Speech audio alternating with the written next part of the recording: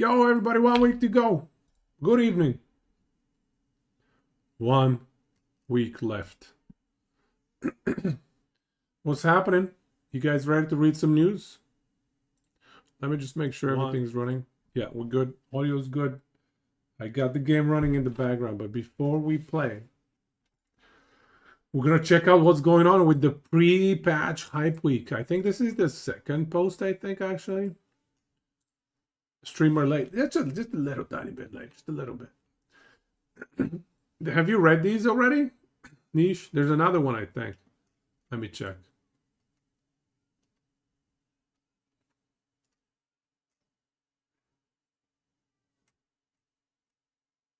Developer? Is it here? There we go. Which one should I read first? Should we go in chronological order and start with the Sentinel rework? Let's do the Sentinel rework. Let's do Heartseeker and Sentinel, because this one came out first. I'm going to read through. I haven't actually had the time to check these out yet.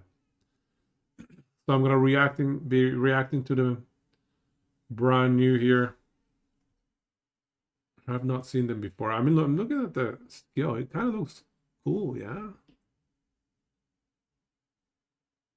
Yeah, I like it. I like it. With detonator arrow, multi-shot, and hail of arrows, the marksman master covers blah blah blah. However, there is no single target. Introducing Heartseeker. Launching a ranged projectile with the ability to recurve the same target repeatedly. Highly capable in both hit and dot style builds. That's cool. Becoming available with 30 points. That 30 points is a lot, man. The April 9th one has a lot of new stuff. That's the one from today. All right. Still, though, I want to check out some of these skill descriptions and such. You will find new mechanic recurve. Works differently from other repeating attacks. In these examples, you increase the number of effective hits with a flat increase, such as +2 ricochets. Whereas with Heartseeker, you'll have a recurve chance. Base recurve chance is 100%. What does that even mean? Subsequent recurve... Oh, okay. Oh, right. I remember reading that before now, but I forgot it. So now we read it again. Can you see the screen? It's okay. So every time it gets multiplied by 0.8.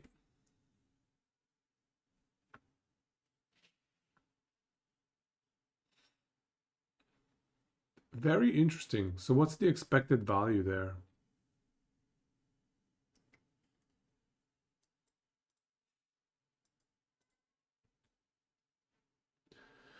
By increasing the recurve chance, the minimum amount of recurve each used to increase, for example, 100. Yeah, okay. It's guaranteed to recurve at least 2 times. 157 guaranteed 3 times. One node in particular can allow Heartseeker projectile to theoretically continually recurve until it no longer has any targets remaining. Excuse me?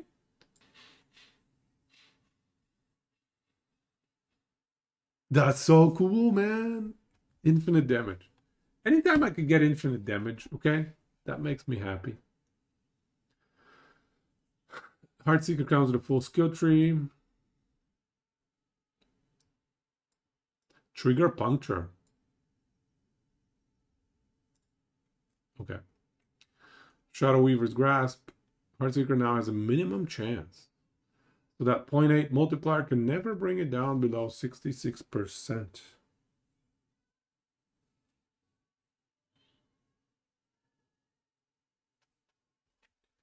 That is interesting as well. Should we do some math? Should we do some math?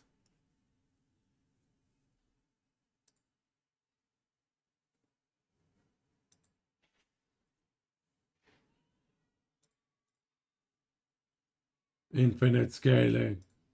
Exactly. You know what we like. Okay, let me pull up a spreadsheet. I need to do some math here.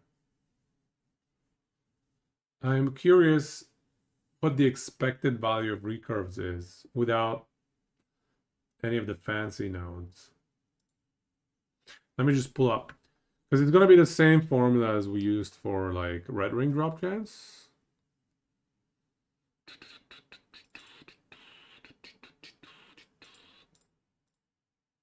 Where did I put it? Where did I put it? I don't know where I put these files, man.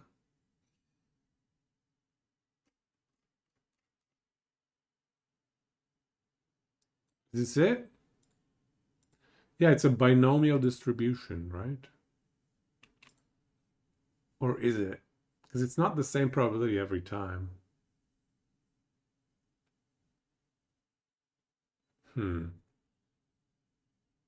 No, it's not quite a binomial distribution because it's not a static probability.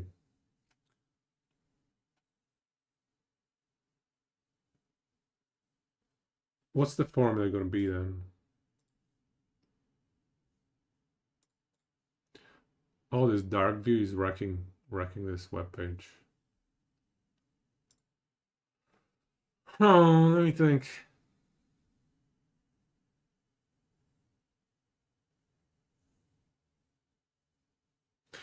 I guess my question is also, if you have, can you have two heart seekers flying at the same time? Can you? Can you have like five recurves, or sorry, five heart seekers flying around at the same time? Or is there like a maximum of one? Yes? Good news, great news. So that's something that makes the formula easier.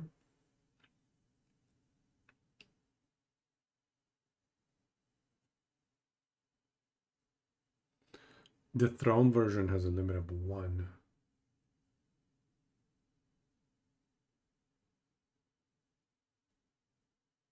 Why? Why is there a limit of 1? Is there something special about it?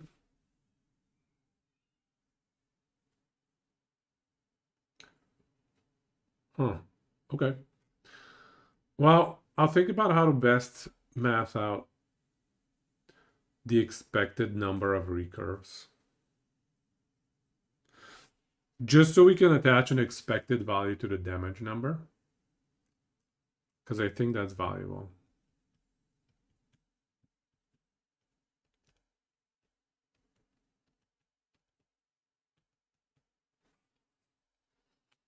I think that format shouldn't be too complicated, honestly.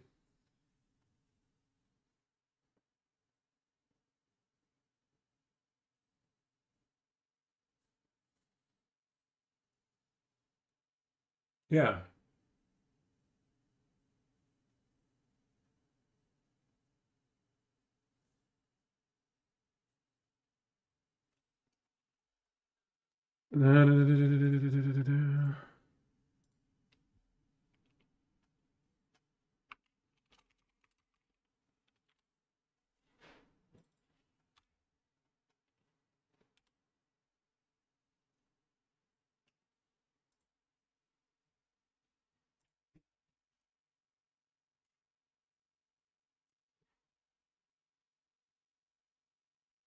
We'll think about it. We'll figure it out.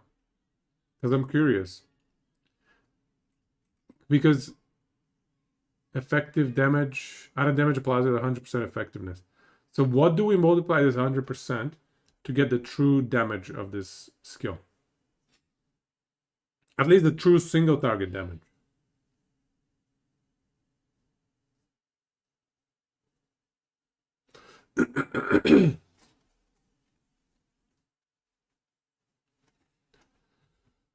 You know what? We can proxy it. We can proxy it. Let's proxy it. Let me grab this little web page here, this little Excel file. So just have a random math here. Heart seeker. So if we have hit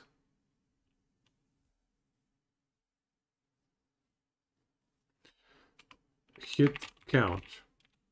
So we go 1, 2, right?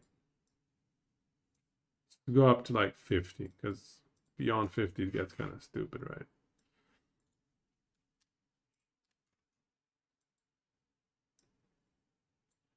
Okay, 50 hits. Probability. Damage. So this is 100%. I have 100% effectiveness. So let's just call it 1. 1 unit of damage. Number.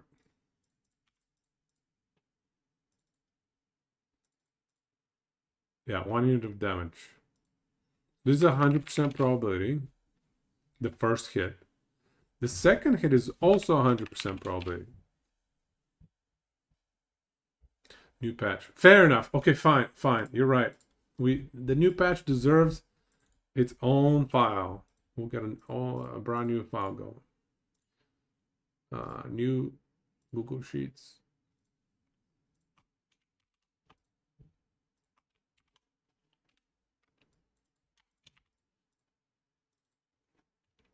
Okay. All right. Okay. Here we go.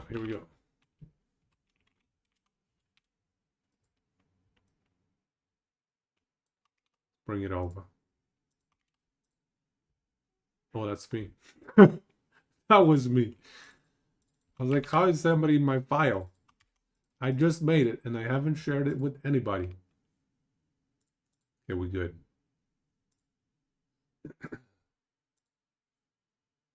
Okay, so we have, because the first hit, right, that's your base hit. There's no probabilities associated with that.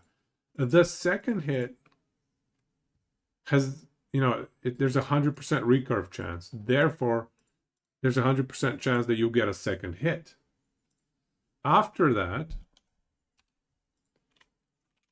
you multiply by 0.8, right? I mean, your file stealing your bytes. Okay, so we'll make it a percentage. Okay, and then we just drag it down, yeah? And at some point it becomes so tiny that nobody cares.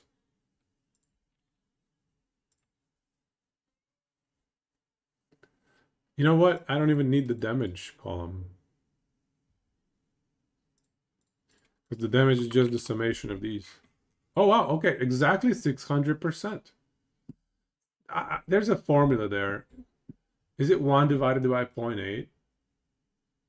No, 1 divided by 1 minus 0.8. 1 divided by 1 minus 0.8. Yeah. So it's 1 plus 1 divided by 1 minus 0.8. So 0.8 being the number here that we plugged. Is that right?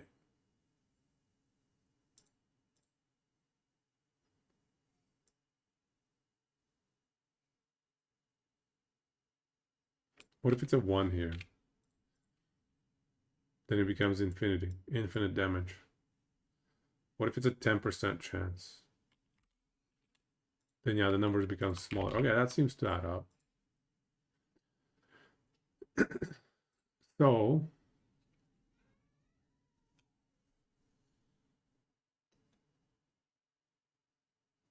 and we can even test that if we change.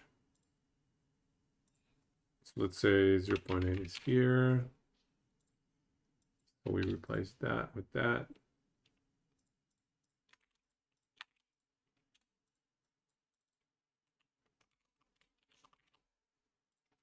Okay, good. Then we can replace this one with that one as well. And so we can play around with this. Let's see if it adds up. Yep, adds up. Okay. Formula. We got the formula going. This is the Heartseeker damage.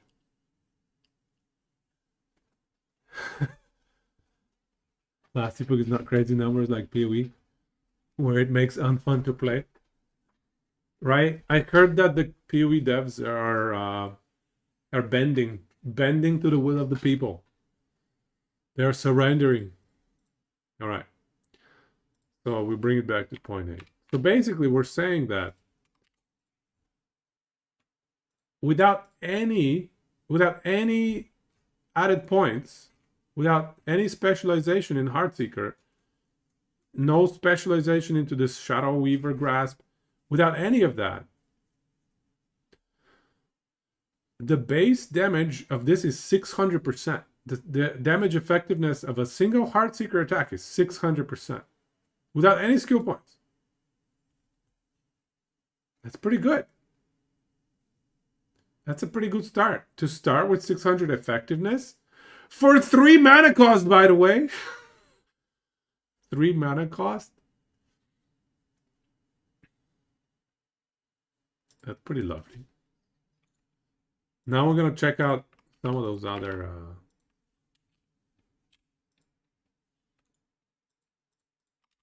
One sec. We're going to check out some of those other skill nodes. So... Oops. So this, I'm just going to bring it back to some of these.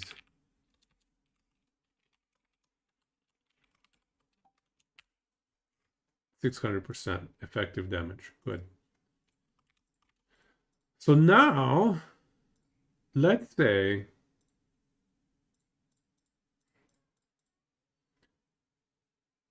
that there's a max, sorry, a floor of 60%. Max 0.66, right? Because that's what we're saying the next, that other skill node is going to do. See? It floors it at 66%.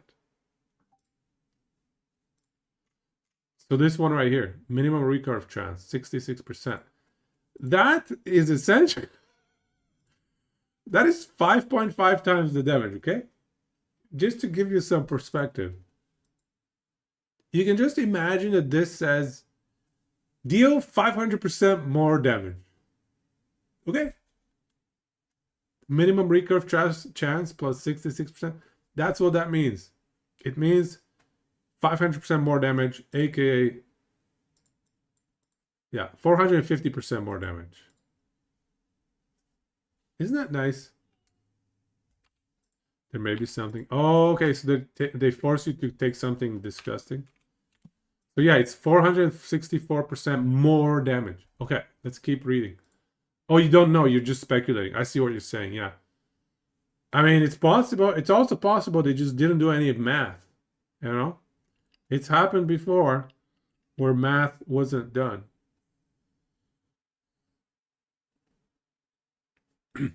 Now let's test. What is the effect of 150%, sorry, of a 50% increased recurve chance? We can check, we can test how much additional damage that is, right? So I'm just going to delete that. So 50% extra recurve, basically what that means is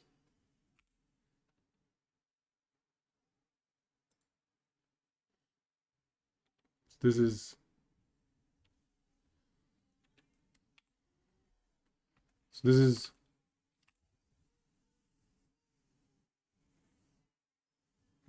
how to best write this out.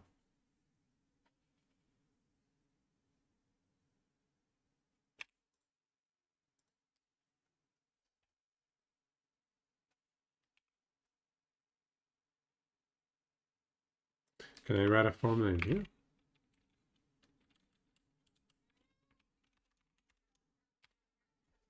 Nope, nope. Nope, it's not applying it the way I want it to. I guess we can apply it here. Okay, so what we're going to do is we're going to do it in 2 steps. I was trying to do it in 1 step.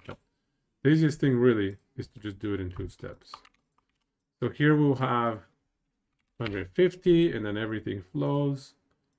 Then here we'll go min this 100%. Boom, done. Okay. Okay. So 50% increased recurve chance, if you have nothing else, is essentially 42% more damage. It's 42% more damage. There's a DM with timestamp video showing all the HS nodes. Why, thank you, good sir.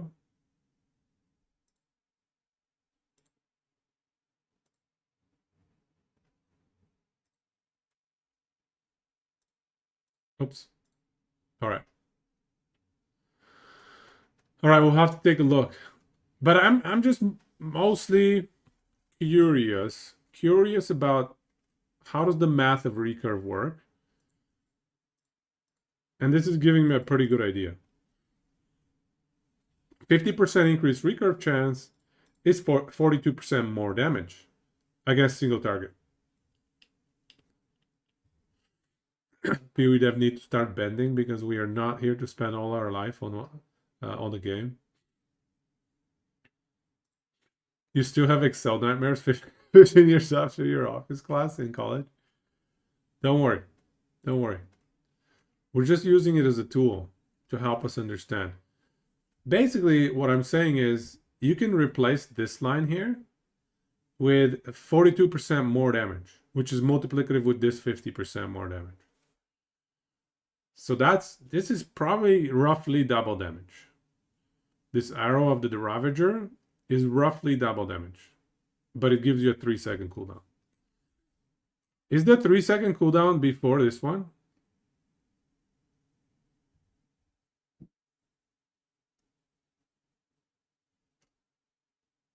Okay, the cooldown comes before this one. Like, you cannot take Shadow Weaver without taking Arrow of the Ravager. Is that right?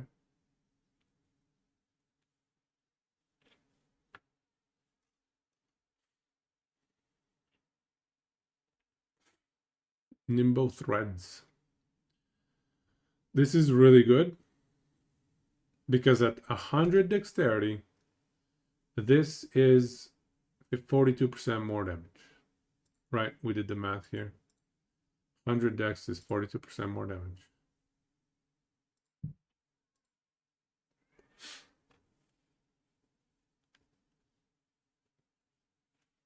Yeah, these two together, this is basically like double damage, roughly speaking.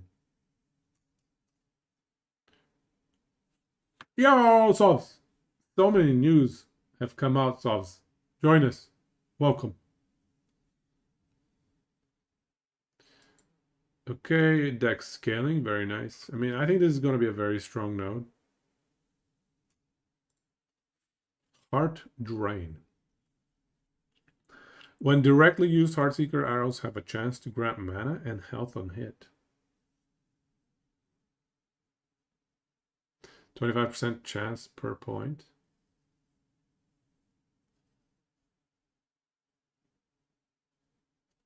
Wow. So 4 points. So basically you can get like 6 mana and 60 health back. Can you make it 0 mana cost? Watch the interview. I actually haven't seen the interview. How long is it? We could. If it's under 1 hour. If it's under 1 hour, I'll consider it. How long is it? I have the notes here as well. Here's all the notes. Yo, Bear, welcome, man. We're doing good. We're reading through all these changes coming up. Closer to 2 hours. Oof. Don't have to watch it all. Fair enough. Is there an interview with timestamps and like time segments displayed? Carve shows let us. Okay. We'll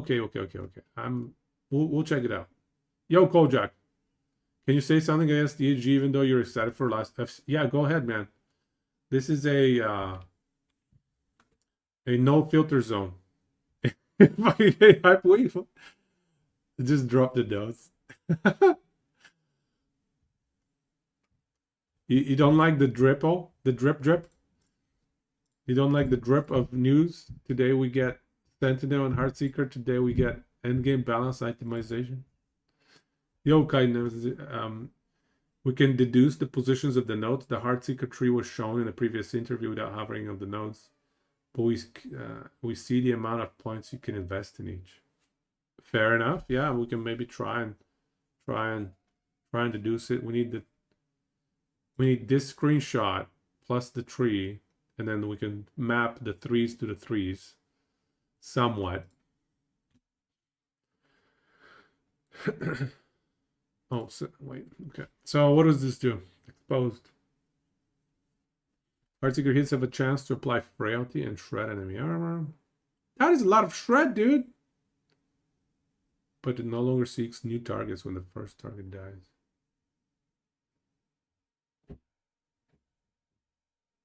When the first target dies. To only recurve back to the same target. I see. So this is doubling down on single target. I like this. I like doubling down on single target. But honestly, I don't think it's necessary, because I think with such a skill, you will easily be able to hit Armor Shred soft cap without investing in this node. So I don't think this is a great node to invest in. Full patch notes on Friday, is it? Is that right? 11th? Yeah, I guess that's Friday. Yeah. Try to put up the video with section stamps. Yes, thank you. I'll check it out. We'll go through it. Just cover the time bar and look for parts where you see in-game stuff and watch those parts. Okay.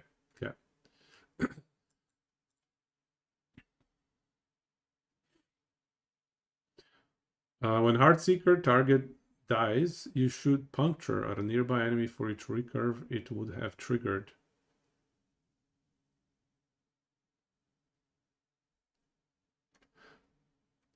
Oh, okay. And instead of exposed, okay, on top of exposed, behind exposed. Oh.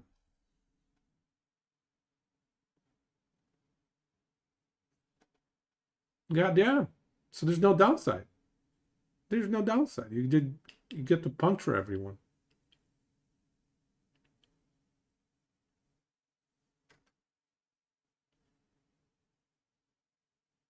Interesting. Damage conversion, cold pen per.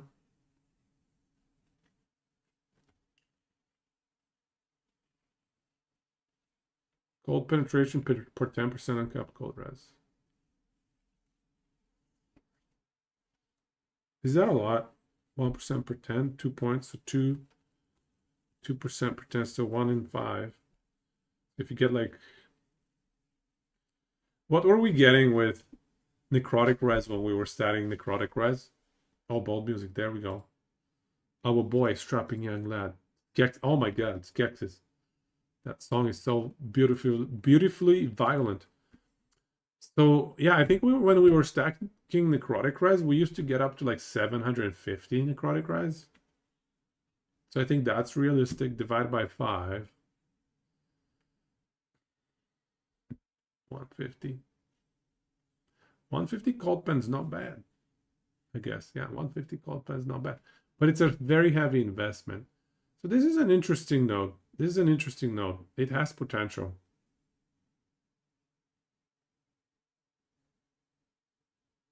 Did we get to 750? I'm not doubting myself.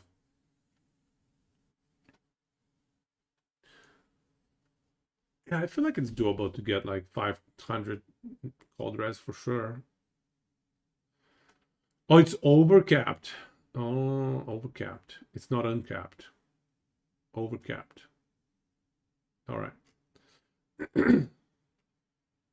Dragon Fang consecutive recurves each grant a stack of Dragon Fang for 10 seconds. Higher stacks can be achieved by a higher amount of what? Each consecutive recurves each grant a stack of Dragon Fang. Higher stack can be achieved by a higher amount of consecutive recurves, up to a max of 20. If Heartseeker recurves twice, you will get 2 stacks. The next Heartseeker recurves 3 times, the first 2 stacks are refreshed, and you will gain a 3rd stack.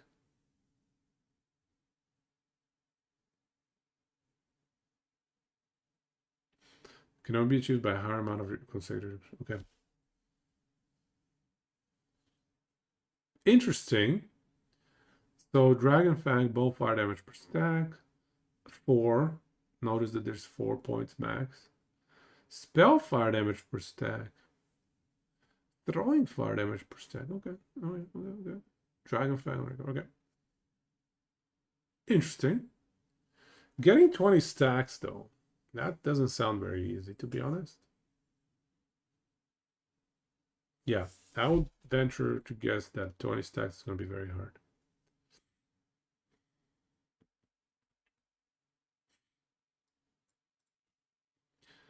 Ravager's Dart. Up to 75% recurve chance with Heartseeker. Throwing damage with Heartseeker per 5 days. That's huge. That is insane. Heartseeker now counts as a throwing skill and scales with throwing damage instead of bow damage. You're limited to one active heart. Okay. You are limited to one active Heartseeker. If you have no active Heartseekers and are in combat, you... Wow, that's free damage. Wow. That's just pure... This is like the best item to have for clearing maps. You just put this on and the whole map dies. You just run. Just run through the map. You kidding me here? Let's say you have 100 decks. That's 80 throwing damage. Do you even need a bow? Wow.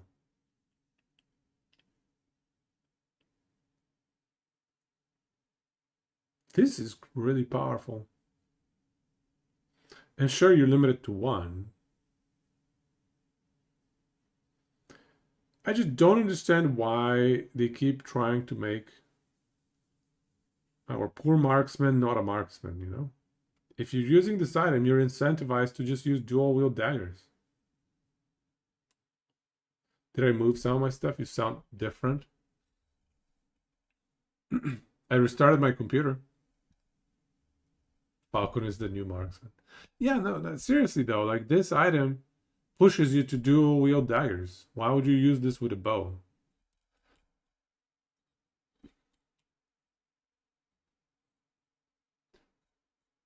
Unique bronze cask. Yeah. Brand new unique. Yeah, I'm just confused, man. Why do they make detonating arrow a dagger skill and now this is essentially a dagger skill? It's weird, man. I didn't really change anything soft. I just restarted my PC. Should be all the same. Yeah, should be all the same. Heartseeker isn't limited to the above modifiers. Consume shadows for extra Heartseeker attacks. Have Heartseekers drop black arrows. Bleed, poison, crit, multi. Other stacking recurve bonuses. The rogue comes to the party with a brand new way to make enemies feel the pain and fear the shadows. How many times are you gonna get a Heartseeker to recur? Okay, I'm now curious to see what these nodes are gonna be like. Blades of the Pyre. Burning dagger chance on recurve. I don't love that. Burning daggers. Yeah, whatever. Here's exposed. Bone Piercer. Deals more bow damage after each recurve up to a maximum. Only 12 maximum.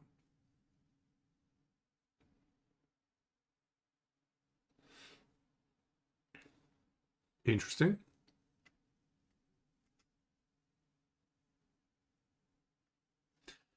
Additional flat crit and critical multi. Nice. 3 points. 6% flat crit is insane, by the way. Very nice. Restores a charge whenever you pick up a black arrow. Your Heartseeker restores a charge. So we must make it a cooldown skill with charges or something? Charges. How does that work?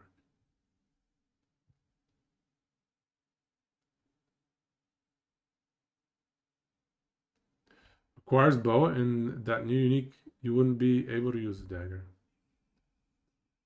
Does it require bow though, if it's a throwing skill? Does it really require a bow? If you convert it to a throwing skill? Maybe it requires a bow, and that's fine. I think you're still fine. This one here. I think you're still fine. Physical bow attack, I guess.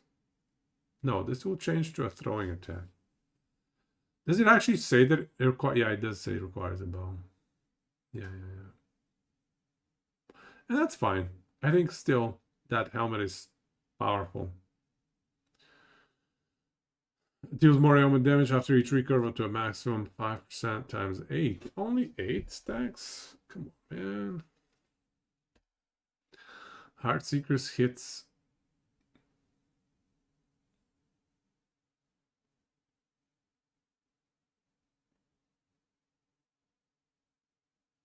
This what's 1.12 to the power of 12? 1.12 to the power of 12. Oh wow. No, wait, no. Wait, is that right? 12% more damage because it's 3 points. Bone Piercer. 12% more damage. 12 stacks.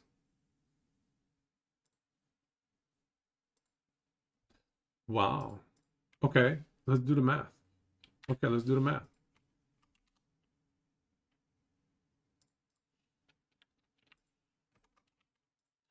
So if we have just regular recurve without any bonuses,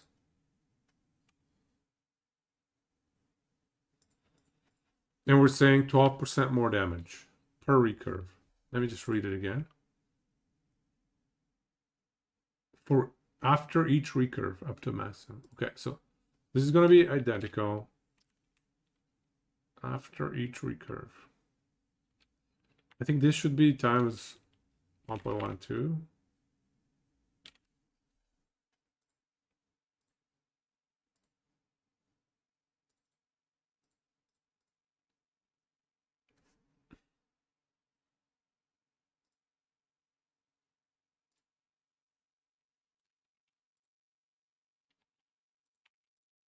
(1.12) to the power of this number. We'll go max. No, min. This minus 1 and 12.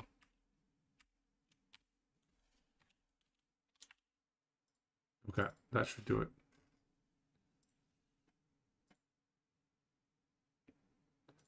Yeah. This is where it hits the max. Yeah.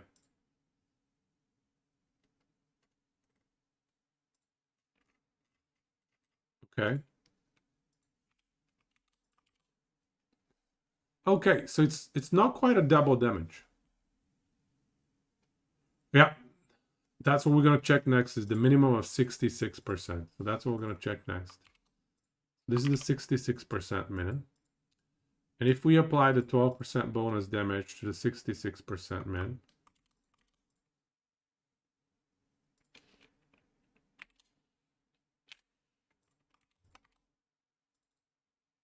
this is what we get. Yeah, there we go.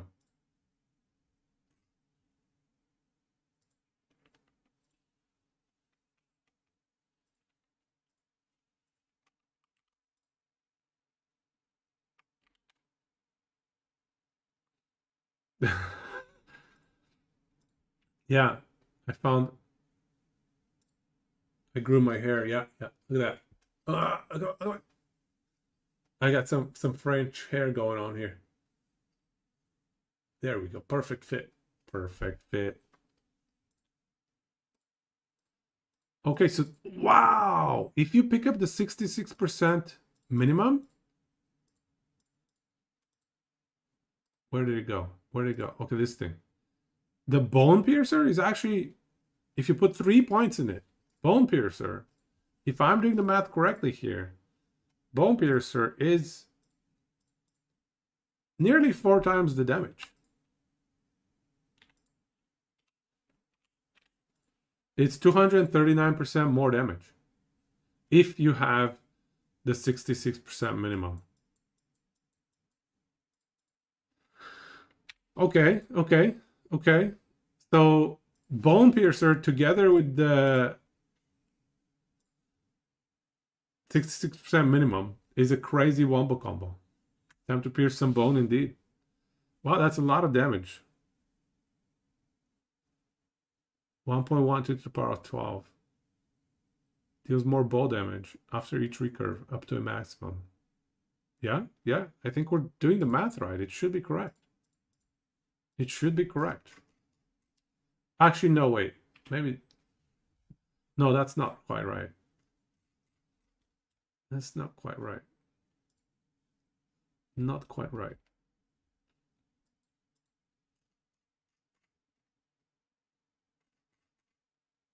No, this would be infinite damage. We need to scale it by the probability of the hit actually going and hitting the enemy.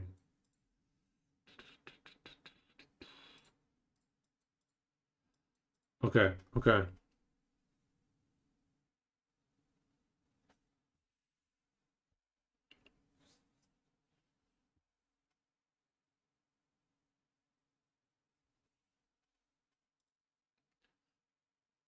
Does it scale with the dot one as well? Like, are these multiplicative together? Seeping Wounds and Bone Piercer? More bow damage. That should apply to dot as well. So Seeping Wounds and Bone Piercer together should scale multiplicatively. That would be stupid amounts of damage.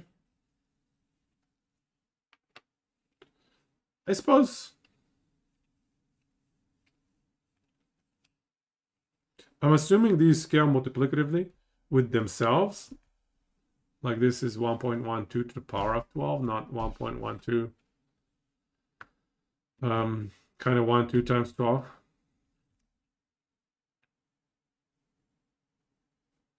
It's an energy check. And then you can get the last recurve, get to the last recurve possibilities, and you're doing big damage. What are the chances? If you have the 0.66 minimum recurve chance, chances are decently high. Okay.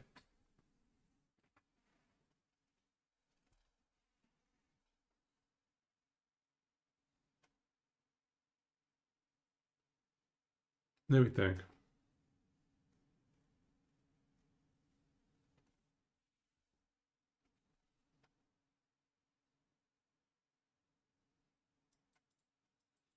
Yeah, this is not quite right. This here is not quite right.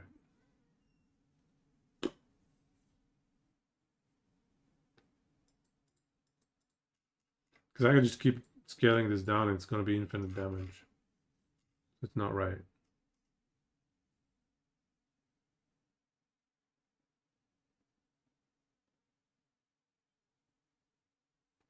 Yeah, I need to.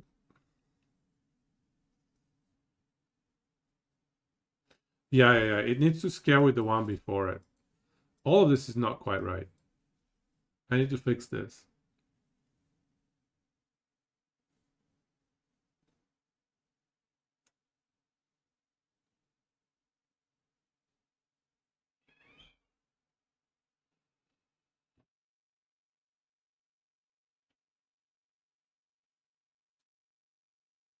Let me think. What's the easiest way to fix it?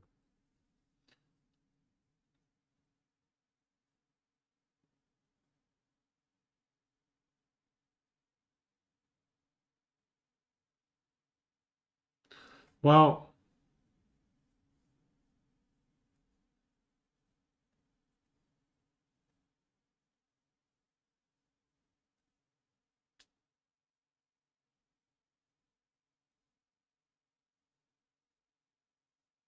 we can create a distribution. We can create the distribution because we know the probability of having exactly one hit. It's the product of these numbers.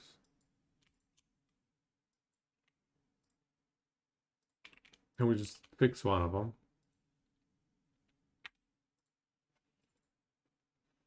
Right? So to get 3 hits,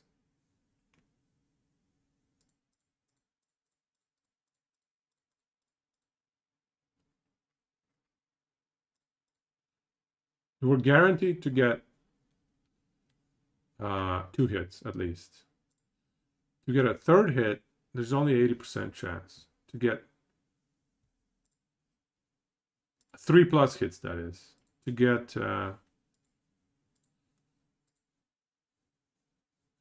get at least 6 hits, we have a 10% chance.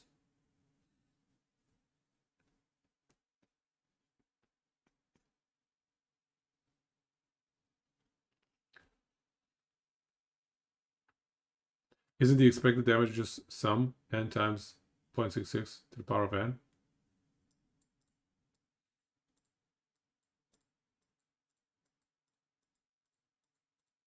If you have a minimum of... But what is the probability of each n, though? Hate work. Peak indeed. Peak indeed. I think this is our...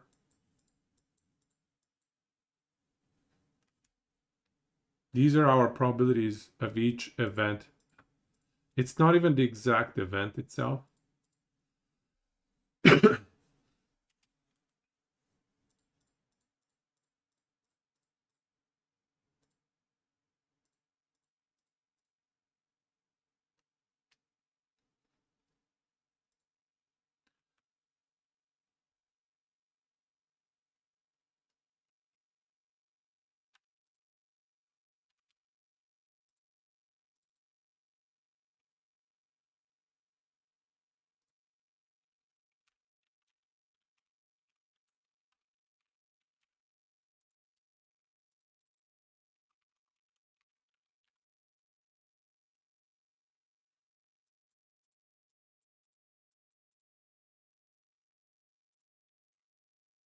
Yeah, we basically had 0% chance to hit it at 11 tries. Basically, it becomes the probability of getting at least 10 hits is just stupid small. What if we have the 66% minimum? What happens?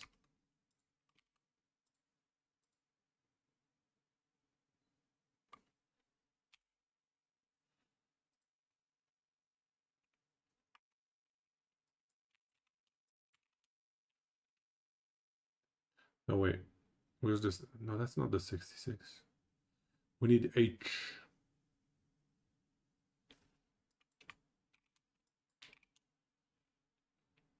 Actually, C is better.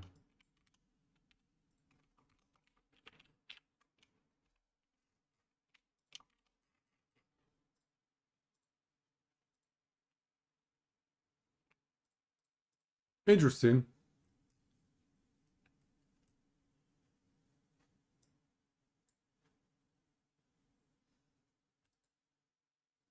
So the damage of each of these is just going to be 100% because it's 100% damage effectiveness. So it's 100% here, 200 here, 300 here, 400, etc., etc.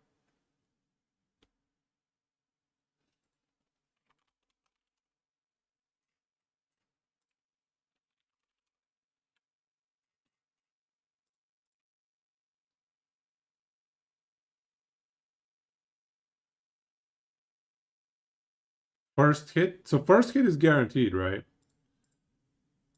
You're guaranteed to recurve. And then the second hit is a guarantee as well. The third hit is not guaranteed, though. This is exactly the build you're playing. Spreadsheets. You think it's 755 damage effectiveness?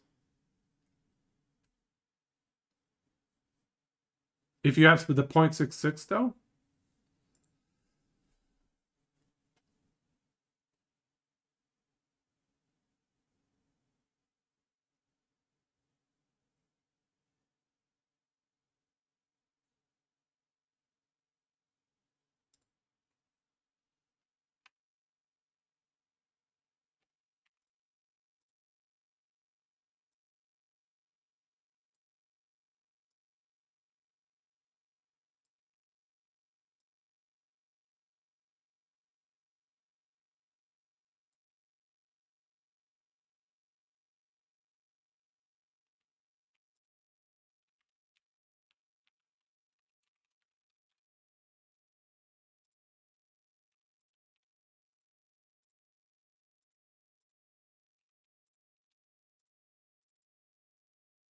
Mm-hmm. What the hell?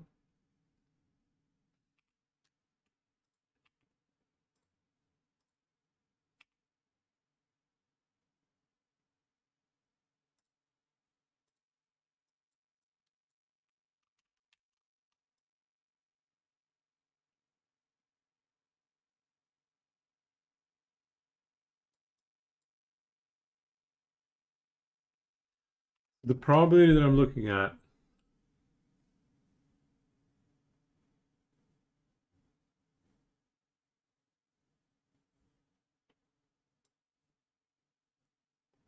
No, this is all wrong. Let me fix it.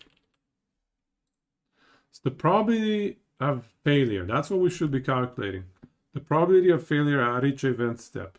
Because if you fail at that event step, that means that's exactly how many procs you got. The probability of failure here is 0, right? So we have 2 zeros. These are always going to happen. The probability of failure here, because the math with these 66s, it should be easy. It should be just 33% of the remaining probability weight. Right. Once you get to the 66%, that is. Earlier it's different. But we should be able to calculate it.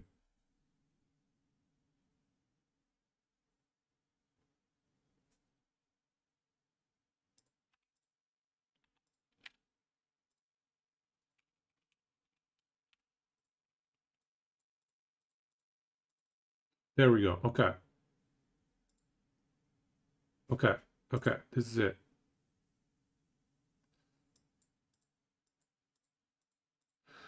Yes. Okay. So we just need to shift these up one. Yeah, yeah, yeah, yeah. Yeah, yeah, yeah. That's it.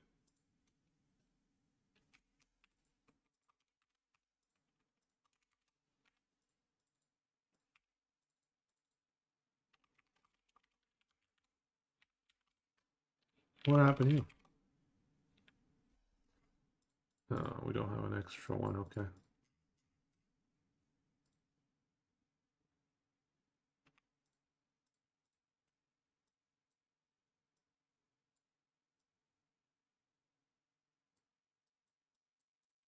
Okay. We populated that as well. So yeah, you get a 20% chance of failure on this one. And if you do get a failure,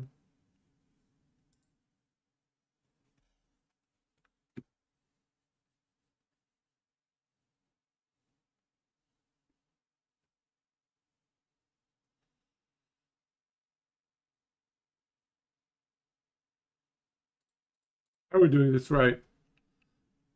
Are we making a fail simulator?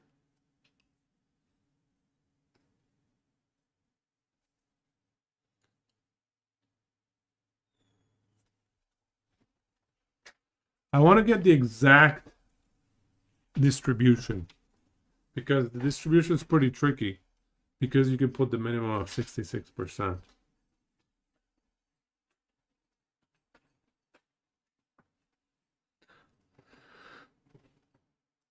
So we need to put a weight on each of these.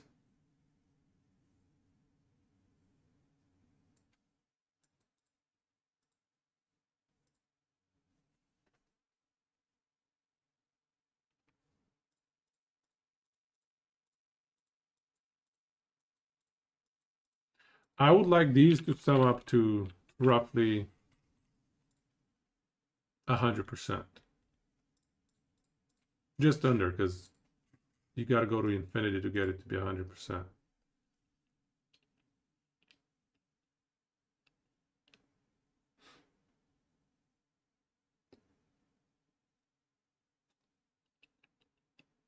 But no, by design, we're not gonna. Are we gonna ever get it to be 100%? No.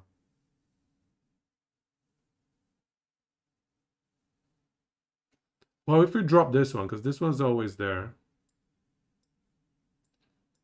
And this one, I guess you can fail on the second one. Yeah, you can still fail on the second one. If you can get the node with deck scaling for recurve chance.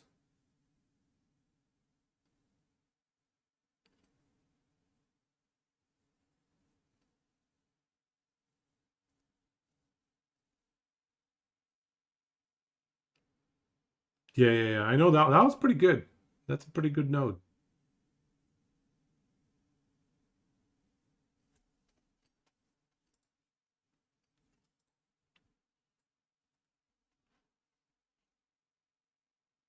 You're getting 825% damage effectiveness with the floor one. The floor is 0.66 though, not 0.6.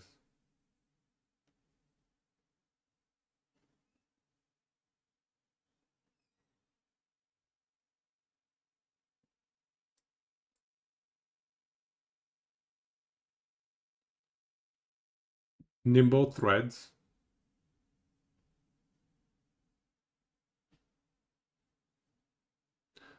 A recurve chance per dex. Yeah. Yeah, it's 0.5, yeah, per dex. Yep. Yeah, they showed it. They showed it in here as well.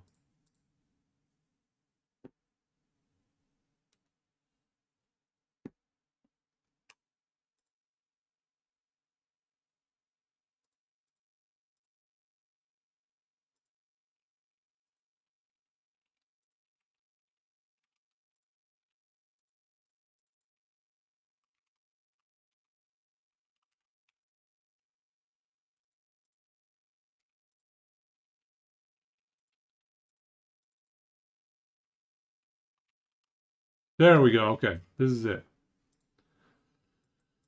I finally got the probability distribution function. This is the PDF. This is the PDF. Probability distribution function. Finally. God damn it. My brain was off for a little bit there.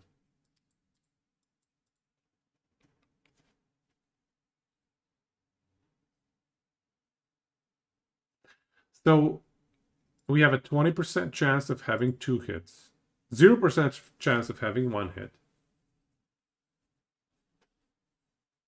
27% chance of 3 hits. And also we know this is 100% damage. This is 200% damage. And so we can now estimate the damage. Because the damage is going to be your PDF times the damage at every single event, right? So this is the damage total is 435.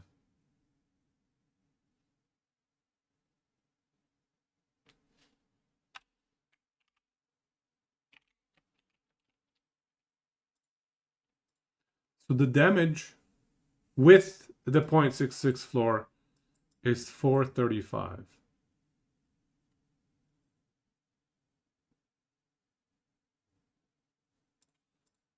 Yeah, I think that's right.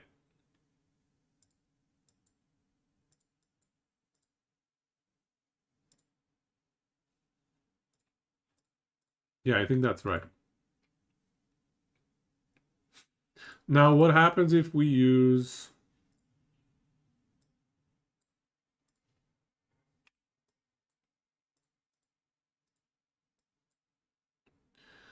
the non-floored version? What happens then?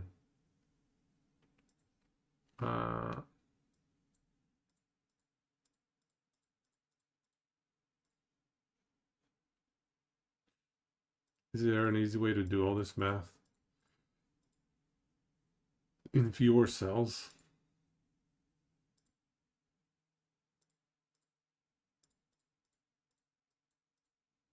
There probably is, but we're going to be a little bit lazy here.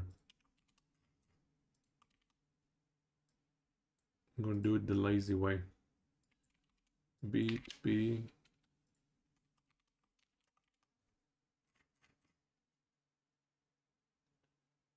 So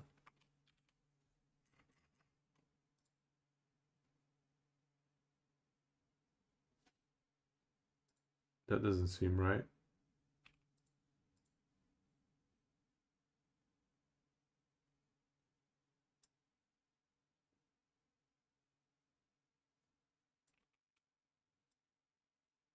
Oh, yes, it is correct.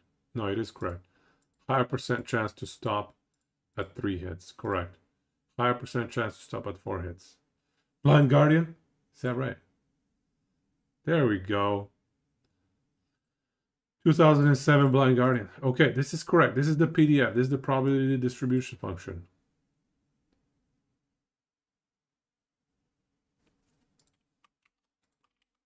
Oh, wow. Okay, so I was totally wrong. Putting a floor of 0.66 isn't that much damage. It's not as much as I thought it would be anyway. You only go from 373 to 435.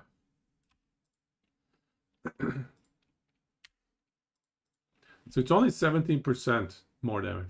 Have I played a lot of Last Epoch? Yep. I've played a healthy amount of Last Epoch, you might say. So it's only 70% more damage. This 66% floor, where'd it go? This one, minimum recurve chance. How do they calculate total damage on each step? First, you need the probability distribution function, which I got over here. So you need the probability that you hit exactly twice, not more than twice, exactly twice, which means the next recurve fails.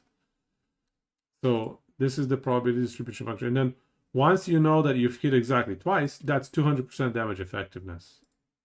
So you have a 20% chance to get 200% damage. You have 27% chance to get 300% damage. I multiply. Yeah, there's a 0% chance that you're going to stop at 1 hit, because you're always going to get a second hit. So from a PDF standpoint, there's a 0% chance of getting only 1 hit. You're always guaranteed to get more than 1 hit, right? Unless the enemy dies or something stupid, but we don't care about that, right? I'm counting the first hit, because when I say you've hit exactly twice, that 200% damage of having hit twice, that embeds the first hit. So the first hit is embedded in this 200%. This 300% embeds the first hit. Every single one of these percentages embeds the hits before it, right? 1 point for 17% more damage. You're right, it's not bad. Honestly, 1 point for 17% more damage is solid. A single point investment for 17% more damage is solid. I think that's a good investment. Look at the bracket under 435. Yeah. Yeah. The reason this one gets 0% is because there is a 0% probability that we're going to get exactly 1 hit and no more than 1 hit. We're always going to get at least 2 hits. This is number of hits here.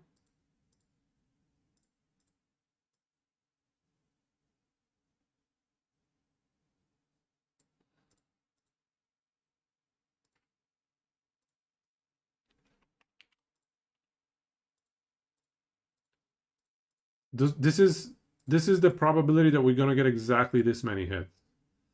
So we have a 0% chance of getting 1 hit exactly, because we're always going to get at least 1 more hit, because there's this 100% recurve chance by default, right?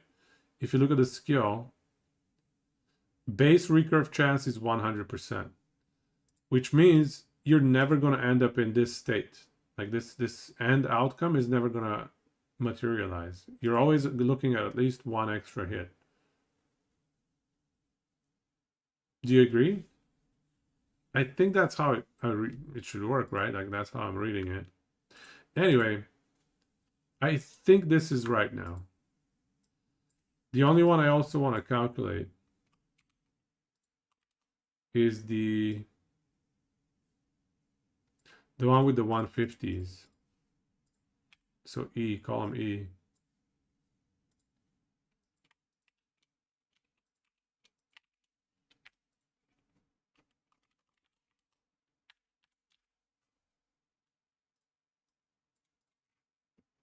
Oh, wow. The 50% increased recurve chance is actually quite a bit more damage.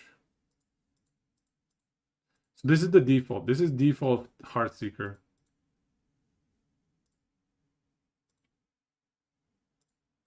Default is 373.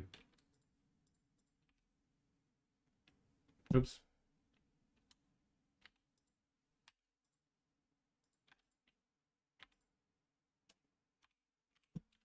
So this is 47% more damage.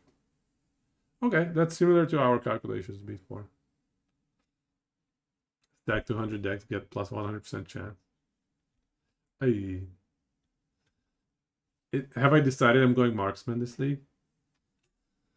Let me read all these Heartseeker nodes and see if it's worth it.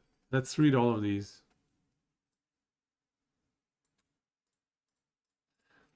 So let's see what happens. Misha, let's see what happens if you get plus 100% chance. So this is plus 50% chance, right?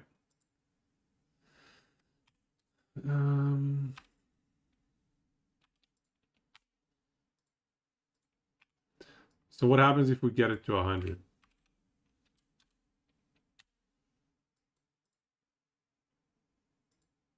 That's 200 decks. So 200 decks would be 83% more damage. Without any other nodes, obviously.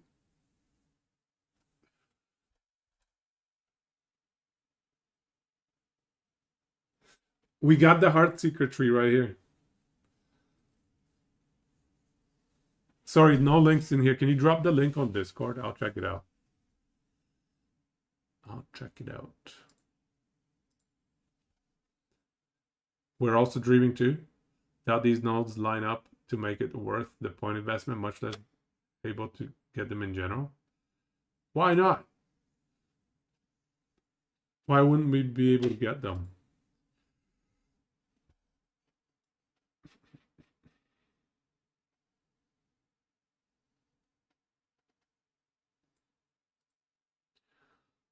So now, could we calculate the 12% more damage node?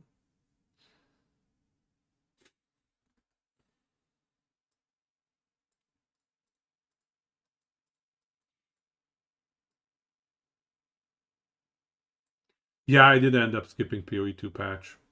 Sadly, there's not enough time. Good decision in life. I did hear a lot of... Yeah, you don't need to be sorry, Nemesis, by the way. It's all good now. Yeah, it turns out I did see a lot of complications and complaints about the new patch. Seems like people are grumbling. I'm considering Heartseeker Marksman, or just Marksman in general. Haven't played Marksman properly in a very long time. So I'm trying to do the math on Marksman recurve and how exactly it functions. Oh, I see what you're saying. Nimble and Shadow Weaver's Grasp. Possibly on opposing sides. Shadow Weaver Grasp.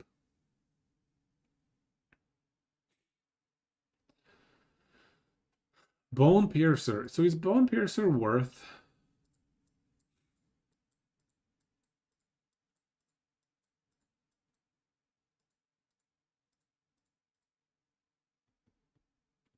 Here's how we're going to calculate Bone Piercer. So without Bone Piercer, each one of these is 100%.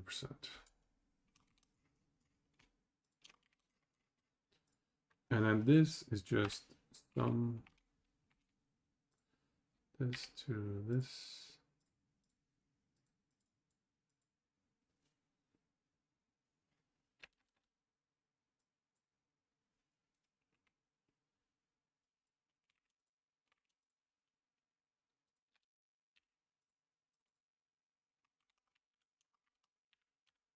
Okay. That's without Bone Piercer. I'm just going to store that value.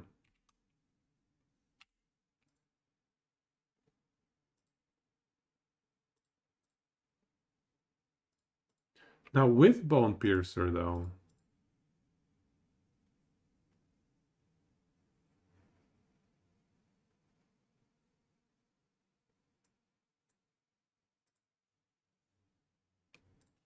Let me just close my game here.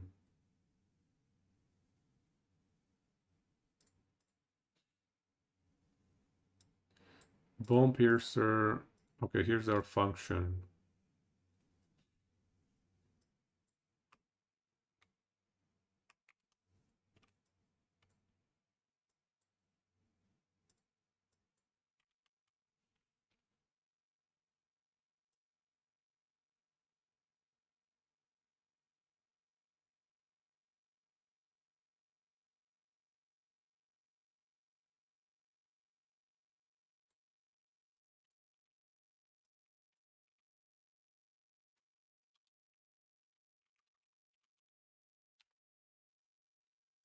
So 112.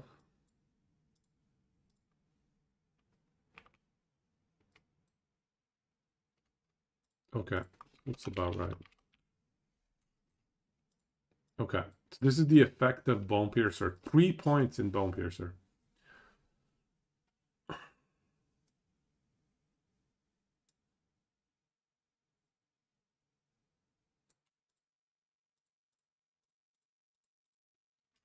So 390 max, which should be just 1.12 to the power of 12.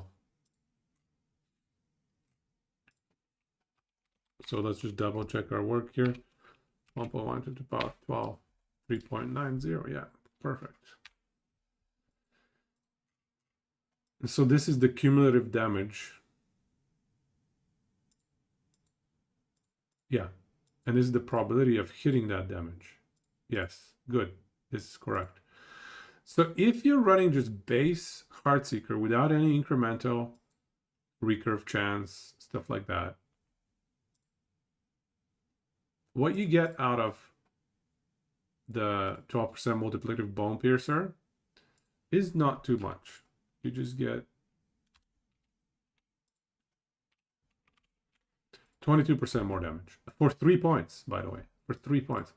However, I think this is one of those things that scales extremely well with recurve chance. So let's check what happens if you have good recurve chance.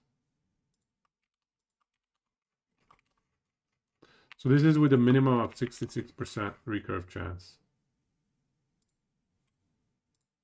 So, okay, so we'll put this here.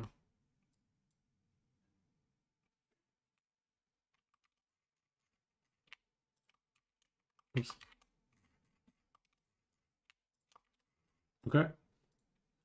Perfect. So this is good. We'll store this value. So this is recurve, sorry. This is the damage, expected value damage with 66% minimum recurve, but no Bone Piercer. So that's 435. Now, if we add Bone Piercer, what's A5? Oh yeah, okay, that's good. Yeah, if we add Bone Piercer over here,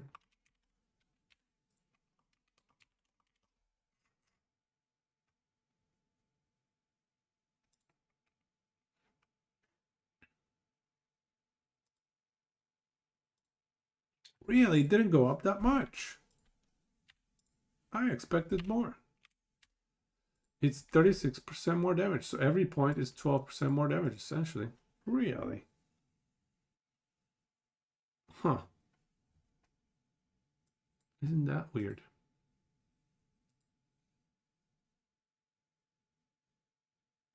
Your head explodes without labeling columns. I should probably label the columns indeed. Let's do that. So what do we have here? Where are we starting? Where is the starting point? So this is the PDF here. This is the probability density function or distribution function, whatever it was called. The PDF. This is our PDF. And then this is the damage for that hit. Cumulative damage. So this is the cumulative damage.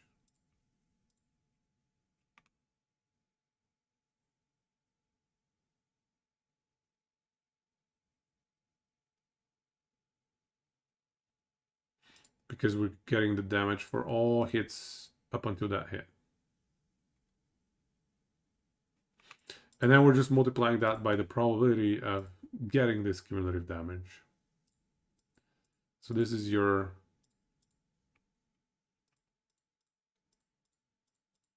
I don't know, damage distribution.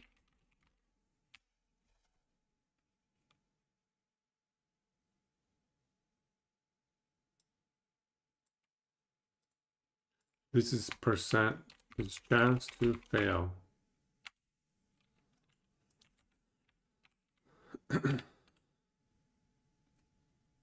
Yeah.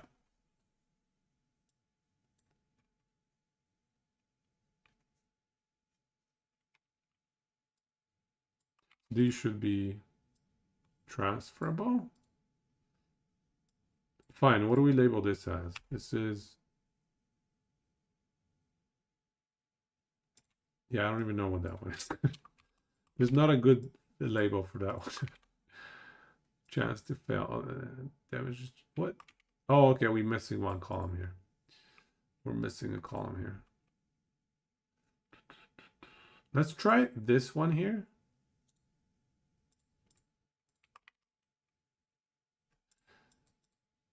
Let's try the plus 50%, or even in this case, it's plus 100% recurve, right? We have plus 100% recurve. And then what if we add, on top of that, we add the 66% floor, and we add the 12% more multiplicative damage. Let's see what happens. Because I think these should stack quite nicely. Let's try it.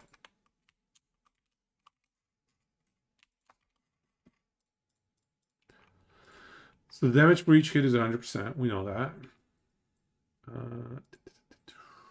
Let's floor these at 66%.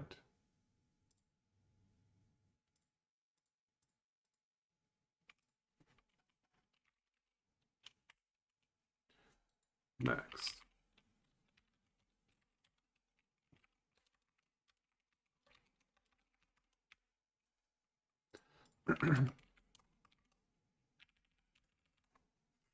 There we go. Okay.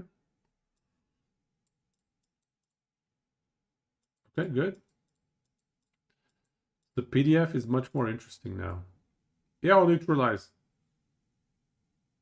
I am definitely looking at Heartseeker and trying to figure out the math around it, just so I know whether or not it's worth diving into.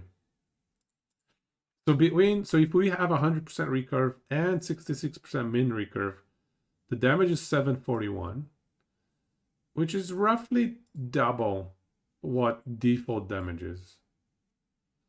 Now we can think about adding, you know, the 12%, what do you call it? 12% bone piercer. Bone piercer, jeez.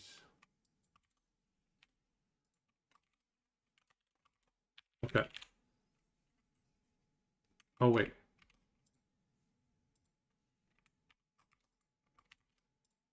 I'm going to store this number first.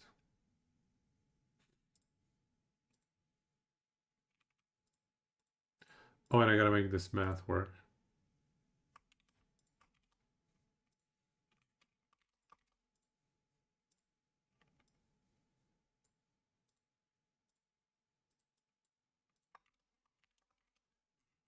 Okay. The formula is corrected now. Now it should work. Okay.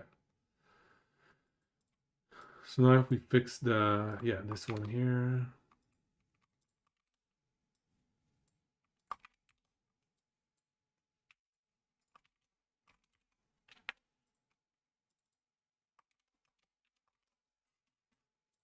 Interesting.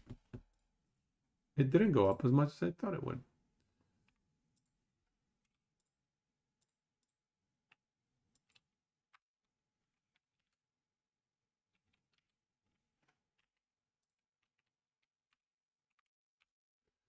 Only 58%. So it's about 20% more damage per point, bone piercer. Interesting.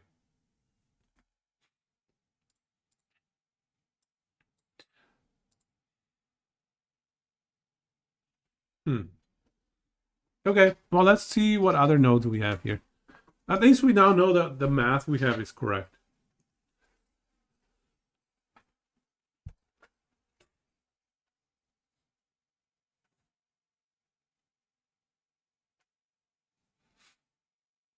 Yeah, we're definitely going to save this one.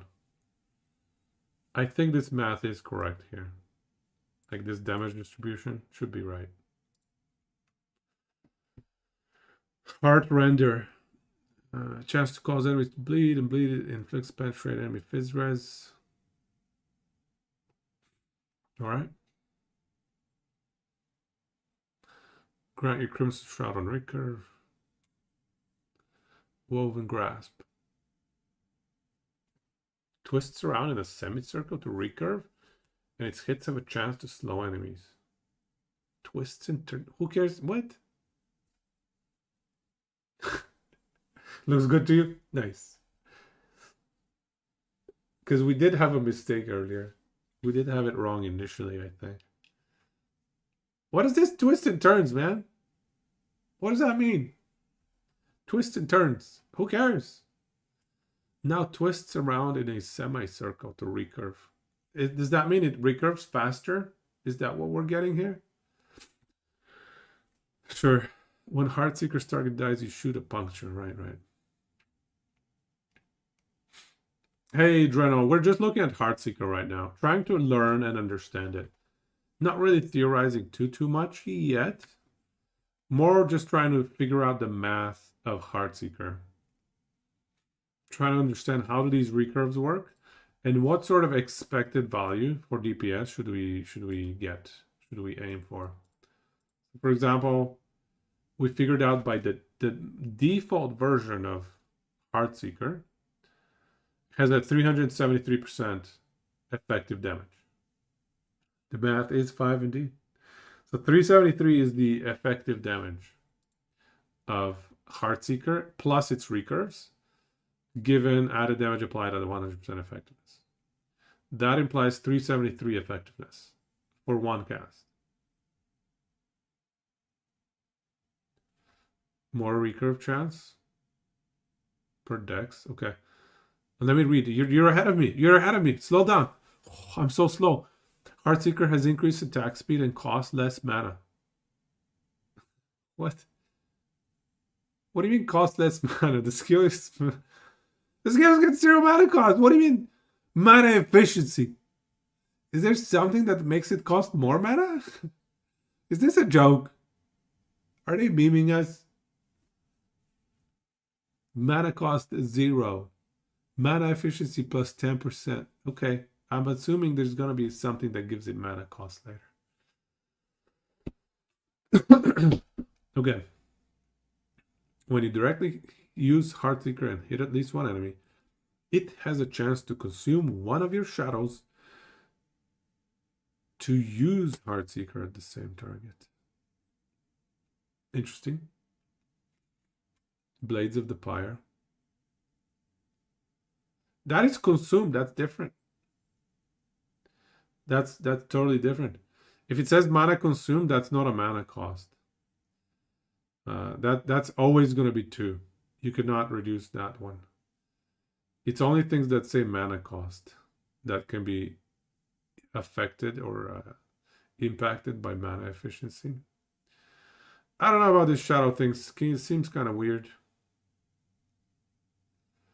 Recurve chance per dex, recurve chance 50. So this is the cooldown one. Against all odds. Heartseeker's hits cannot be dodged, and it deals more damage. Hey, this is nice. I mean, this is a one-hit wonder. Must put 1 point in here. That looks complicated. It is a little bit complicated. It took me a while to get to the right math. Initially, I was doing the wrong math, but eventually I got to the right math. But we did have the wrong math at the beginning of the stream, so hopefully people don't tune in for just 5 minutes and then see all of our wrong math. Anyway. Additional charges. Heartseeker has a chance to, on recurve, to grant you Dusk Shroud. Okay. Math is wrong. Math is wrong. It's unacceptable on this stream. We do not accept wrong math. A miss will make it stop recurving. Yeah, I guess so. Yeah, I would always take this note here. It seems like 1 point gives you cannot be dodged. That's like must have, no? Shadow's Grasp 66 minimum. So this is the minimum of 66. This is minimum recurve chance. And then Arrow Mastery, 4 points for 40% recurve. Yep. And then the Dex one. To be honest though, 10% recurve is not a huge impact. We can calculate the impact of 10% recurve. I can tell you exactly how much more damage that is if you have nothing else invested.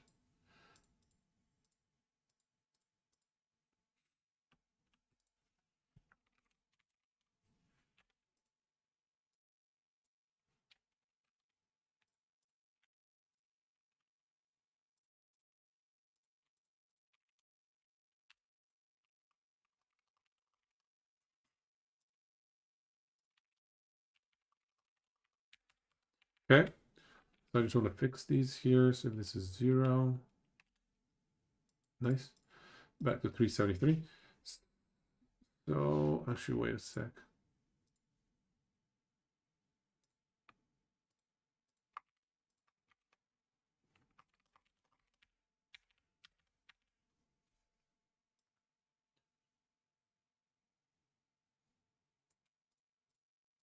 So this is the one with the extra recurve. So if we have 0% recurve extra. Oh, I put the minimum though. God damn it. Let's put minimum is going to be 66% here. We'll put the minimum just so we can have a little bit more flexibility. What?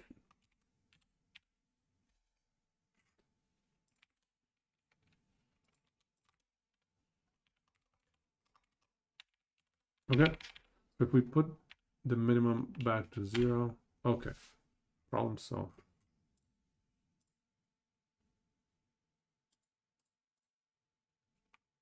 Okay, good. So back to 373, excellent, okay. So we need to put a 10% recurve. So this is my recurve chance. For those not keeping track. So we start at 373% by default, the effective damage. You add 10% recurve, that's 1 point in that one skill node. And you go up to 408 damage. Really? Really? I guess so. Interestingly enough, that's exactly 10% more damage. How does that work? Why would it be exactly 10% more damage? I would expect it to be like 8 or 9% more damage.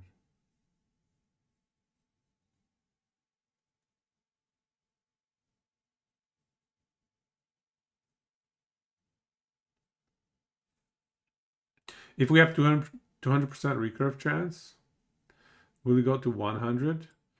It will go to 160 after, right? I think it will go to 160 after, because it's just going to take 200 multiplied by 0.8. So if we have, so let's see.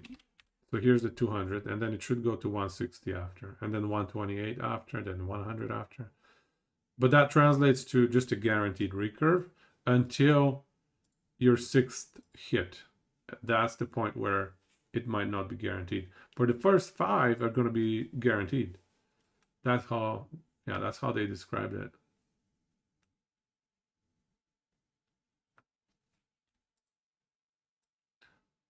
Okay, so diminishing returns. So 10% increased recurve chance gives you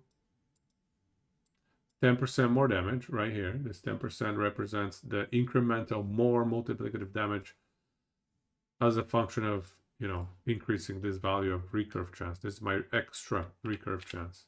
If we have 0% recurve chance, we have 0% extra damage. And if you go to 40% recurve chance, which is 4 points in arrow mastery, so, you know, 10% per point, 40% recurve chance. If we do that, that is 38% more damage. Interesting. That is close to linear, man. Is it, I guess, is it that good?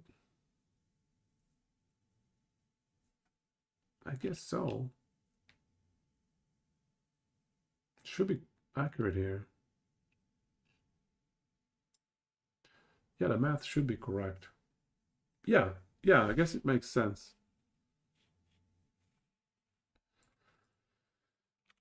I'm convincing myself. So yeah, this is very near 10% more damage. Very good scaling. I thought it would be worse than this, but yeah, it makes sense. What if you have a minimum recurve chance though? Let's check that.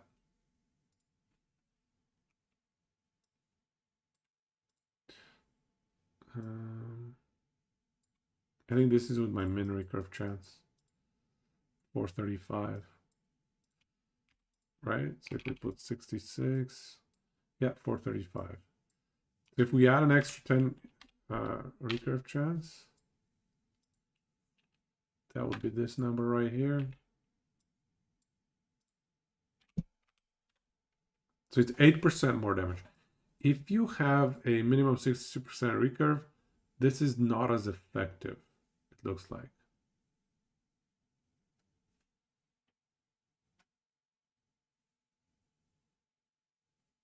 You can easily get 300% base recurve chance.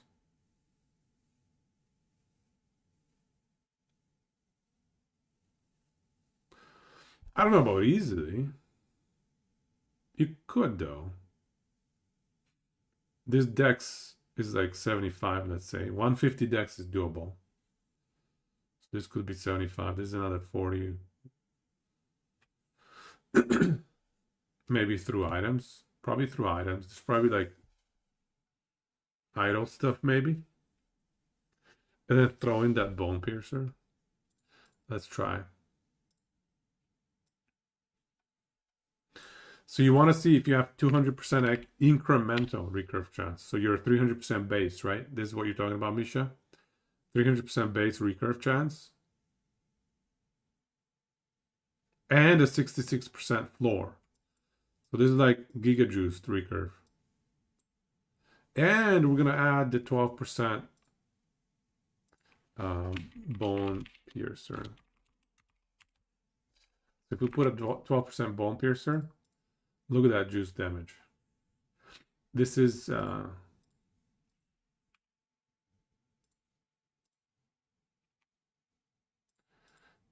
it's quite a bit relative to the starting point of 373.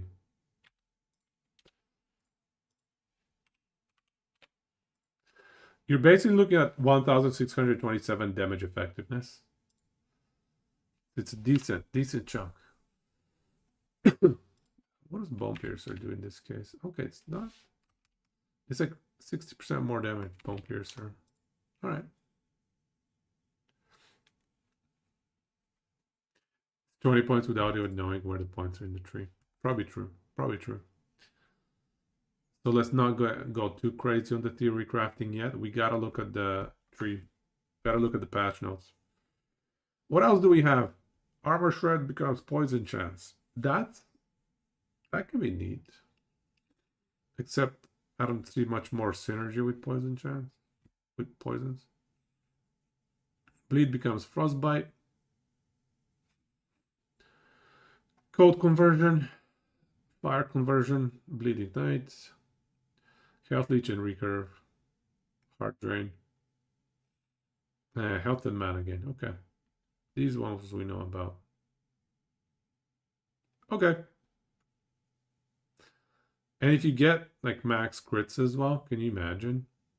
Guaranteed crits on top of all these damage bonuses and damage effectiveness.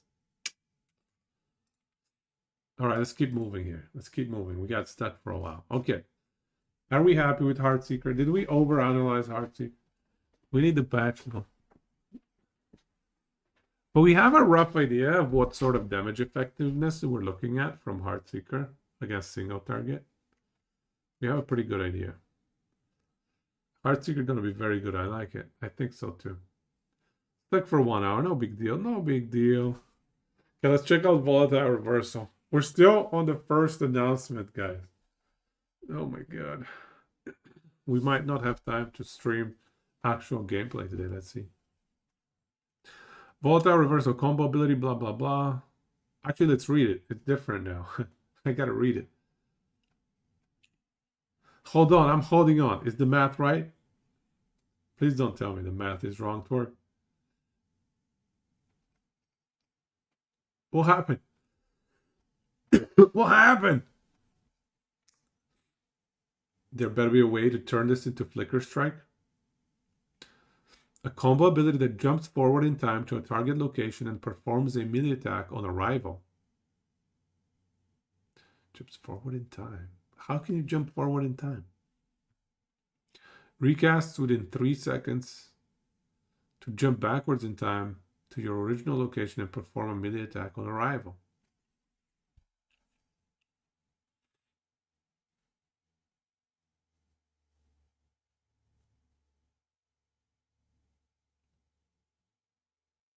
Interesting. How much? Recast within 3 seconds. Okay, so you have 3 seconds, half the time, to jump back in time.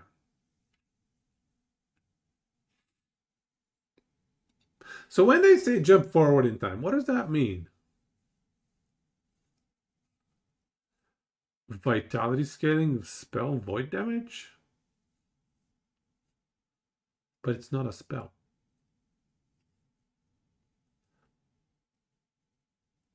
It's just roleplay. Okay, so you're basically just moving forward. You just deliver a mini blink. Can't stand the suspense. I know, right? It's a lot of wording to just say gap closer, damage, go back to start. Okay, starting location, damage. Just a teleport. Okay.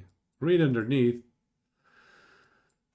Rather than being a supporting spell, Volatile Reverses makes melee traversal combo skill. As a 2-part combo skill, Volatile Reversal allows you to teleport into menus, landing an area melee attack, and then allowing for further follow-up before reactivating and teleporting back in time to your original location. Or if you're happy with the engagement, simply don't reactivate the skill and retain your new forward future shelf. Effects on aging of travelers from not returning unknown. Doo-doo-doo. Oh, would you look at that? It carried all the balls with us. Look at these balls flying with us. Oh, wow, that's pretty cool.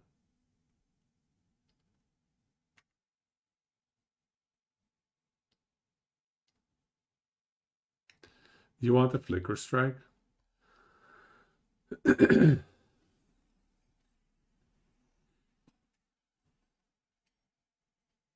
You wait for streamers to tell you what's viable? I don't know what's viable, man. This skill makes no sense to me. Let's read a bit more. Big balls build. Yes, all the balls in the world. Look at those void balls. He has like 7 or 8. How do you have 7 or 8 balls? That's insane. Can't even Excel. Can't even Excel. It's okay. Google Sheets. Google Sheets. How about we just ask AI to do the math for us? We can ask ChatGPT, how much damage does Heartseeker do in Last Epoch? We should do that. We should add ChatGPT support to the stream.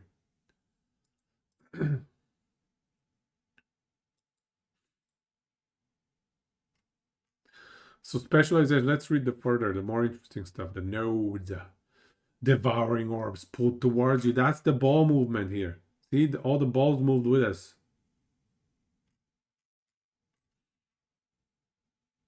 That's nice. You'd like to see it do the math from verbal prompt, skill descriptions, and see how close it comes to the sheet, hey? Right? I wonder if it can do it even. A week ago, you tried to use ChatGPT for fun to calculate the average of 10 numbers, and it gave you different answers when you copy paste the question into new chats. For reals, dude? Which version of ChatGPT is this? That is so sad. It can't even do math. Not even math. Yeah, that's sad, man. Oh, excuse me. Randomized output of very fairly simple math. How about Gemini? Should we check Gemini? Google's stuff? Is it free? I need free, okay? I only need free. Let's check this. Google Gemini. Wait a second. The bastard is always looking. See? Here's Gemini. Try it out. It's not going to charge me money, is it? Try it. No.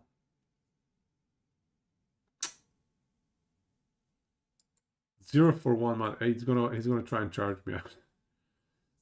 Sneaky. I see what you did there. Okay, well, I'll look at it on my own private time and see if I can get it for free. 27 bucks a month? I don't know, man. All right. Go back to what we were doing here. Accelerationist. When you jump forward in time, your existing devouring orbs become older. This causes them to expire sooner. When you jump backward in time, your existing... yeah, why would you want them to... I guess you want them to be older if you want them to explode. But generally, you want them to be younger, no? When you jump... oh, when you jump backward in time. Oh, so these are... huh. It's only when you go back, though. Oh, each orb can benefit from this only once. Okay. Younger balls, older balls. I'm very confused by the balls here. Future focus. Oh, that reversal second combo ability. Now jumps you forward in time to your target location instead of back. Wow, wow. Wait, what? Cooldown plus 6 seconds? I don't know about that. But it gives an extra 6-second cooldown. Why would I want that? You guys. Reclaimed action when you travel at least 4 meters by jumping through time. Your next direct melee attack or spell is guaranteed to echo it if it is able to. Alright, cool, whatever. Void Bolts. When you directly use VR, you now also cast a Void Bolt. Sure, whatever.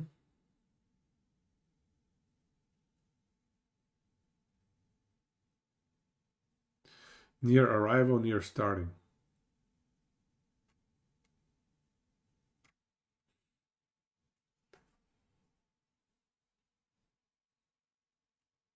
Your Void Bolt return to you. All returning Void Bolts can hit the same targets again.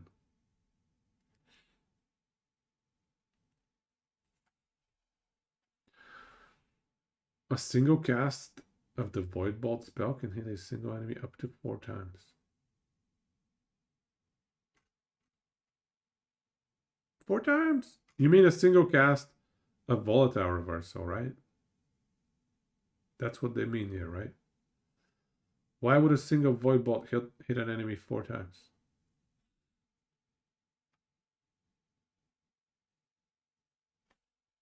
Isn't it twice?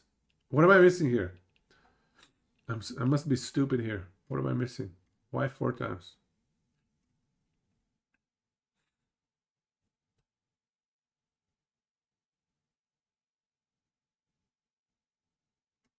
Okay, thank you. Thank you, Soft. I was ready to feel like a moron here. Because, like, is there like a typo here? Do they mean Volatile Reversal cast? Anyway. Frenzy while being able to jump back. So 3-second frenzy. 50% uptime frenzy.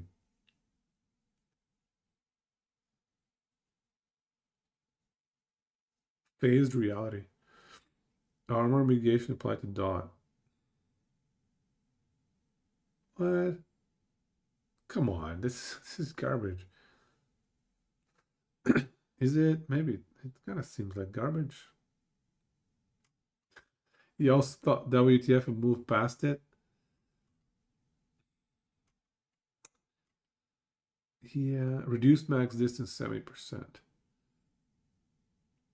Forward jump has a significantly shorter distance, but its cooldown is reduced. Ooh, no longer traversal. Reduced cooldown. This is a 3-second cooldown? Wow.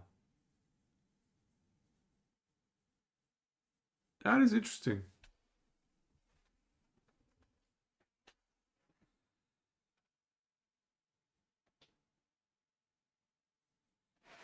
So what happens? This is an interesting use case that I wonder if they looked at.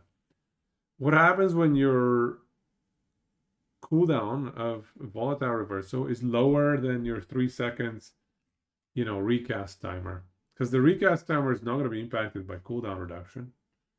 I think that's always a flat 3 per second. So what happens if you reduce your VR cooldown to below 3 seconds?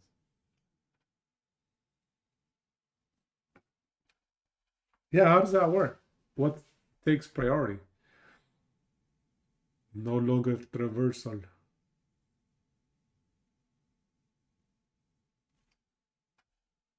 But sure, but I suppose you cannot get 200% cooldown without this skill. Because, yeah, you would need 100% increased cooldown reduction if you don't have this node. I don't think no longer traversal means what you're saying, though. No longer traversal. I don't think that means you can't go back in time. I think traversal is the tag, isn't it? Traversal is just the traversal tag.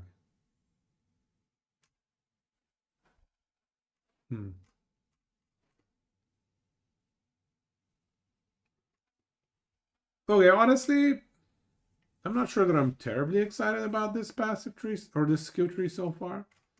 I haven't seen anything that screams fun at me.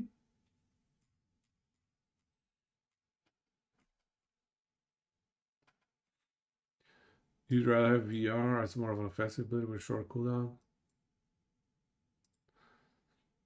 Cut the base cooldown, remove the traversal tag, allowing for much more frequent use, particularly when stacked with additional sources. Yeah, it just removes the tag, that's all.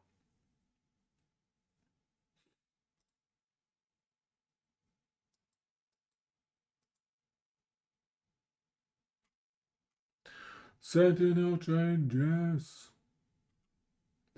So far, I'm not terribly excited about VR. I don't know why. There's a lot of changes coming. Symbols of hope. Every 2 seconds. Well, now it's a buff. Symbols of hope is a buff now. And it's instacast. Every 2 seconds, summon a symbol that orbits you, causing you and your allies attacks and spells to do 3 additional fire damage, increase health regen by 20. Activate to consume the symbols.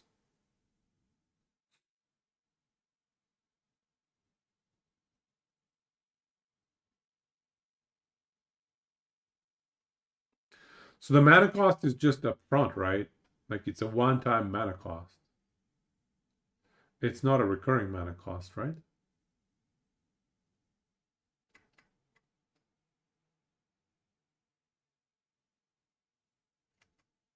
Symbols of hope.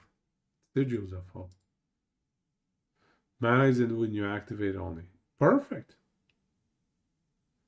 The sigil system.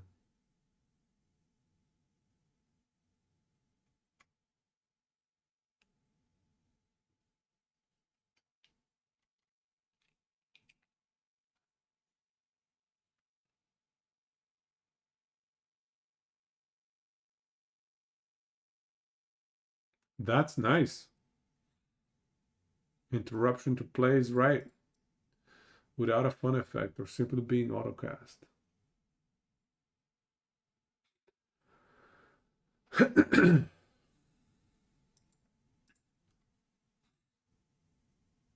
That's nice.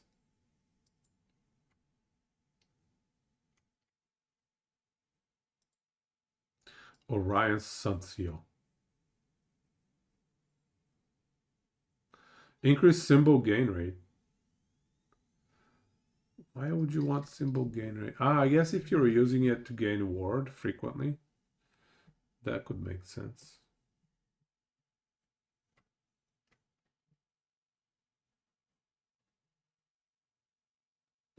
Oh, it's automatically activated when damage taken leaves you below your endurance threshold, consuming 71% of its cooldown and mana cost. Huh. More symbols.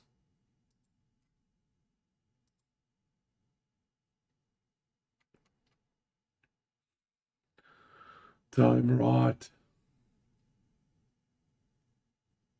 Time Rot is now a viable build path for Void Knights. What? Ailment that deals 60 void damage over time, but he has a cap of 12.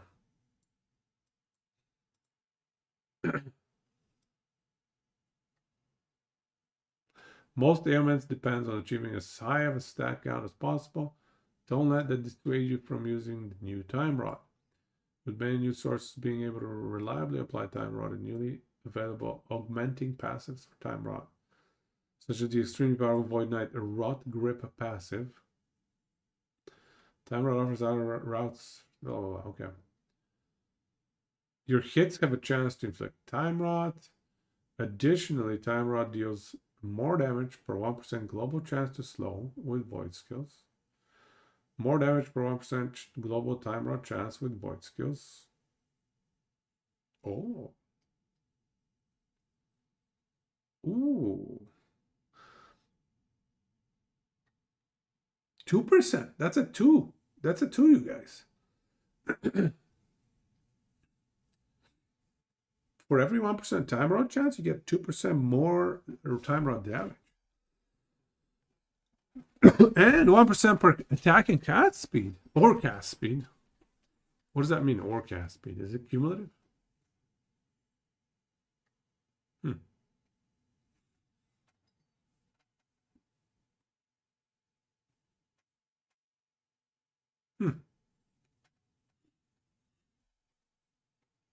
Get 1,000% Time Rot chance. Insta smack the enemies. Yeah, that's interesting. I wonder how good it's going to be. I feel like it's going to suffer a little bit from diminishing returns, but maybe I'm wrong. Maybe you can get it up high, especially with that skill volatile reversal. If you can get a lot of different hits.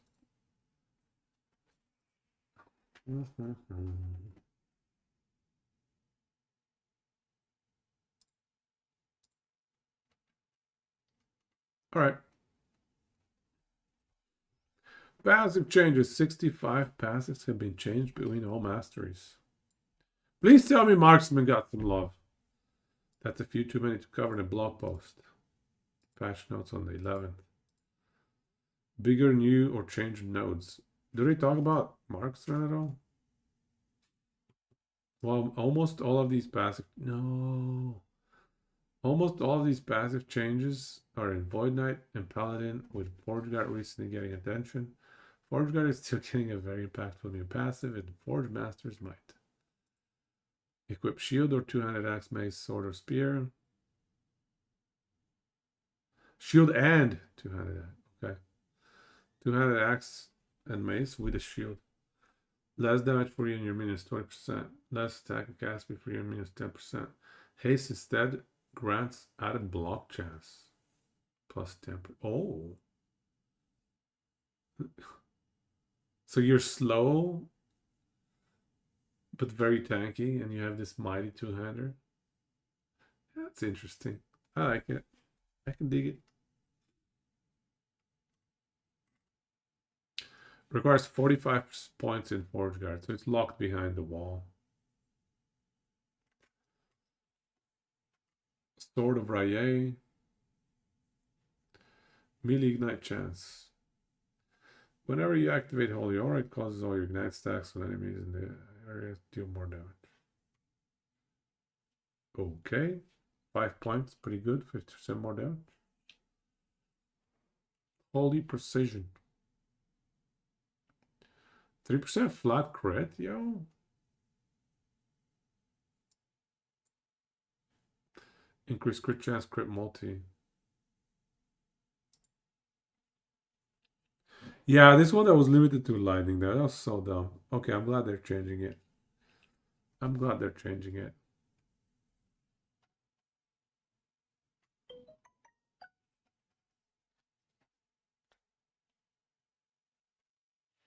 Whoa. Fizz Pen, Void Pen with Frailty Slow at 5 points. 5 points for free Frailty is pretty good. Even the slow is nice. Yeah, I think 5 points in here would be very worth if you have Fizz or Void base damage types. Abyssal Fluctuation, elemental damage over time. Elemental damage taken as Void. And Void damage taken -4. Oh. That is huge.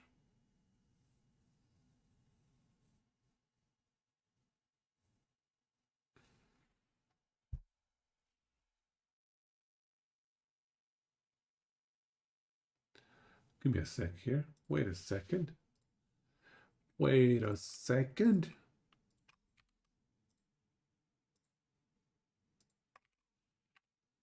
Oops.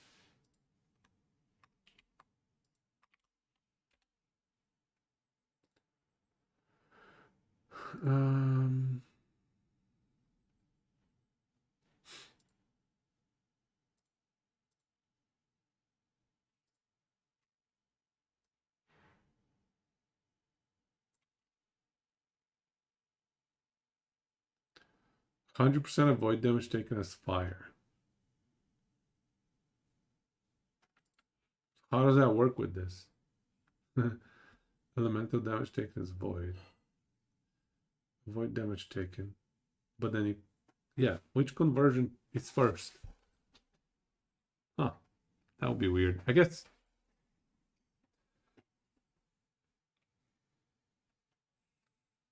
Would that mean an additional 15% damage less taken because of this conversion for every elemental damage type?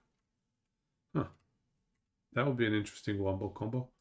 Orion's Eye seeing a comeback. Skill changes, Devouring Orb.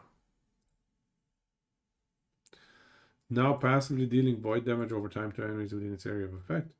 This change helps Devouring Orb in more of a primary skill role, dependent on other skills to trigger rifts. Inside the skill tree, you'll find many changes, even some entirely new nodes.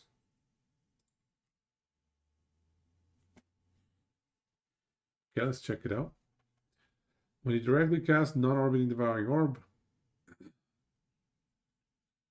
within the area of an existing Devouring Orb, the new orb consumes all existing orbs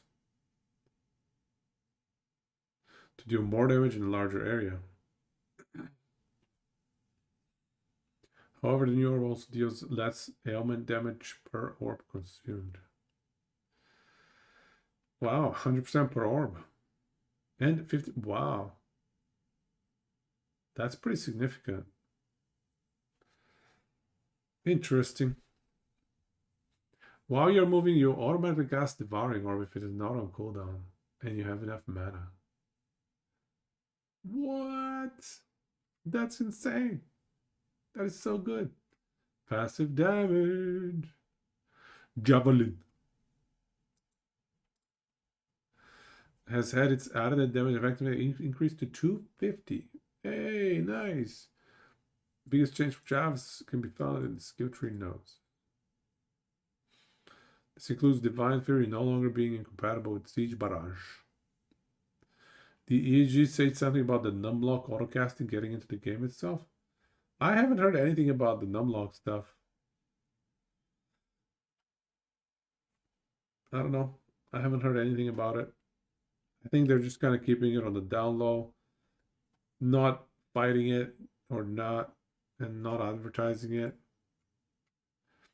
I'm sure they'll get to it one day. Does anybody know? Has anybody heard about it? Warrior's Mark. Javelin hits have a chance to apply frailty per point of strength. A chance to shredder and physical rest per point of dex. That's a little bit boring. Although if you have 100 dex, that's double damage. If you have pure fizz. You remember Mike talking about it recently, but that doesn't really... Hey, I mean, it sounds like they're considering it. They're thinking about it. Monster Piercer. Javelins deal more damage. This effect is doubled against enemies on high health. These are kind of boring, a little bit bland. Multi Strike. Multipass. Multipass. Let's see what it does now. Very big new node. Big node. What is the big node? Blade Storm. Able to consume mana and in exchange strike the same enemy. Ooh. Makes multi-strike far more formidable against individual targets if you can sustain the cost.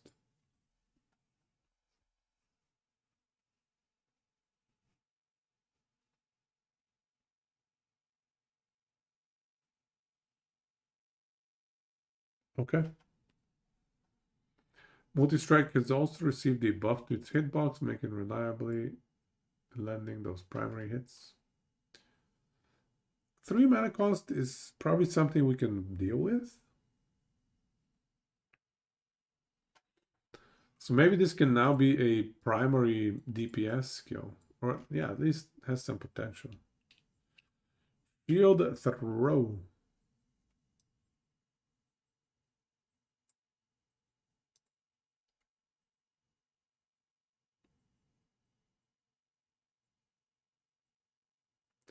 Adjusted base functionality to reflect, removing the initial cooldown, reducing its cost.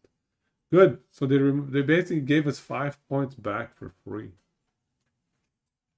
That's nice.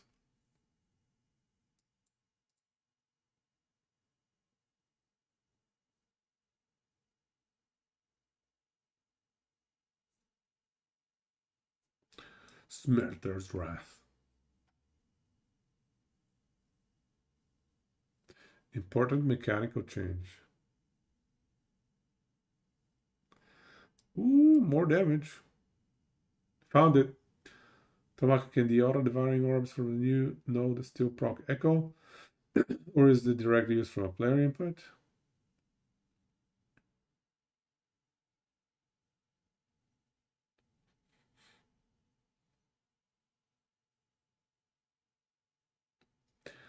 I think Quantic Naga was talking about the numlock autocasting stuff.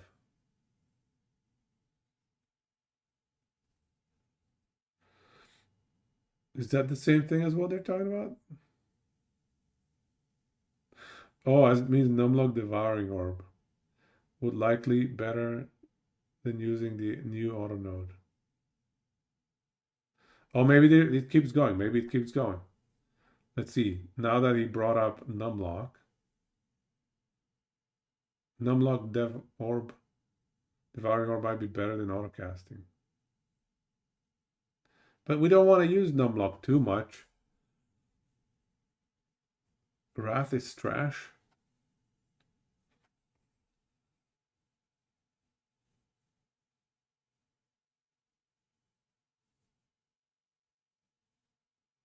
What do you mean Wrath is trash? They didn't say more? Okay. Alright, Smelter's Wrath. Channel to charge a powerful frontal cone attack, dealing fire fizz. Charging it for longer increases its range and power. 2-second max charge. Armor is doubled while channeling. Okay. Oh, Wrath. This Wrath. Okay, this Wrath is trash. We were talking about devouring or numlock stuff. Wrath is trash. That's too bad. I don't know. I never liked Wrath. I don't really like these combo skills or whatever you want to call them, skills where you got to channel for 2 seconds to make it useful. Vengeance!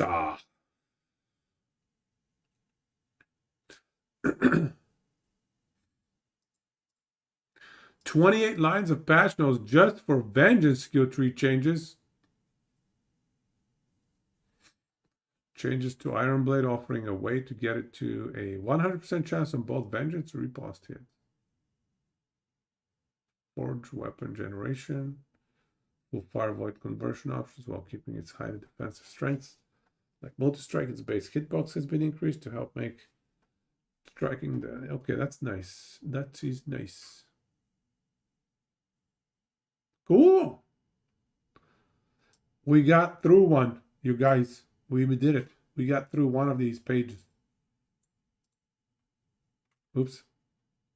Whoa, what is going on? We got through the Sentinel rework. We've done it. We've done it.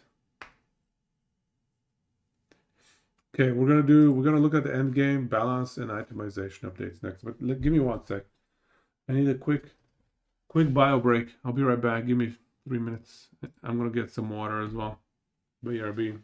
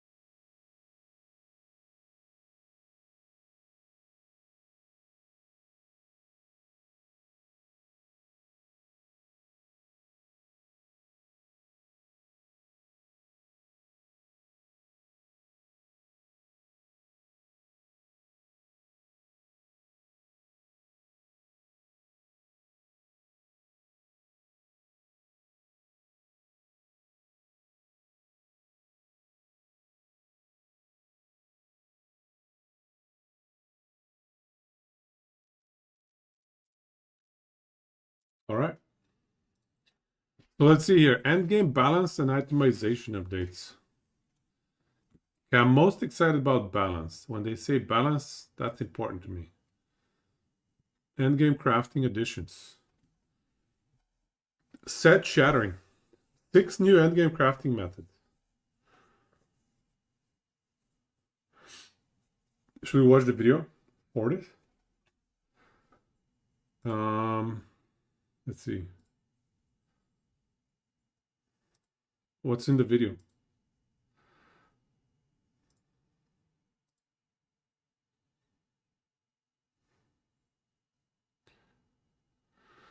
Brand new last Pokemon game, big idol. Set crafting. On launch day? On the 7th? 1 second. Is the audio coming through? Yeah. Yeah, as I'm preparing here to get my showcase of shattering them, Guess I can talk a bit. So set items they're kind of problematic in a way where if you can't modify them in any way, it's like a dead end item, right? You Correct. either use it or you don't. Obviously, there are different ways to make them be useful or modify them. We didn't want to just do legendary potential, but for set items because we already have that. We might as well do something other cool because we got ideas. And this allows us to basically not have set items be a dead end in that sense. Like a dead slot. Like, oh, there's no movement anymore. Yeah, I get that. Yeah. Now you will most likely keep improving the set items that you have as you'll find better ones, and you try to get higher tiers of the set affix because they have all the way to tier 7. And I am Pause music. One ready sec. to share some more again. Oh, you are? Okay, we're swapping over to the magic screen again then. Here we are. You're good to go, Carve. Yeah, so I am at the end of the Great Bridge, where we see this nice little green glowy thing, where you can put your set items.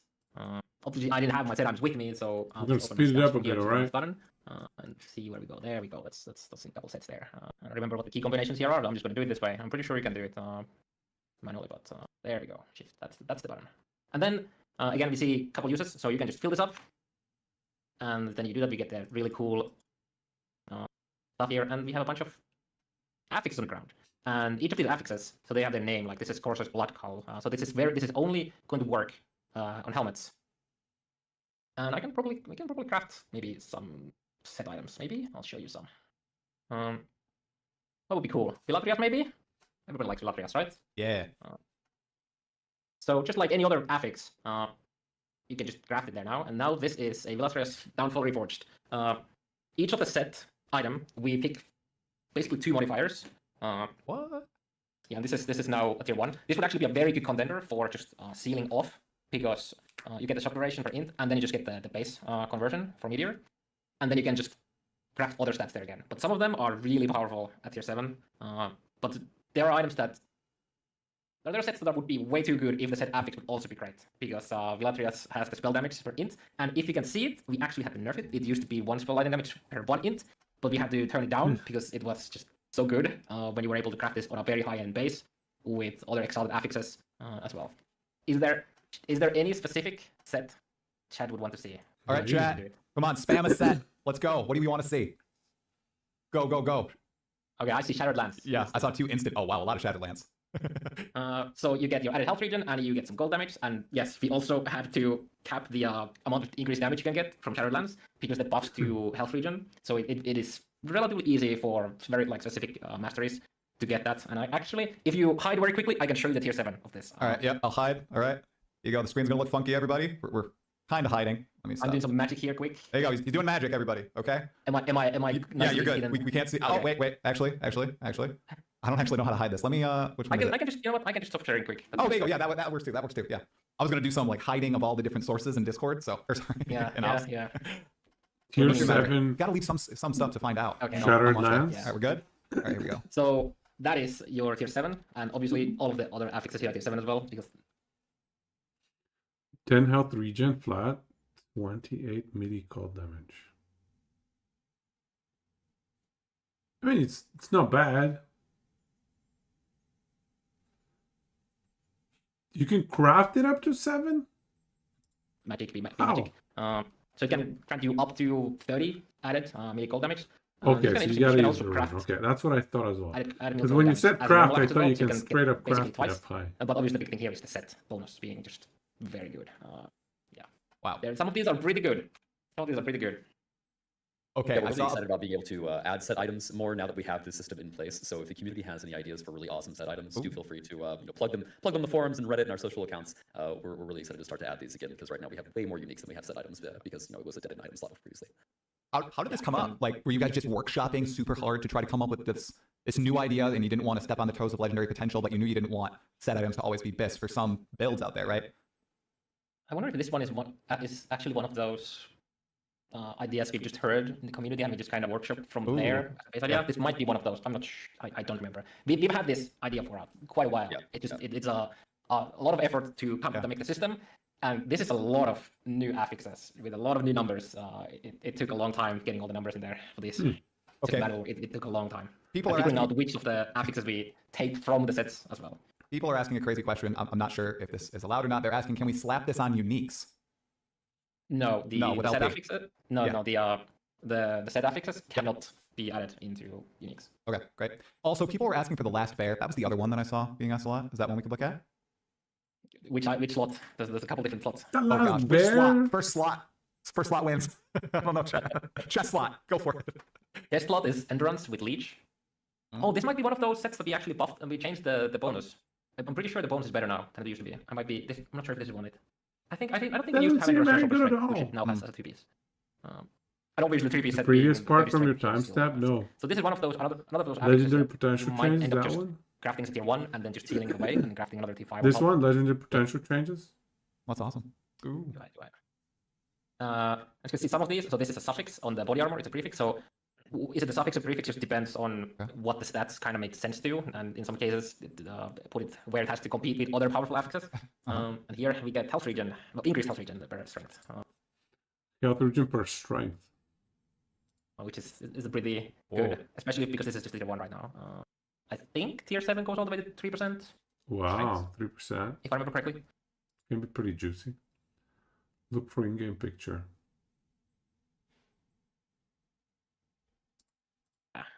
And before I actually show what it is, Oh, okay. we can do a here time we of talking about why. Because All there's a let me know when you have. I think it should be good. I'll look at chat one more time just to make sure it's all set. Chat, can you see the leaker's screen right now? Good to go. Just teasing, Go for it, okay? Carl. We're just teasing here, okay? We're no leaking here.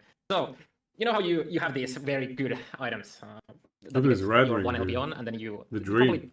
farm it a couple times before you actually hit your T7 int or whatever you want, and then you somehow get lucky and you get 2 LP, and you'll be like, okay, I just got a massive upgrade because 2 LP is better than 1 LP on the item that you already have 1 LP. Then you farm basically the same item, maybe a bit better than you used in the previous Sam, and then you just miss. You don't get the T7 at all, and now your 2 LP that you felt like was an upgrade is basically going to the trash bin. But there's a use case for that in season 2, but that item doesn't really go to the trash bin anymore because we are now allowing you to select 1 affix as a guarantee, as long as the dungeon that you do is at least tier 2. So I got lucky and I have a 2 LP red ring here, so I can just guarantee the int there, and then I Wait, get what? something extra cool. Oh. Wait, what? Oh. And I have a 2 LP. Dungeon tier 4 reward. Okay, so basically we can always do this. It's a dungeon tier 4 reward. Tier 2 or higher?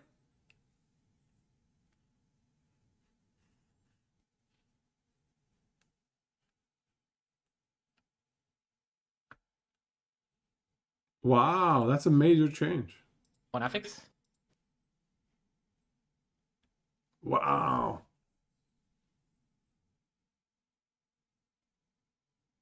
Some items require tier 4 Joro. Why? But from tier 2 you can guarantee 1 stat. What do you mean some items require tier 4? Oh yeah, okay. The item level, yeah. I know what you mean. I know what you mean. But from tier 2 you're guaranteeing 1 stat. That is insane.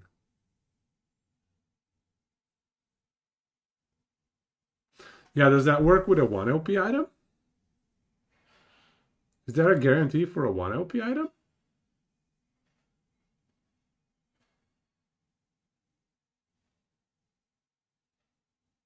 That's crazy, dude. And you know what else that means? We have to redo our sheet. Everything changes on this row. Everything changes.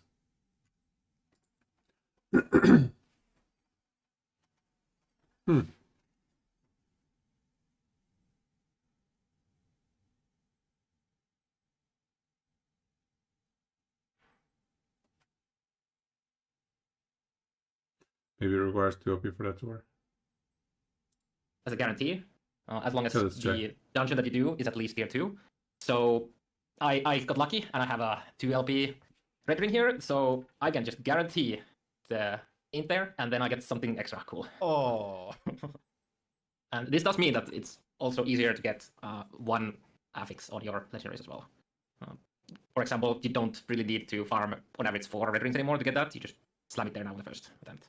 Unless, of course, we allow you to go full RNG mode, and that just still picks it at random because streamers need to show that they're good at the game and they're lucky.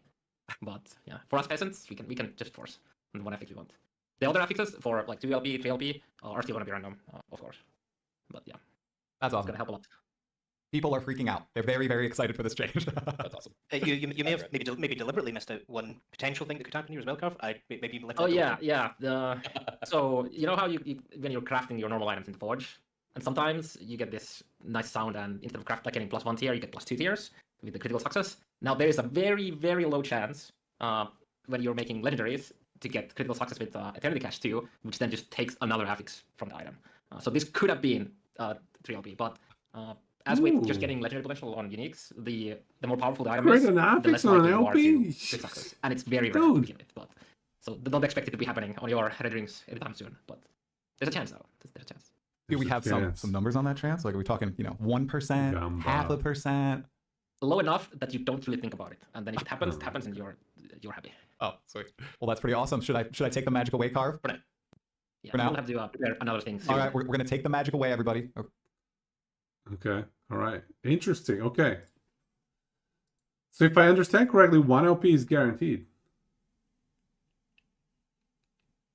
Yeah. We'll look for some more clips. Let me just also read some of this here. We'll pair it together as we go through these readings. Wow. Okay. So that means we have to change everything. Okay. So I have to change my item progression tool. Luckily enough, though, it sounds like it's pretty straightforward.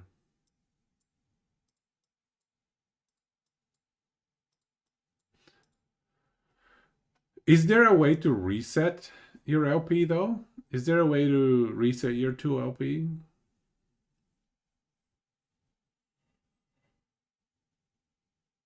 There's also a way to reset it. Is that in the video?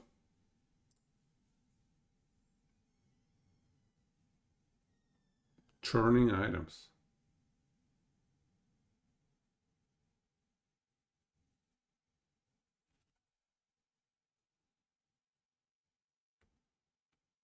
Keep watching before you make changes. Somewhere in the video. God. Okay, let me just read through this first here. Shadow your set items or set charts. I think we get the set stuff now.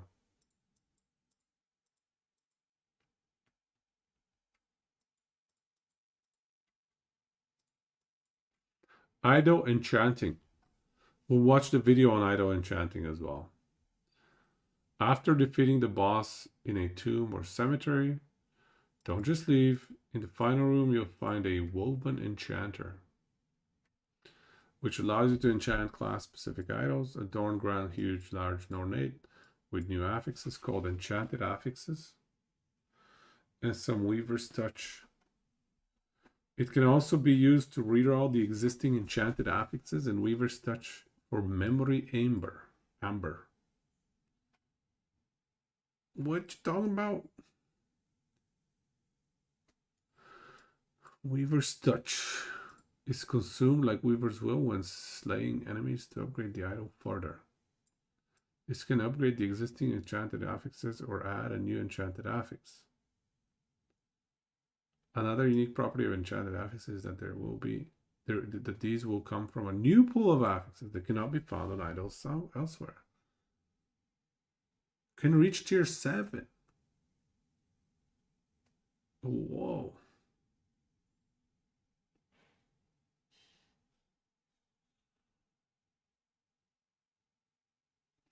So this is super weird.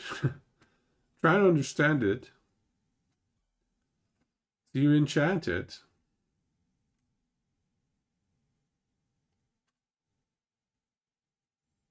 You can reroll the existing affixes. That's nice. I like that you can reroll.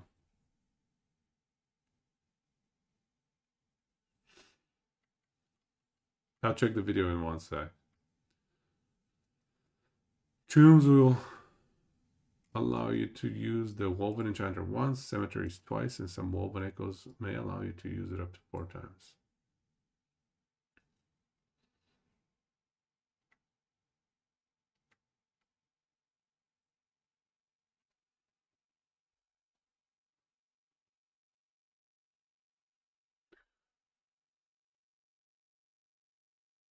Okay. They wanted to add randomization onto characters. They felt one of a kind.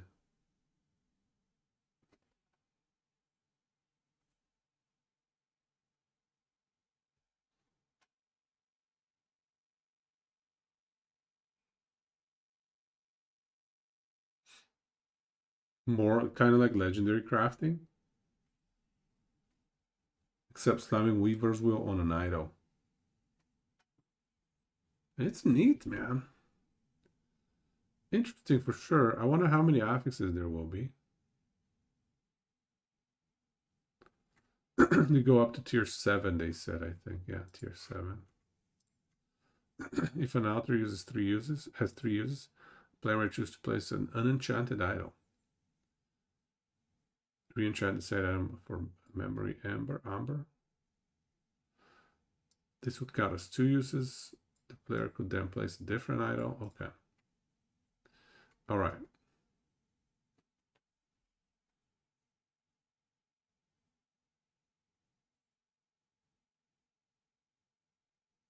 So the Weaver's touch amount gets randomized every time? It seems to be 3 every time in this example. But they're saying it gets randomized. I guess maybe they just happen to hit 3 twice.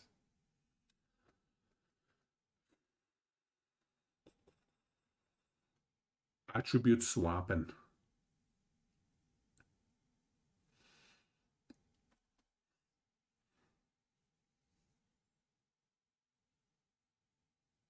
Oh. Replace a non-sealed attribute affix in strength dex attunement with a different attribute of your choosing. The tier and row range will be preserved. Okay.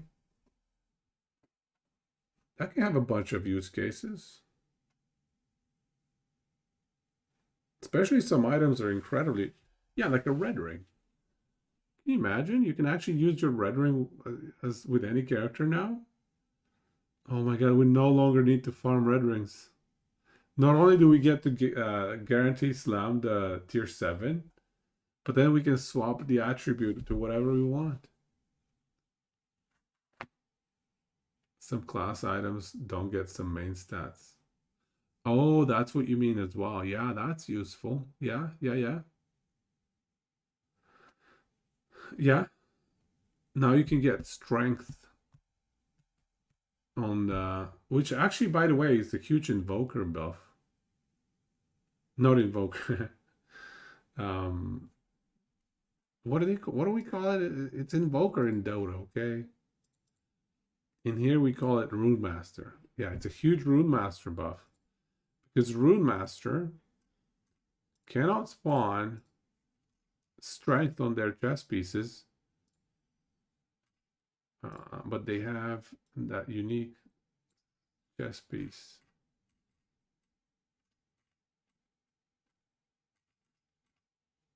Fundamental criterion.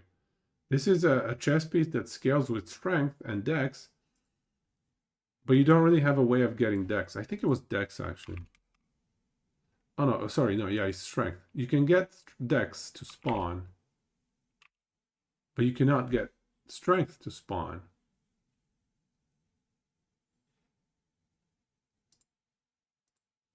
Right? So it's an item that scales with strength on a class that cannot inherently get strength on their items. So I think this is a huge buff. Huge buff for Invoker, aka Rune Master. It also means you have 4 times the chance to roll main stats, which is good for everyone but Shaman. Rip attunement. We need attunement buffs. You remembered wrong. You cannot reset the affix on a legendary item, but you can sacrifice a legendary to reroll. You can sacrifice a legendary to reroll others. What does that mean? What do you mean? What do you mean reroll others? Reset. It means like bring it down to 0 LP. So it has some value. Okay. Let's check out this rune crafting or idol crafting. Okay, I'm sorry. We'll see more magic in just a second. I promise. I promise everybody. All right, there we go. Okay, magic is gone for now. That was pretty awesome. Yeah. Wow. Sweet. Thanks for sharing that, Carp. Okay. Yeah, we've been excited to share that one. I was seeing more huge W's in the chat than I've ever seen before on a live stream. Pretty awesome. Okay. So after that, wow, that was a big one. Okay. Another, I think this was the most requested question in like Discord, on the subreddit, when I was doing some prep sessions on YouTube and Twitch. Yeah, we're People looking are at also curious about idol crafting. Okay, they're like super interested in additional details on how that's going to work, you know, what these idols are going to look like. And I know you did elaborate a little bit on idols in yesterday's post, but if there's anything else you'd like to share here today with everybody watching, feel free, go for it. What's going on with idols in season 2? Yeah, I can just show it in action quickly. Oh my gosh. Oh, he's leaking again. Okay. He's fast. Oh, he's going again. Okay, I he was goes. fast. Here we go. He's really fast. We're back in game. Go for it, man. Yeah, so when you complete tombs or cemeteries, Fires. or some of the Woven Echo versions of these, you'll see this little thing here on my left side. And this is where you get to place your class-specific idols. So here I have a couple that don't have any enchants yet, and then here I have a couple that do have. Yeah. So you simply put it here. I'm in a cemetery, so I have 2 uses. If this was on a tomb, it would be only be 1. And I'll just enchant it. It'll give it a new, usually a low tier. So this gave me a tier 2 enchant. These can go all the way to tier 7, and it gives you some Weaver's Touch as well, which you see on the top on the item. Pretty bad though. So it has 4 Weaver's Pretty Touch. bad stats. And on just like it. Weaver's Will items, you can just go slay enemies and it'll upgrade, or you can use that's the wrong rune. That rune. You can use Rune of Weaving that will then Ooh.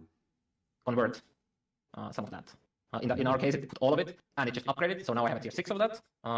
That's really interesting because generally you would actually get the second affix there as well. So that's an interesting coincidence. Let's see if we can get another one. There we go. So here we have 2 new affixes, and they are tier 5 and tier 1. So we are missing tier 8 total tiers. If you're very lucky, just like the Weaver's items, like Weaver's Will items, you can get up to double T7 here, which in Weaver's Will items would be like quadruple T7, but that's obviously very rare. So yeah, I'd expect people to get like tier 7 and then like tier 2, 3, maybe 4 on top or something like that. And of course, I didn't get what I wanted. Both of those affixes are kind of useless for me. So what I can do is for 500 Memory Ember, which is the currency that you can farm now for the faction, you can re-enchant this. So what it does, it just removes the existing affix of your touch, and then it adds the new one. Really lucky or unlucky, getting the same one, but Nah, not the and then you can just keep doing this. So when you get your perfect normal affixes, then you'll just keep re-enchanting until you hit very high Weaver's Touch So you and just correct keep affixes clicking. on the enchant affix, and then done. So this is going to be a big thing for the Memory Ember. So once you get your idol And that memory you like, ember, I was just going to ask really keep quick. clicking. That's only found in tombs and cemeteries, or can you find that in other instances throughout the game? You can find it elsewhere too, but I would suspect most of your Memory Ember comes from doing tombs and cemeteries. And yeah, I believe Tier you can 2 also players repeat are as well crying, if they you just use have little exalted other idols idol. here. So obviously, since we're putting more power into class-specific idols, Exalt and the it's normal, gone. like the Okay. 1x1 and 2x1 Better and luck 1x2 idols next time. would get left behind. So in these tombs and cemeteries, you can find new subtypes of these smaller idols.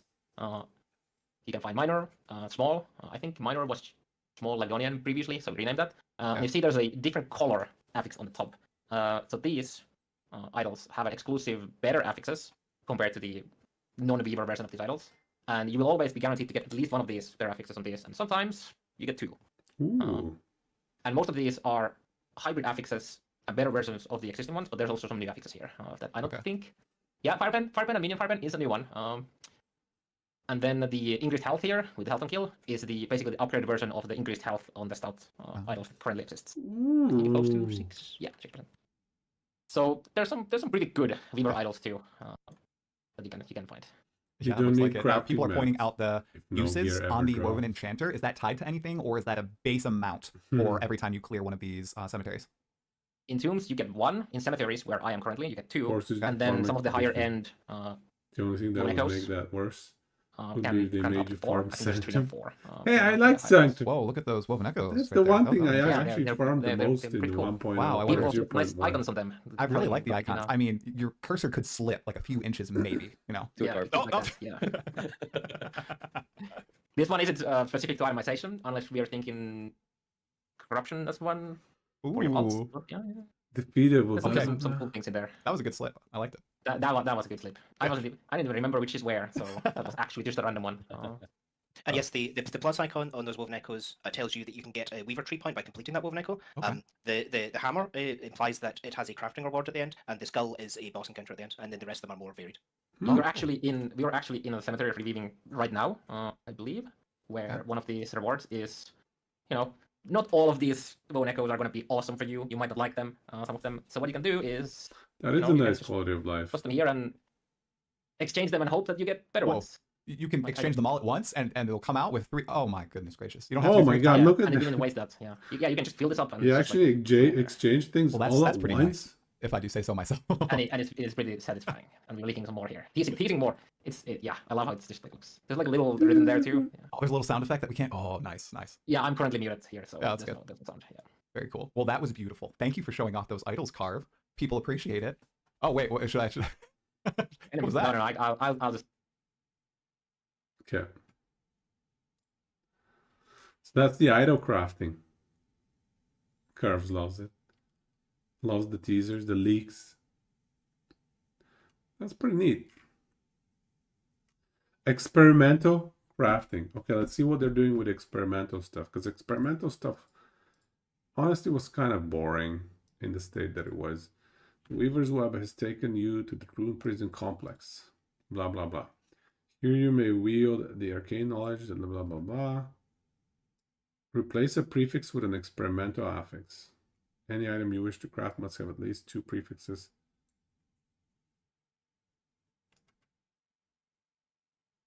Must not have any experimental affix.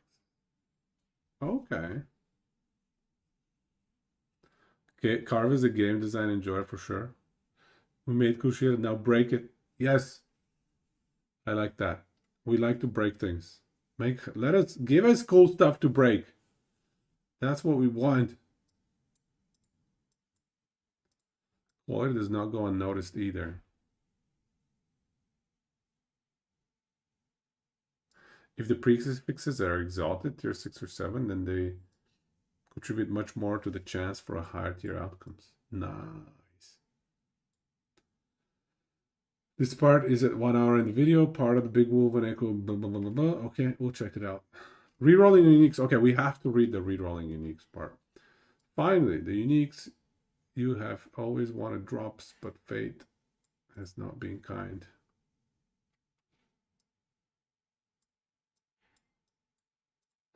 You can sacrifice a copy to reroll all implicits and affixes on a matching item. To reroll all implicits and affixes. Sacrificed items must, at minimum, meet the potential of the item you wish to reroll. For example, to reroll a unique with 2 LP, the sacrificed item must either have at least 2 LP, or if offering a legendary item instead, at least 2 different legendary affixes for it to be considered a worthy sacrifice.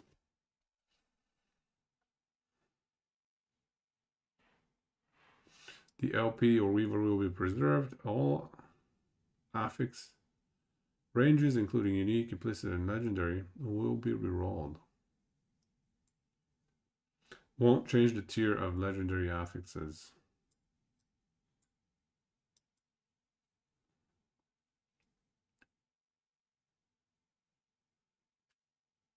Carve was headhunted by AHG because they saw his cool feedback for PoE. He streamed and made a lot of videos back then. Nice.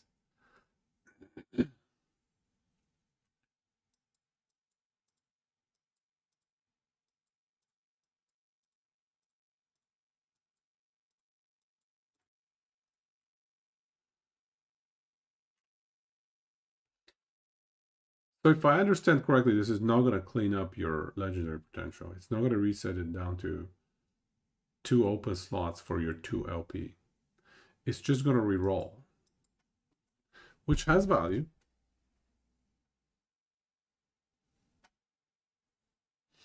Sacrifices the item and re-rolls the other.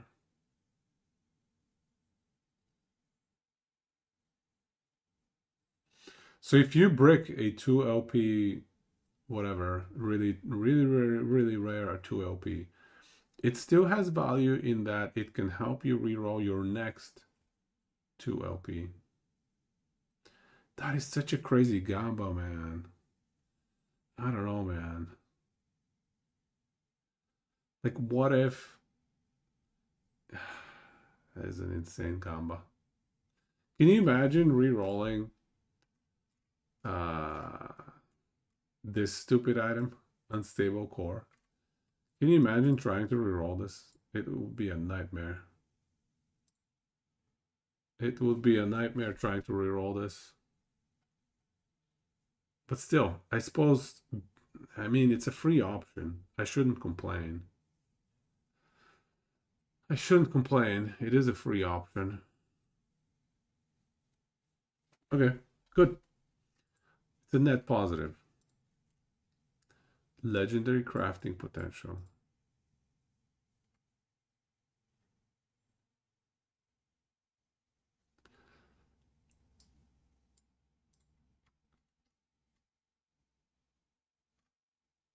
Reroll. Once you place unique items with at least 1 LP, you can take your chances at re-rolling the amount of LP each item has. For each item, the new LP is re-rolled the same way as the legendary potential of a freshly dropped unique of that type. So think carefully and pray the Weaver blesses you. However, should the Weaver forsake you and fail to grant your item any additional LP, all LP on the item will be taken by her. Thank you for her offering.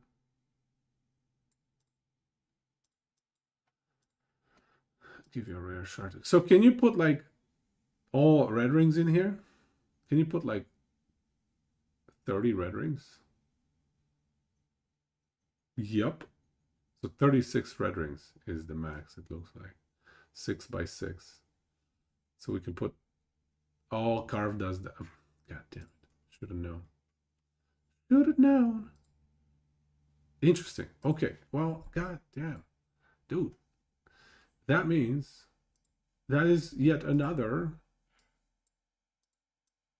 reason that all of this stuff is no longer going to apply. All of this math is no longer applicable. Wait. Probably only relevant if SSF.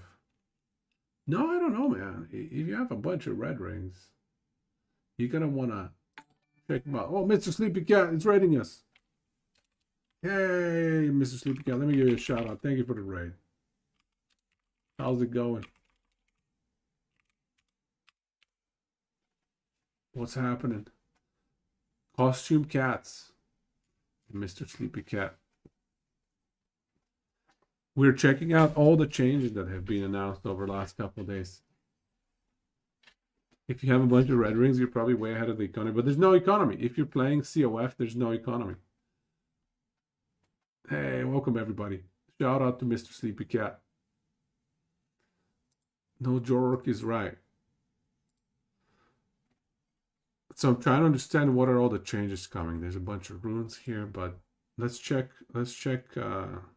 Woven Echo Deep Dive. Woven Echoes. You know, it sounds like everybody's very... You know, 1 LP, 2 LP, items like that. Like, for example, let's take Aberrant, Tongue of the Aberrant Seer, for example. This is a item that is quite likely to be able to roll 3 or 4 legendary potential compared to a lot of other items like Red Ring, for example. But if you find this with 1 LP, this is basically the item. This doesn't really have a use. So I guess the play now is you get your red rings. They're probably most of them going to be 0 LP. You throw them through the Nemesis. Nemesis sometimes is going to give him 1 LP, sometimes 0 LP. And if you get 1 LP and you're crazy, you want 2 LP, let's say, and you're just a maniac, you're a gambler, you throw all of your 1 LP red rings in here and see if you can get 2 LP. That's probably crazy low, or just unbelievably low probability, but still. 0 LP would be better because you could just toss it into the Nemesis deck and hope to get something good, Look at all the or it red would have to be at rings. least like 3. Facts. So, one of the things coming this season is the ability to reroll the LP on uniques that have at least 1 legendary potential. And if it doesn't go up, it's going to go back to 0. And again, so what happens here is it basically considers it as finding the item again, and then it checks for legendary potential. If the legendary potential is not higher than the item when it's 1.5. here, in the Only potential, 1.5. it's just going to go to 0. And then you get another chance to upgrade through the Nemesis deck. But sometimes you get an upgrade, and that's pretty cool. Don't expect your red rings to get extra LP again, because they are already very unlikely to get it with LP to begin with. But there's a point where, let's say that you're playing a build that has 2 red rings, and you have your tier 7 already on both of them. So the next upgrade would be to get Come on, 2 show LP, us the right? red rings. So I want to see now how many there 2 is LPs a you chance get. to get it. So when you find the 1 LP There's red no ring, way it doesn't just, it's only it's not a dead item now. 18 You have a of chance them? to make an upgrade. Well, 2 chances. First here, and then when it most likely fails, on the egg from the Nemesis. So I'm going to expect some of these are going to go Item to dropping 2 LP, again. and all of these are going to go to 0. Very small. Yeah, here we go. And as you can see on the side here, we have some crafting, like affix shards, and that is because Weaver is. She doesn't want to take all of your things, so when she takes away your legendary potential from items, she'll give you back some affix shards. So all of these Okay. obviously went to 0 LP, as one would expect. All of them. Most of these are probably going to be 0 as well. Let's see if we get, yeah, there we go, 2 LP. But most of these are 0, which then allows you to then send them back to Wait the a Nemesis second, deck, why don't- and you might get 1 LP back, or you might get legendary affixes and whatnot. So now we have a method. So I for guess design- 1 let's LP see if is we get- yeah, there we impossible go, to 2 LP, happen? but most of these are 0, which then allows you to then send them back to the It's Nemesis only deck, 2 and LP you or might get more, 1 LP is that back, right? or you might get legendary affixes and whatnot. So now we have a method for these items that don't really do anything to have more chances to be useful. Right. Interesting. So what And then happens? Another cool thing, which was teased, I think, in the original trailer, that people thought So if you throw a 2 LP in there, it's either 3 LP or 0. Can you throw a 2 LP in there? You can put them in the Nemesis egg again. It's an infinite cycle. Should be like that. You should. Okay, so you're able to put 2 LP in here too? was going to be this, which was the unique reroll. So I can probably go set that up actually, real quick. I'll just switch to my screen. The What is browser he chat can probably rerolling? talk a tiny bit while I'm going to do that. Yeah. Good. We don't want to reveal any secrets. You could go It's pretty for exciting. 4 LP. In the update, we What have if you put 4 36 LP different in? unique Woven echoes coming. Yeah. We wow. just recorded the patch video. I recorded that, and we're at the patch video. Just the high-level overview of this patch is over 20 minutes long, and I try to condense it as much as possible. There's just so dang much going into the patch that it's very, very long. In the It patch, goes I say down there's to 37 0 LP, Woven echoes, guaranteed. and the team called me out on it. Guaranteed so I apologize, there's 0 36. LP. We'll get to 37 very shortly. I promise you. Yeah, just slam in on the work for that one extra echo. Just put it in. I agree. I agree. 20 minute patch video. Okay, I'm ready again. Are you ready? Let's All right, go. go for it. Okay, so this is the thing that you saw teased Okay. in the very original teaser trailer, which has a sacrifice and a reroll. Oh. So this allows you to have another, yeah. So this allows you to sacrifice a unique or set item, or reverse wheel item, to reroll the implicit. So in here, the movement speed would What are be these implicit, hacked which red already rings? is Then? a All of high them are score. And 8% then MS. the actual All of these red rings are 8% MS, 5 all attributes, 20% all res, 20, 20, 20. Everything's 20. These are hacked. affixes. Hacker has been also happen to be spotted. Max, because this is a dev modded item. Everything is max. And the cool thing here is that remember all of the red rings that went to 0 LP. Mhm. If I go to Nemesis deck, then they're most likely to get like some bad affixes. So what you can do with those failed legendaries is you could put them here. Like for example, here I only have a. Well, okay, this is a very bad example, but I could imagine that the tier 7 int here is like a tier 4 or something like that. So I could use this to re-roll the values here, and obviously because this had everything perfectly rolled before, stuff went down. But this is a way to basically those failed legendaries to spend them and hopefully like over a longer period of time, or just the first time get lucky and improve your items. So this is another way to slowly improve your items. And obviously this has some restrictions. So I cannot reroll Mhm. one LP Reroll rendering everything. with a 0 LP. It has to have at least similar power level. So in this case, it would be badly rolled. Interesting. One, What would like, this be affix, most useful legendary with? renderings, most likely. Probably something yeah. like But this is another way to keep like slowly upgrading your unstable items. core. Yeah. Because we've had a lot of people ask for ways to, be able to do something with uniques. Because sometimes you get lucky, you get 3 LP or something like that, and then all of the other rolls on it are terrible. Mhm. Now, through the Nemesis Egg, which I think is probably the best way to get This is like nice legendaries though. with Yeah, he's right. 2 affixes for something like If you get like a renderings, 4 or LP more with rare garbage items, rolls, because it has a relatively high chance to just that feels add so affix on both of the bad. rolls, like both of the upgrades, and you can just use those as a reroll fodder now, which is pretty exciting. So all of those badly rolled legendaries now have a purpose. No, That's kinda great. What's the countdown at? And again here, obviously you can open the stash through the 7 days and a the half? crafting, window. It's been That's nice to put stashes here. Is that what we're at? Yeah, you don't 7 want to dirty days up and the a place. It half? looks beautiful. Yeah, there's actually think so. another Oh, cool change, which is Oh, going to be 8 days. some Let's call it magic's 8 going to happen. days. And this is specific to experimental crafting. A lot of people probably don't know much about it because it's pretty the hidden mechanic in the game. here we go. I'll let you prepare really quickly. Yeah, so you kill exiled mages, Yep. and then they Or will they kill drop you. items. Yep. Or that, yeah. Yep. And they'll drop items with experimental affixes, and then you use Rune of Research to seal that, and then it has a chance to drop you a Glyph of Insight, which then can be used on a normal prefix to turn it into an experimental affix. And both Rune of Research and Glyph of Insight Talking. and puts When I was recording the patch, but Because check it. yeah, so what you do is you put either boots, gloves, or belt here, and you can just pick the affix You can that beg you it. want to put onto your item now. And there's a couple things. So it has to have 2 prefixes, and then it randomly replaces one of those prefixes and puts the experimental affix there. Not the bees. Damn. Oh, did I get kicked Oh out? yeah, this is definitely not a teaser, but at least one of the experimental affixes has been changed. So the experimental zombies one is now bees. Bees. There we go. It took one of the affix out and it Yeah. put bees summoner potion user there. Because bees are awesome, right? No more bees. Oh yeah. I think that was one of the first uniques I got. I didn't understand what was Release happening, one, but I was I think. annihilating So, like- everything in the first few acts, and it was just the bees. It wasn't even a minion build. And if they're both tier 7, does that guarantee a tier 7 experimental, or is there still some randomness? Just higher chance. Yeah, the beekeeper's gloves, I think. Yep, that's it. Yep. Yeah. That's So awesome. now it's a lot easier to get experimental affixes to items. One thing that obviously, since we don't have Rune of Research anymore, which was a guaranteed seal, regardless of tier on the experimental affix, this I think it can give you an exalted affix, but the better way here is to just simply use the Rune of Havoc, right? You have an item, you have like a suffix, exalt or something like that, you craft the experimental affix, and then you just Rune of Havoc and hope that it hits the experimental affix. So it's a lot easier, and more streamlined to try to get high tier experimental affixes on the correct item basis, because item bases are very important. So Very cool. I see a few quick excited about this. questions on these in the chat. Can you seal this mod?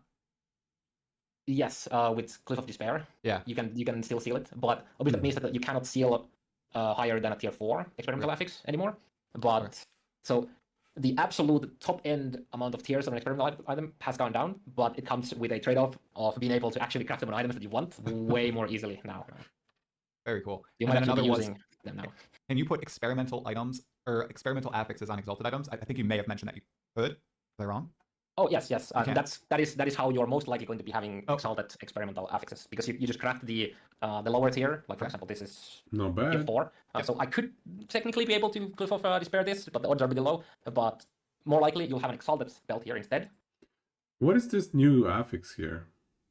I don't think we've seen this one before. Increased elemental critical strike chance. 11% chance to cast fire aura on crit. This is some sort of mage specific belt affix? Oh, okay. And then you just use Rune of Havoc, and then you hope that it switches the tiers to grant you Champion the, affix? experimental affix instead. We. Also, there's a champion affix on this belt that I just now realized. Oh. And they're always Literally they're always milliseconds before sealed, he mentioned it. So those cannot be put onto legendaries either, just like with the set shards. But these can drop naturally as exalted when you slay champions. So that's pretty neat. Awesome. This looks sweet. I think we might have one more Yep, Oh, there's one more. Yeah, One more Odin's Watch. crafting Yeah, and then you can stand down. Yeah, I'll go prepare that. We'll take. all right, you're gonna prepare that for a sec. All right, sounds good. Sounds good. Let me stop Yeah, watching. I think you. one indicator that you're doing well with itemization, I think, is when you run out of colors for affixes. You know, as a UI designer, I'm looking at these things thinking, oh my goodness, like the next type we add, what colors are going to be? That's what I'm stressing about. Yes, yes. Yeah, what is the best color? You know, we've been trained to think certain things are the best, but you know, you got to rethink that whole concept. Maybe go into the Diablo Streamers always pre-watch so they know when to pause and ask chat to farm again. here, where it's like a gold versus Right. yellow, like just tiny shade difference there. I'm so good at Here's a terrible pre-watching idea, don't this. take it. Change the font And type for pretending certain like I ones. don't Okay, know. There you go. Get some wacky fonts in there, you know. If Yeah. you're running out of colors, go This for is that. looking good so That'll far, piss people though. off. That's probably Yeah, a bad idea. we probably use iconography in some capacity there Yeah. rather when we run out of colors. Yeah. I don't know if everybody knows that, but we actually commissioned a what do you call them? A font foundry to create our custom Last Epoch font, and it was one of the guys who actually made the Roboto font face that is very, very popular. And that was a really big treat to both Ross and myself because we both have a user interface background, so being able to create our own font for the game was just super enjoyable. That's a good piece of trivia. I saw, maybe it was a meme, but I saw that fonts are quite expensive, actually. Yeah, well, Yeah. licensed fonts, right. Yeah. It was a decision that we had to make. It wasn't just like we're gonna do this. No, it was a decision. Last Epoch font right off. Yes. Worth it, absolutely. Yeah. I don't know if you saw it, Judd, but people were saying you should just create that extra woven echo as an echo full of meteors. And you know, you just gotta like somehow run to the other side of the echo to complete it. That's Well, if we didn't, then this is pretty exciting for some people. So, attributes, or more specifically, yeah, the strength, attributes dexterity, swapping. int, and attunements. Now, there's some builds that would want to have int on Font certain nerds. item slots. For example, Friggin' if you, font nerds. for some reason, wanted to play a primalist as a low health build, and you wanted to use exsanguinous. Now, For some reason, what do you class-specific mean? items, such as the Sentinel Body Armor here, We do it all the doesn't time. actually naturally drop with that intelligence. So if you wanted to farm for that, the primalist build, for example, what you would most likely have to do, because there's a bit of waiting on finding class-specific items. Like if you're playing primalist, you're going to be finding primalist body armor, relics, and helmets more often than those places that can actually roll with intelligence. So Examiner got nuked? out those monkey builds that people want to do, What are you talking about? No. we have added a oh boy. way to swap the No. attribute between index, strength, and attunement. Fundamental On items. criterion fix. Yes, So that's we what I have was saying we too. have a There's a nice tier massive 7 buff strength to here. fundamental You know criterion. what? I wanted to pick int. And now I have a tier 7 int. Oh, okay, Second. yeah. Into half their retention, we know that. So We know But you And that. can now break make the some- item, right? It just might delete the item. Yeah, there's a chance of that. But is No? there a No, change no. to the actual All it item does- all it does, it exsanguinous? costs 114 potential to do it. Obviously, you cannot do this on like unique Oh, it costs forging ads and potential. legendaries because they don't have 14 potential. Mhm. But this allows you to play on a build or a class that cannot find specific attributes That's a little on their bit class annoying, but specific okay. items, such as the helmet Just and why? body It's armor. okay. And then you can It's swap okay. it to Whoa, slap whoa. it onto your legendaries. Wait a second. Wait. Or you don't even, slam them on the legendaries. You can just, if you want to stack int on a sentinel, you can now do that with this. Oh, nice. so you can't do it on I'm a seeing some legendary item. technical person saying, well, what if the item has multiple stats on it? Are you just I thought you could swap your red ring. No stat swapping on my red ring. Dream is over. able to select which stat it is? Flop it over. And you, yeah. Look at that. Look at that QOL. You guys thought ahead. Look at that.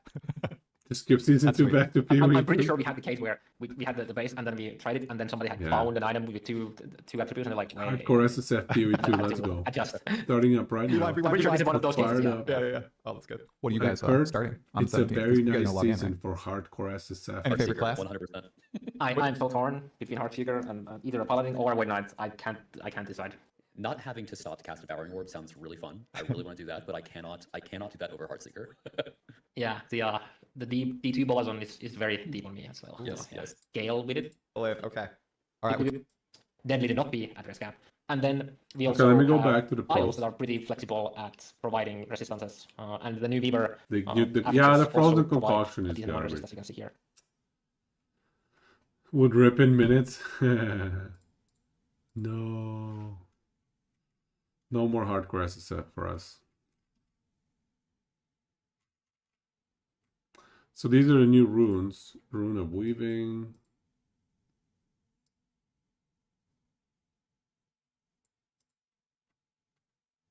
Transforms a random amount of the remaining Weaver Wheel. So it insta uses your Weaver Wheel.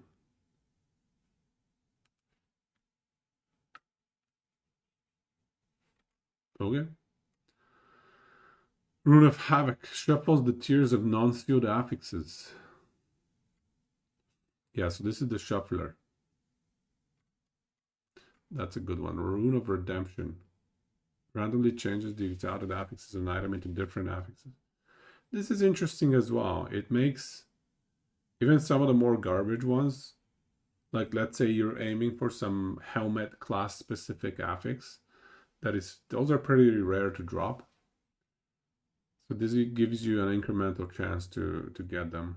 This is good. This is a good addition to the game. As long as they drop occasionally and it's not like stupid rare. Nice. Boss ward changes. Yeah, I think we know about this one. Initial decay rate of boss ward will be doubled. Far fewer enemies have boss ward. Only found on bosses that feel like they should have it. Cool. Most notable bosses such as Abby, Harbies, Shades, Timeline bosses will keep their boss ward. However, lesser enemies such as Exiled Mages, Nemes, mini bosses no longer have it. The campaign will be easier then. Campaign is going to be easier now. Nice. Oh no, they're increasing their health. Oh, filthy. Filthy. Why are you doing this? Okay, so the campaign will not be easier. Never mind. Player balance changes.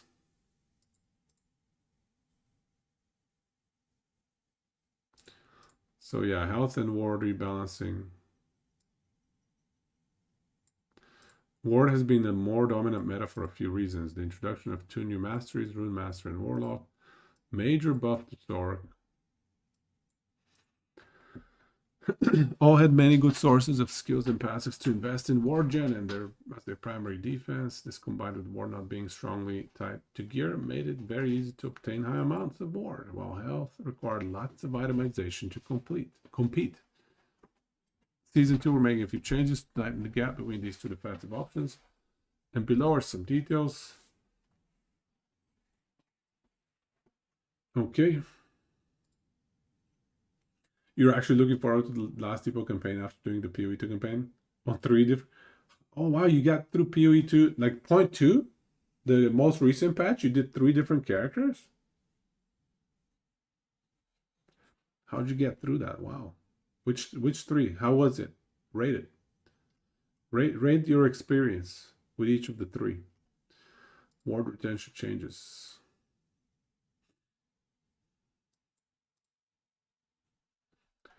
Int scaling was incredibly broken. Honestly, though, yeah, that's probably a needed change.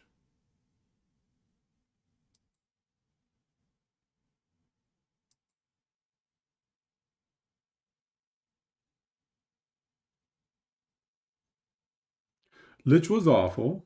Ouch. Mercenary Ballista was fun. Invoker Monk was the best. Invoker Monk still best, hey? Invoker Monk from 0.1 still best. Made to mapping on all 3. Nice. Nice. Ward retention.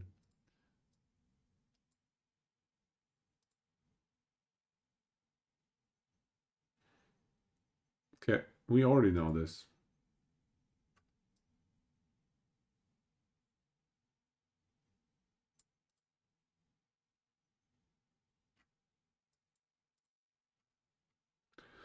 Some of this ward retention can be added back through new affixes exclusive to the Weaver Idols. Okay.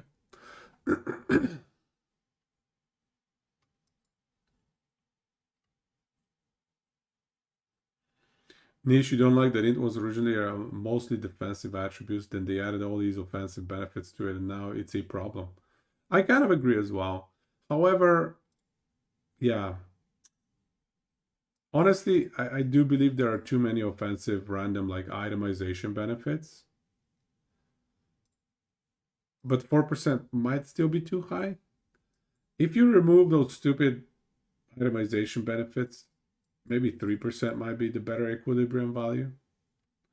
But yes, I agree with you, Niche. This is bad design, you know.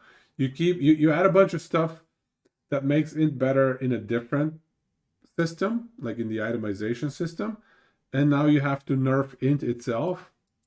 No, that's silly, you know. So I completely agree with you. I've been complaining about, it seemed like every new patch they added another dimension through which int scaling was better. Like it would just be more multiplicative ways in which int scaling was better. Every new patch added one more multiplicative int scaler. So it just became a no-brainer. It was just bad design. And now, to be fair though, Ward does need a nerf. And maybe this is the way to go. I don't know. They've done that for all attributes. No. Int got more scalars than all the other ones. Like the best scaling benefits were for int. Like there's no item that gives you flat damage as a function of strength for a useful skill, like something where you can get insane DPS, like spark charges. Int stacking was the way you played.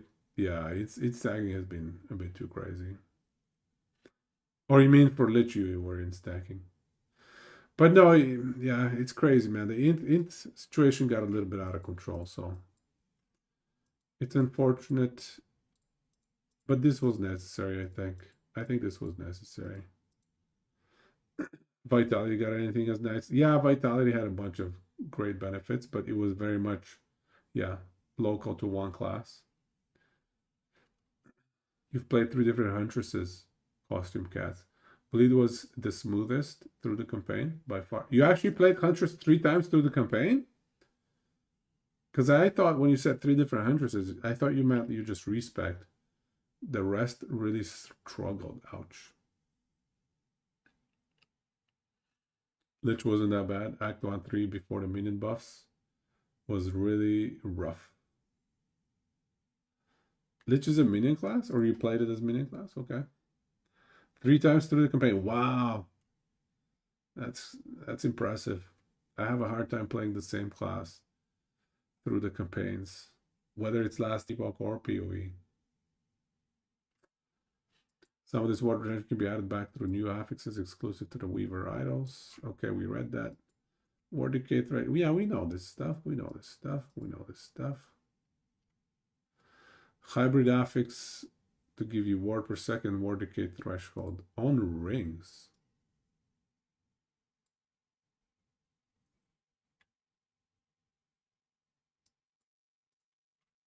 Interesting.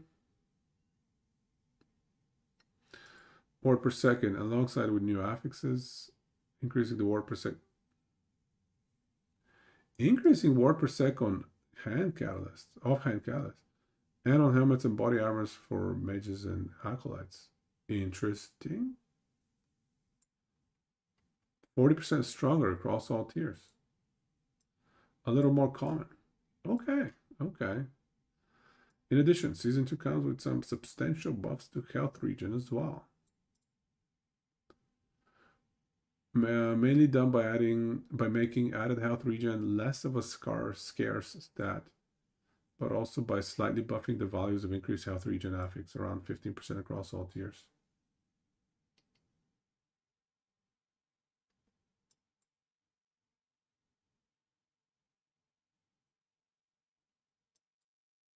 Okay, interesting. So we don't have just Leech as an option. Now we have health regen as a decent option as well. You know, this is probably a buff to that one ward build with the relic that converts health regen into ward regen. A minor buff to that.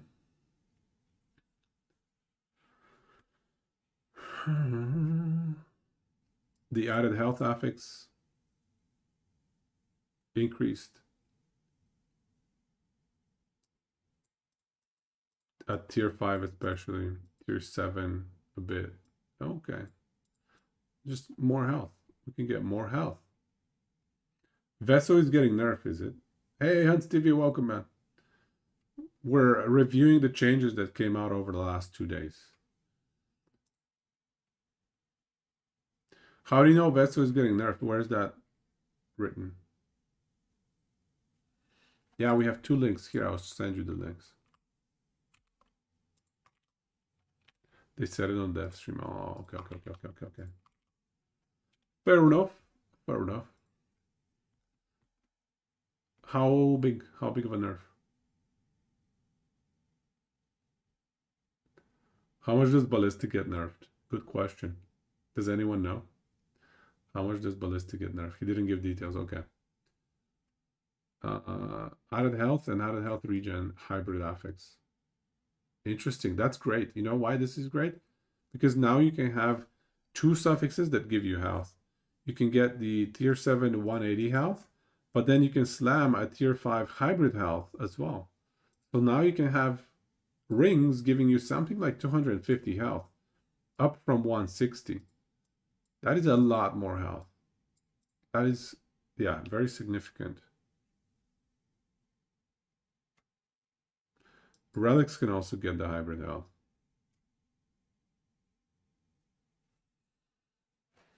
Increase health regen on chest. Will spawn on helmets. What? Wow. Okay, so you can get insane amounts of health regen now. Okay, so that's why they nerfed that one set piece, that one set bonus. The cold percent cold damage is a function of health regen. They nerfed that. Yeah, he insinuated that there's a health regen buff in the video. Okay. Extra potion slot and potion health.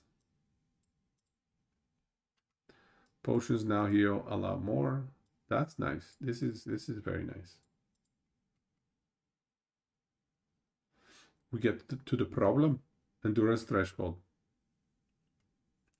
Moving to this endurance threshold suffix will only roll on belts.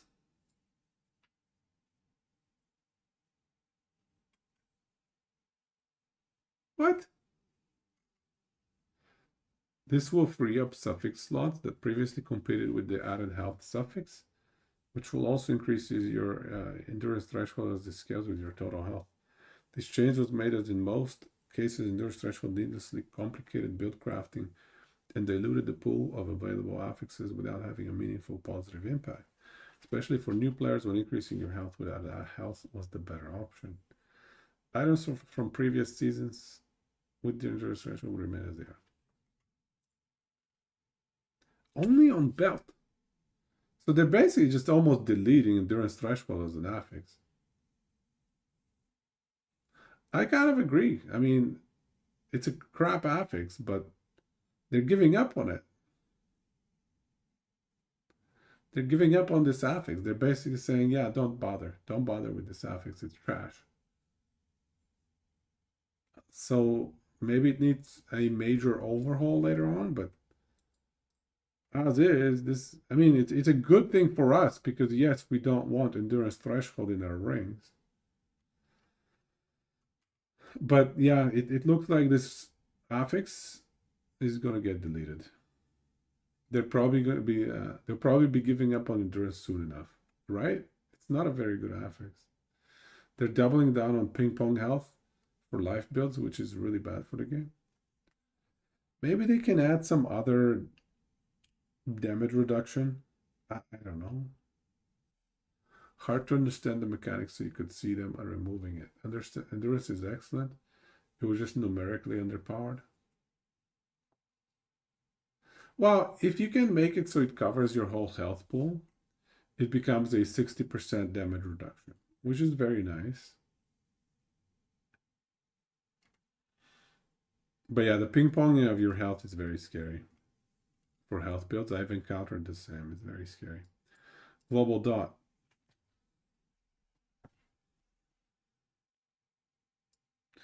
Damage over time is another area players have let us know that they'd like to see improved.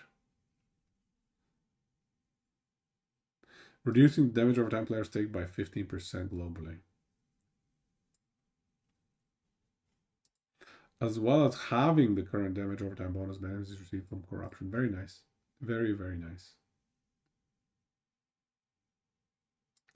Very nice. That is fantastic.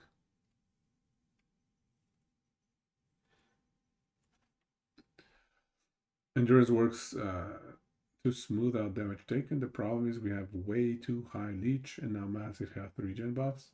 We need leech and regen nerfs, not buffs, and reduce damage taken. Yeah, I see what you're saying. I mean, at high enough corruption, your health is bound to ping pong. That's just how the game works.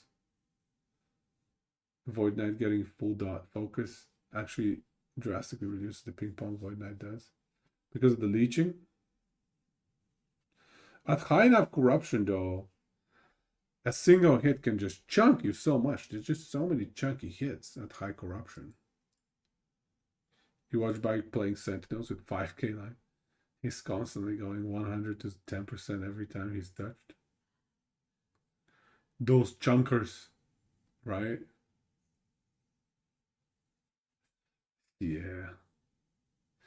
Yeah, I mean, the other thing is he's playing in melee, so he has to kind of be up close and personal. Let's check out what else they have here. Just like other major updates, Season 2 comes with lots of changes, different skills, with some skills near the ceiling are being brought down a notch, such as mana stacking, stack at the corpus. Surprise, surprise! Sacrifice with high minion counts. Okay, Falcon builds, especially Dive Bomb, Potion Ballista. These are two Falcon builds. Two Falcon builds getting smiked. This is a Lich build. And this is obviously a Sork build. Buffing weaker skills.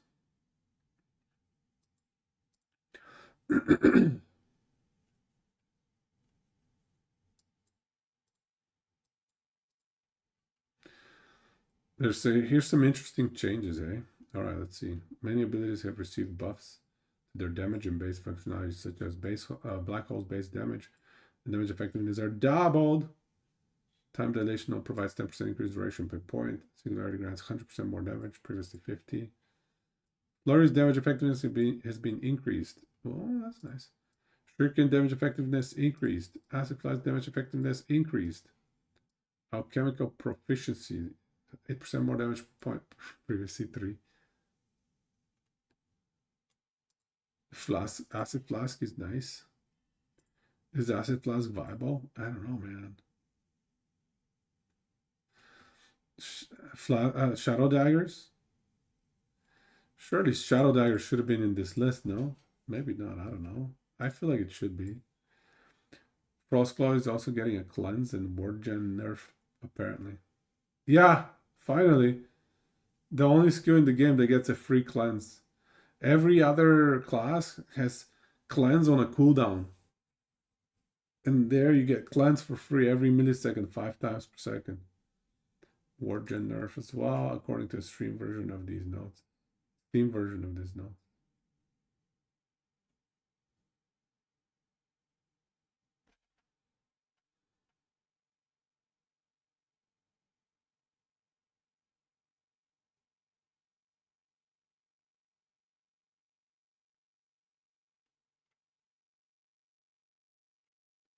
Foot of the Mountain. Foot of the Mountain was giving us what? Dodge converted to endurance? Potion Ballista? I mean, I just read Ballista, man. I think Ballista was the problem, no? ZDPS Ballista. Dodge to endurance threshold 1-1. That's what I thought, yeah. Nice. Foot of the Mountain, man. I want to use it in more builds. I feel like I haven't used it in enough builds. Foot of the Mountain. Ice Barrage damage inhibitor. Ice Barrage buff. Bright Lance node now grants 30% more hit damage. It was 50% before. A nailed shot now provides 35% chance to pierce from 20. Dude, Ice Barrage is so good. Ice Barrage is sounding exciting. Tornado damage effectiveness almost doubled. Maelstrom damage effectiveness slightly increased. Trade Shade no longer has the duration. Oh, the quality of life. Very nice. Ice Barrage still can't be used as the main attack. Why not? Which one's Ice Barrage again?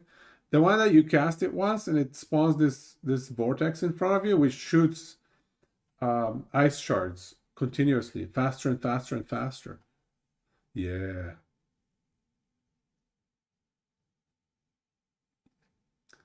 cooldown and aim doesn't move. I don't know. For Echo Clear, pretty decent. Like, you can mostly just click it and move and just let it kill stuff for you. It's pretty damn solid. And it just gives you passive DPS. For passive DPS, this is one of the best skills available for Mage. Maelstrom damage. Okay, Dread Shade no longer. This is a great quality of life, by the way. This is amazing. Point it behind you and run away while it kills stuff. Yeah, I mean, it's a main skill. I mean, it synergizes so well with other skills anyways. I would also want to pair it with another skills by default. So I think it's okay. Honestly, I like it, man. I really like Ice Barrage. I think it can be your primary skill most of the time. Obviously, once you hit like a tankier enemy, you probably need to have a secondary skill. But this is I think this is a really solid skill. You can now hold 3 black arrows from one. Oh my god, black arrow, best skill in the game. Allowing you to pick up a few of them instead of needing to consume it every time before you pick up another. OMG, still terrible. Don't say it. Don't burst everybody's bubble. Okay, black arrow, still terrible. Movement skills are able to shortcut through corners and short gaps more than before. Very nice. For example, skills like Fury Leap will normally allow you to traverse only 30 meters worth of walking, but that has been doubled. Jump bigger gaps. Warcride's Berserk buffs duration has been increased. Ooh, Berserk buff duration. We got a buff. This is a buff to our Earthquake Barbarian or Earthquake Beastmaster. It's not going to be the only change to Black Arrows. Black Arrows really feasible, you think? Hey man, I mean, I want to believe. But until I see it, I don't know. Puncture's Bleeding Fury stacks from Bloodthirst. We actually played this 3 days ago. On Sunday, we played Puncture Bleeding Fury stacks with Bloodthirst node. Now respect Puncture's conversions. If converted to poison or cold, Bleeding Fury stacks will grant... Oh, okay. That's whatever. Way back when people said the same about Sigil of Hope. Hey, Sigil of Hope was always kind of alright. Excuse me. Burning Dagger. A sub-skill available to some rogue skills, such as the upcoming Heartseeker, has received base damage and damage effectiveness increased to 30. Oh, wow. Oh, that's huge. Burning Dagger buff. Is Burning Dagger now viable? Huh. Because I guess the question is, do Burning Daggers benefit from more multipliers inside the skill? I think they do, right? Are these the full changes or not yet? Not yet. Patch notes, not ready. Patch notes are on Friday. Patch notes on Friday. Burning Dagger.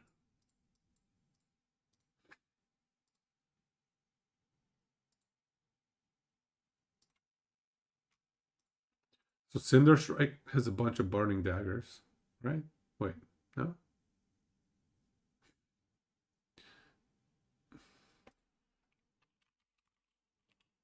Oh yeah, up here. Burning Dagger on use. More damage.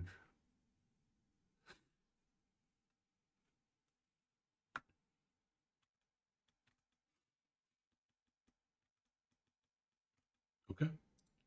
Yeah, there's a lot of Burning Dagger procs.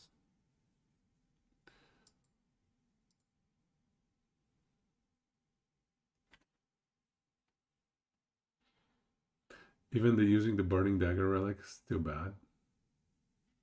Okay. True game begins on Monday. When we get the patch notes in LE tools. So you can start theory crafting. Yeah. Is that supposed to be Monday? Disintegrates laser focus. Okay, let's go to disintegrate. Laser focus. A laser focus. Oh, this is one of my favorite ones. What are they doing to it? Now we're going to 40%. Whoa, nice. Oh, that's nice.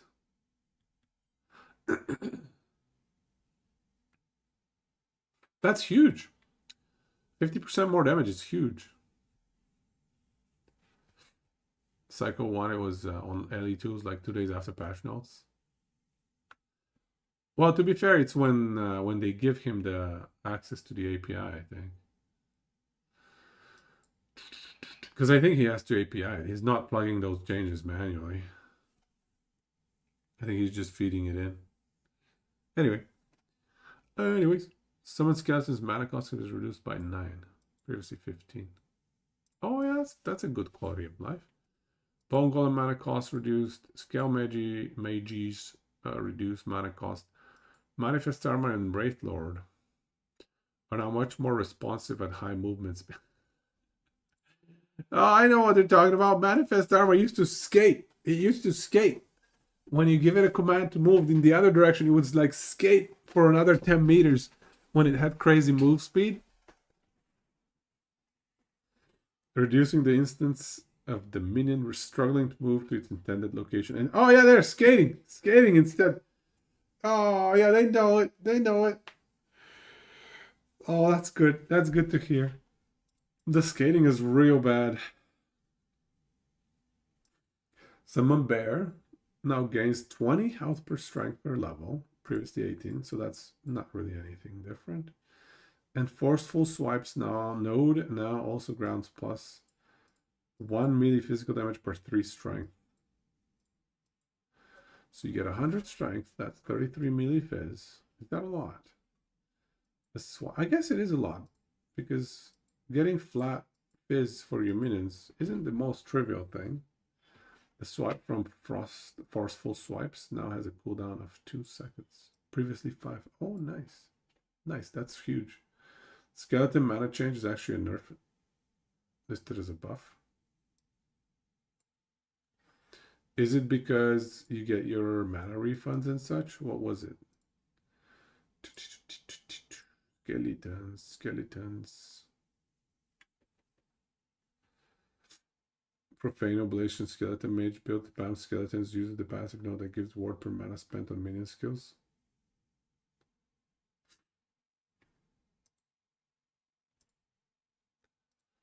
Profane Oblation. Which one was Profane Oblation? Profane Oblation. What was Profane Oblation, dude? Oh, in here. Cast Profane Oblation on your melee wraith. Oh, that's just sacrifice.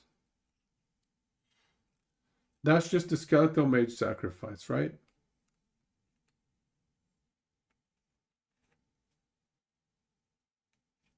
Yeah, that's just your sacrifice. That's what they renamed the sacrifice to. I hate how they keep renaming stuff.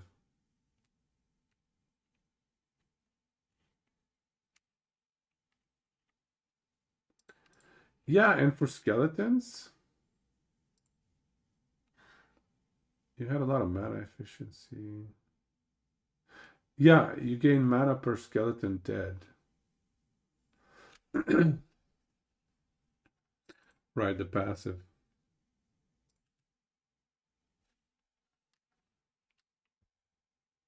Right, this one.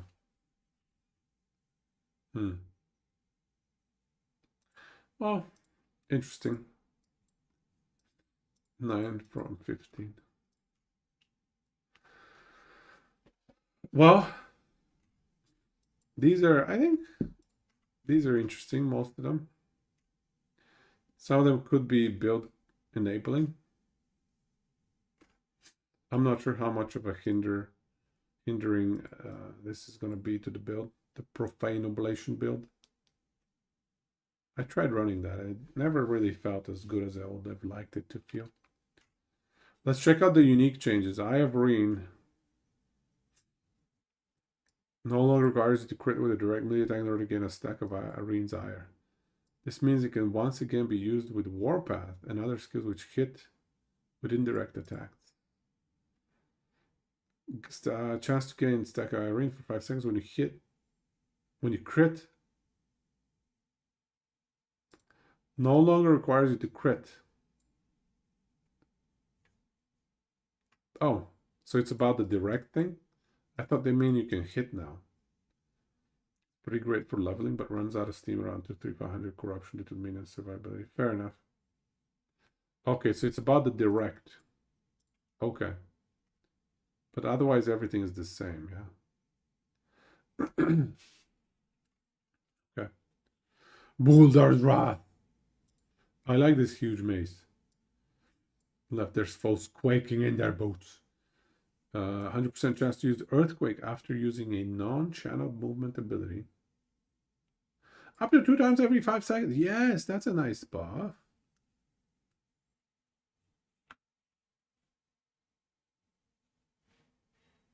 Misha was complaining to Mike about it.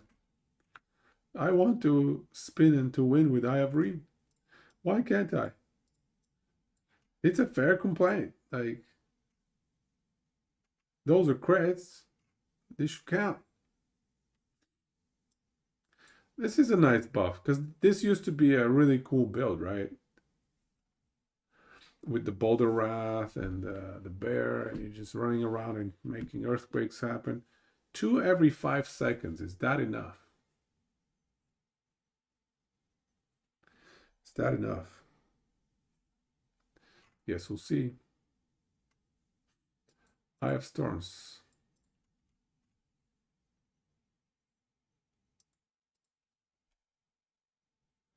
A lot more lightning damage per active Maelstrom. Yeah, 15 instead of 8.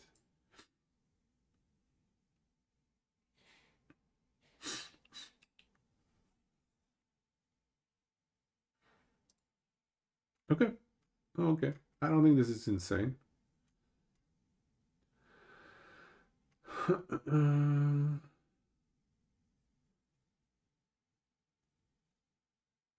Gain a storm stack.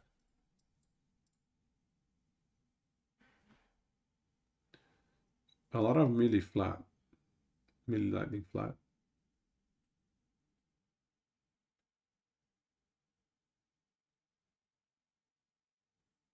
Is it going to be viable? I don't know.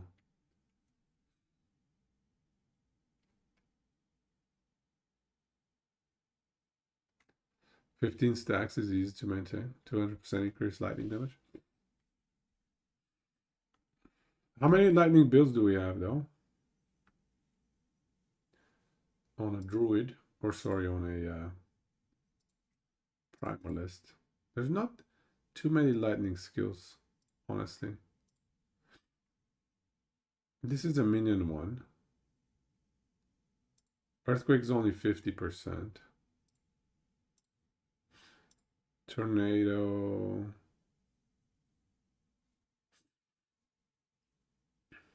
I don't think it converts to lightning.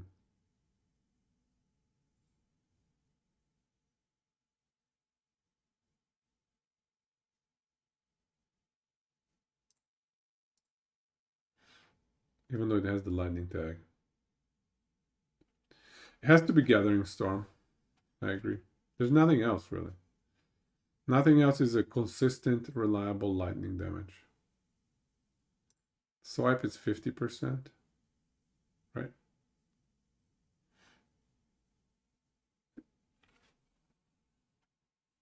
Oh, no, it's 100%, but once every 3 seconds.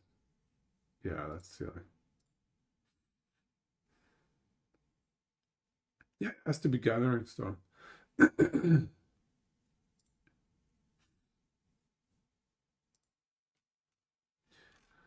Okay, new uniques.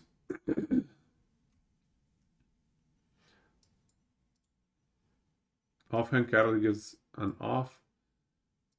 Summoning a historically accurate minion from the random area to join your party. Okay. Sure. A unique belt, unique spider silk sash. Poison cold rays, those are nice. The critical strike chance also applies to your potion uses.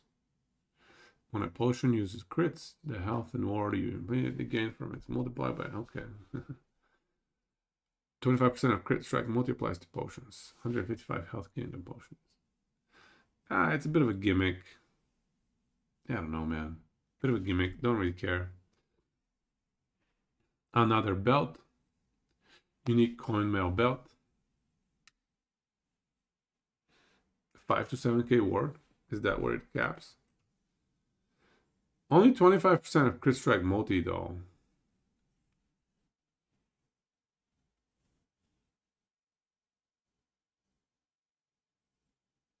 I don't know. You think it can hit up 5, 7k? There's Misha. Base potions got buffed. True. Base potions did get buffed. Can it really hit 5 to 7k ward?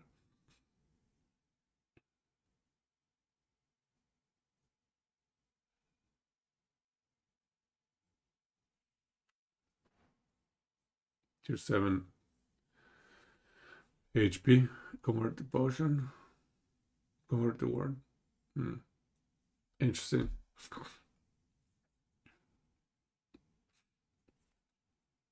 No, it cannot crit for 6k. Only 25% of your crit strike multiplier applies to potions. Like, only a quarter of it applies. Not all of your crit. Right? Am I reading this correctly? So, like, if you have 400% crit multi or incremental crit multi, that's just double potion.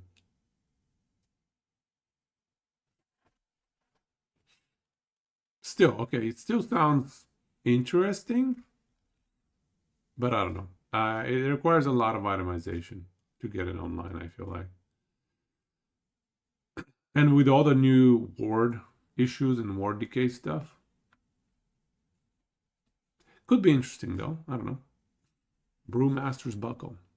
I mean, if there's a build that spams potions, maybe with like Ballista Potions. Oh wait, they nerfed Ballista Potions. Is there another build that spams potions? Ads. They nerfed Ballista Potions. Brewmaster's Buckle.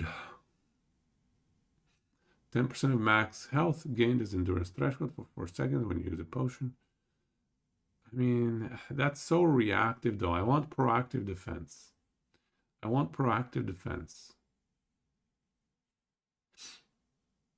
You're using it 1,000, 10,000? No, 100,000%. 10,000%. 7 potion slots. Yeah, I'm not the biggest fan of potion mechanics because in boss fights, they're not the most reliable. Because you can't easily regain your potions. You always forget to use potions. I mean, I guess they drop potions at every interval of health. But, I don't know.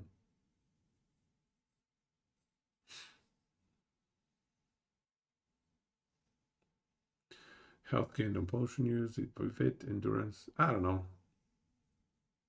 I guess it's okay. I guess the question is for these two, what is the effective level for LP as well? Level 40, level 52. You'd love a belt that auto uses potions when you hit a certain health threshold. Right? Yeah, I guess for VK, I can see what you mean. Yeah, for vid stacking, that's nice. Hands down, I agree. Your Shaman last league, you had like 1k endurance threshold. Nice. Now you can make your whole HP bar under endurance.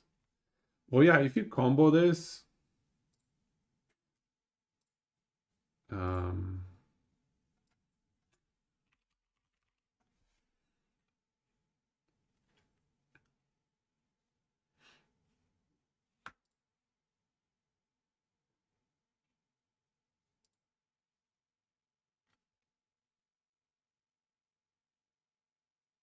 where did it go? Maybe I'm thinking of something on the Sentinel side. Yeah, it's only 4 seconds as well.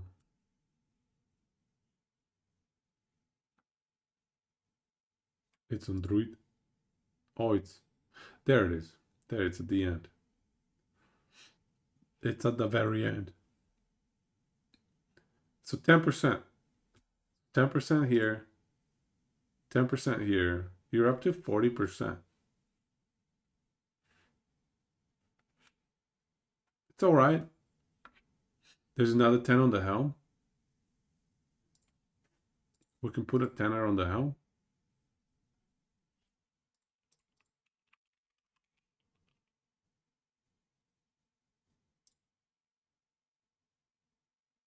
Is it the base? Let's check it. Oh, yeah, there you go. You're right. 10% max out. Okay, so you're 50. Okay, I mean, you can get it up to 40, 50. That's not bad. Stacking endurance threshold using tornadoes and maelstroms, you forgot.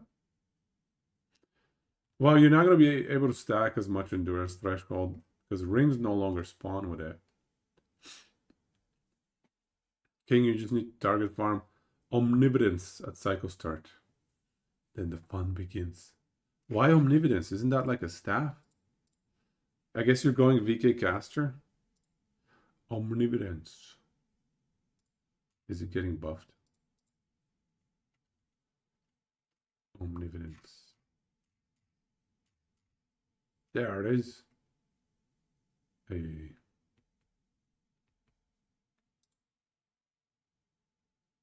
Didn't play for a long time. Yeah, me too, man. It's been like 8 months. It's been like 8 months, I think. ForgeGuard caster. Huh. Is that a thing? Snapshot, spring and summon with 200%, 200 plus attack, which will give you 3-4k dodge rating. Then use mountain finger on boots.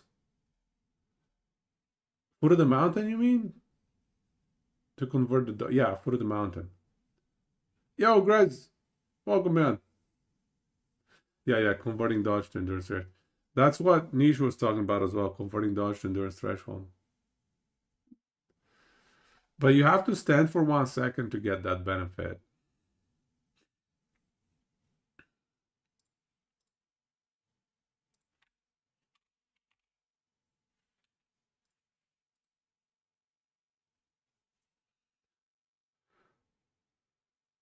Yeah. Yeah, we just finished. I think we just finished going through the 2 patch, or not even patch, but yeah, the 2 hype posts that have come out so far. Sentinel rework and Heartseeker. Endgame balance and itemization updates. We just finished them. Oh my god, it took us 4 hours. Still more video. Okay, tell me, what is the most important? Cocooned items. Let's check it. Complete patch notes on Friday. And we're going to stream on Friday. We're going to check out all the patch. Oh my god, it's going to be brutal. It's going to be so much patch notes. Have I decided what you guys are starting? I'm honestly leaning more and more towards Heartseeker as well.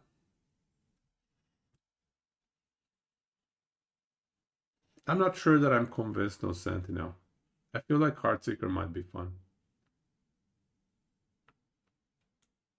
Imager link on the Woven. Yeah, send it over. Send it over, Mish. Thank you. Arleezy starting Sentinel. Grez, what are you starting?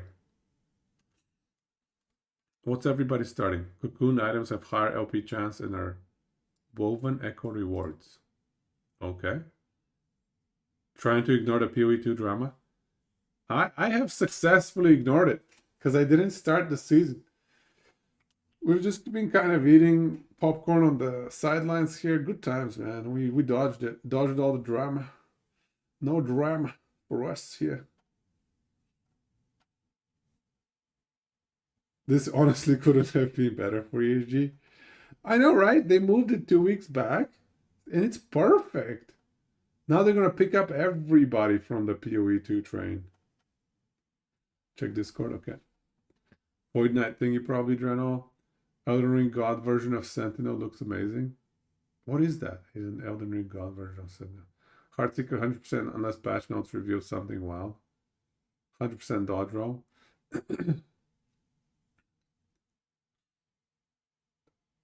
Your mana guide got nerfed. Nerfed. There it goes. Sentinel Forge Guard. Oh my god. Forge Guard is getting a lot of love.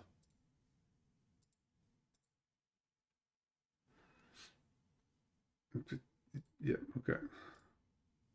Okay, so I saw that screenshot.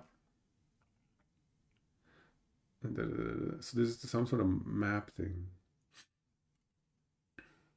We saw that one. Saw that one. I think we saw a lot of those. Oh, okay, so here we go. Spiderling packs. Did I play Elden Ring? I think I played it for 30 minutes. I got bored.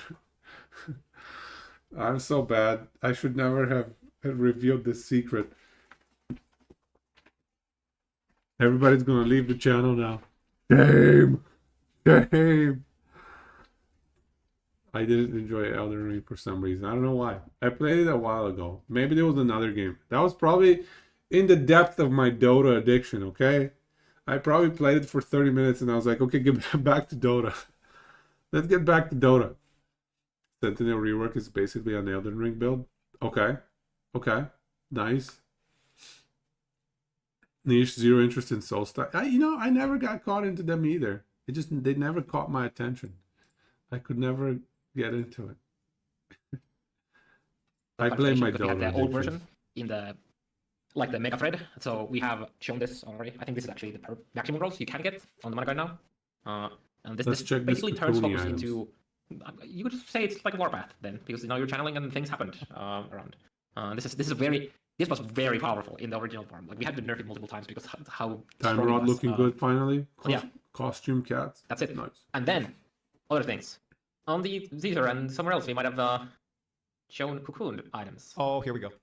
Yeah, so cocooned uniques. Ring. I believe the only way to obtain these is just echo objective.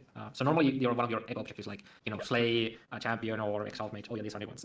And then boss or complete beacon and stuff like that. So one of the new objectives is to slay enemies until you find these cocooned uniques. And so when you try to put this on, maybe I should give Elden Ring a reveals, chance, another chance one unique. day. And we're getting really lucky with just everything having LP. It looks like. How is he opening them? Just right do click. have a slightly increased chance to roll LP.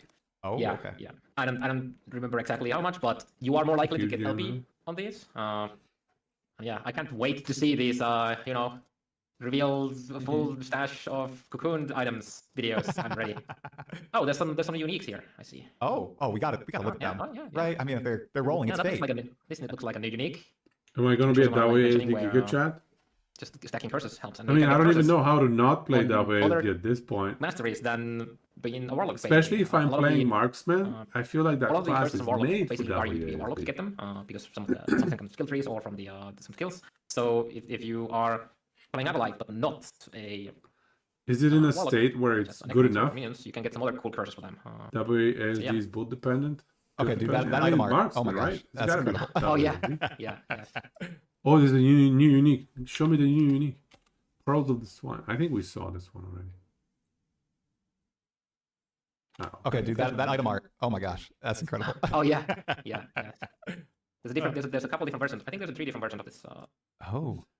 That item would have been amazing. Yeah, it has to be extremely specific build. Cool. I think that you're running. We might have mentioned something about. Void Knight is going to feel really fun. Oh yeah, really good. I go for it. You need some time to prepare. Everything is cool. No, I can just oh wow, here we go. Okay. Yeah, I can just open it. So yeah, we have a lot of cool customization, and it might look like a small tree at first, but most of these nodes have multiple points you can put in them, so you can builds with a lot of button presses. Oh, I think he did. Oh, you guys didn't shut him down, did you? Did you cut him off? We pulled the plug on him. We talked to HR. We're like, pull the plug. He showed too much. Oh, see, He was unveiling everything. I believe there's like. Here he is. Yep. Oh, he's back. And since we are talking about itemization, Carve, can you hear us? You're back, Carve. yes, I can hear you. Oh, Okay, cool. you're Biggest away problem for with about POG, any 20, combo 30 builds? seconds there. Oh, he didn't. You without- ended at yeah. like, it looks like it's a small skill, small tree, Okay, yeah, multiple yeah. points. Yes. Most of these points you Kept can put pressing multiple points in W. them to get a higher benefit of what the node provides. Like for example, you have some loot lizard spawn rates. Yeah, I guess if you have to become stretch your caches, fingers you can get around some and more, trying to fit lizard and trying to tails hit all the and different guaranteed unique keys, item all the whenever you- different skills. Unburden loot lizards since we don't. Loot lizards in your echoes always drop a unique item, and they have double the chance to drop their tail.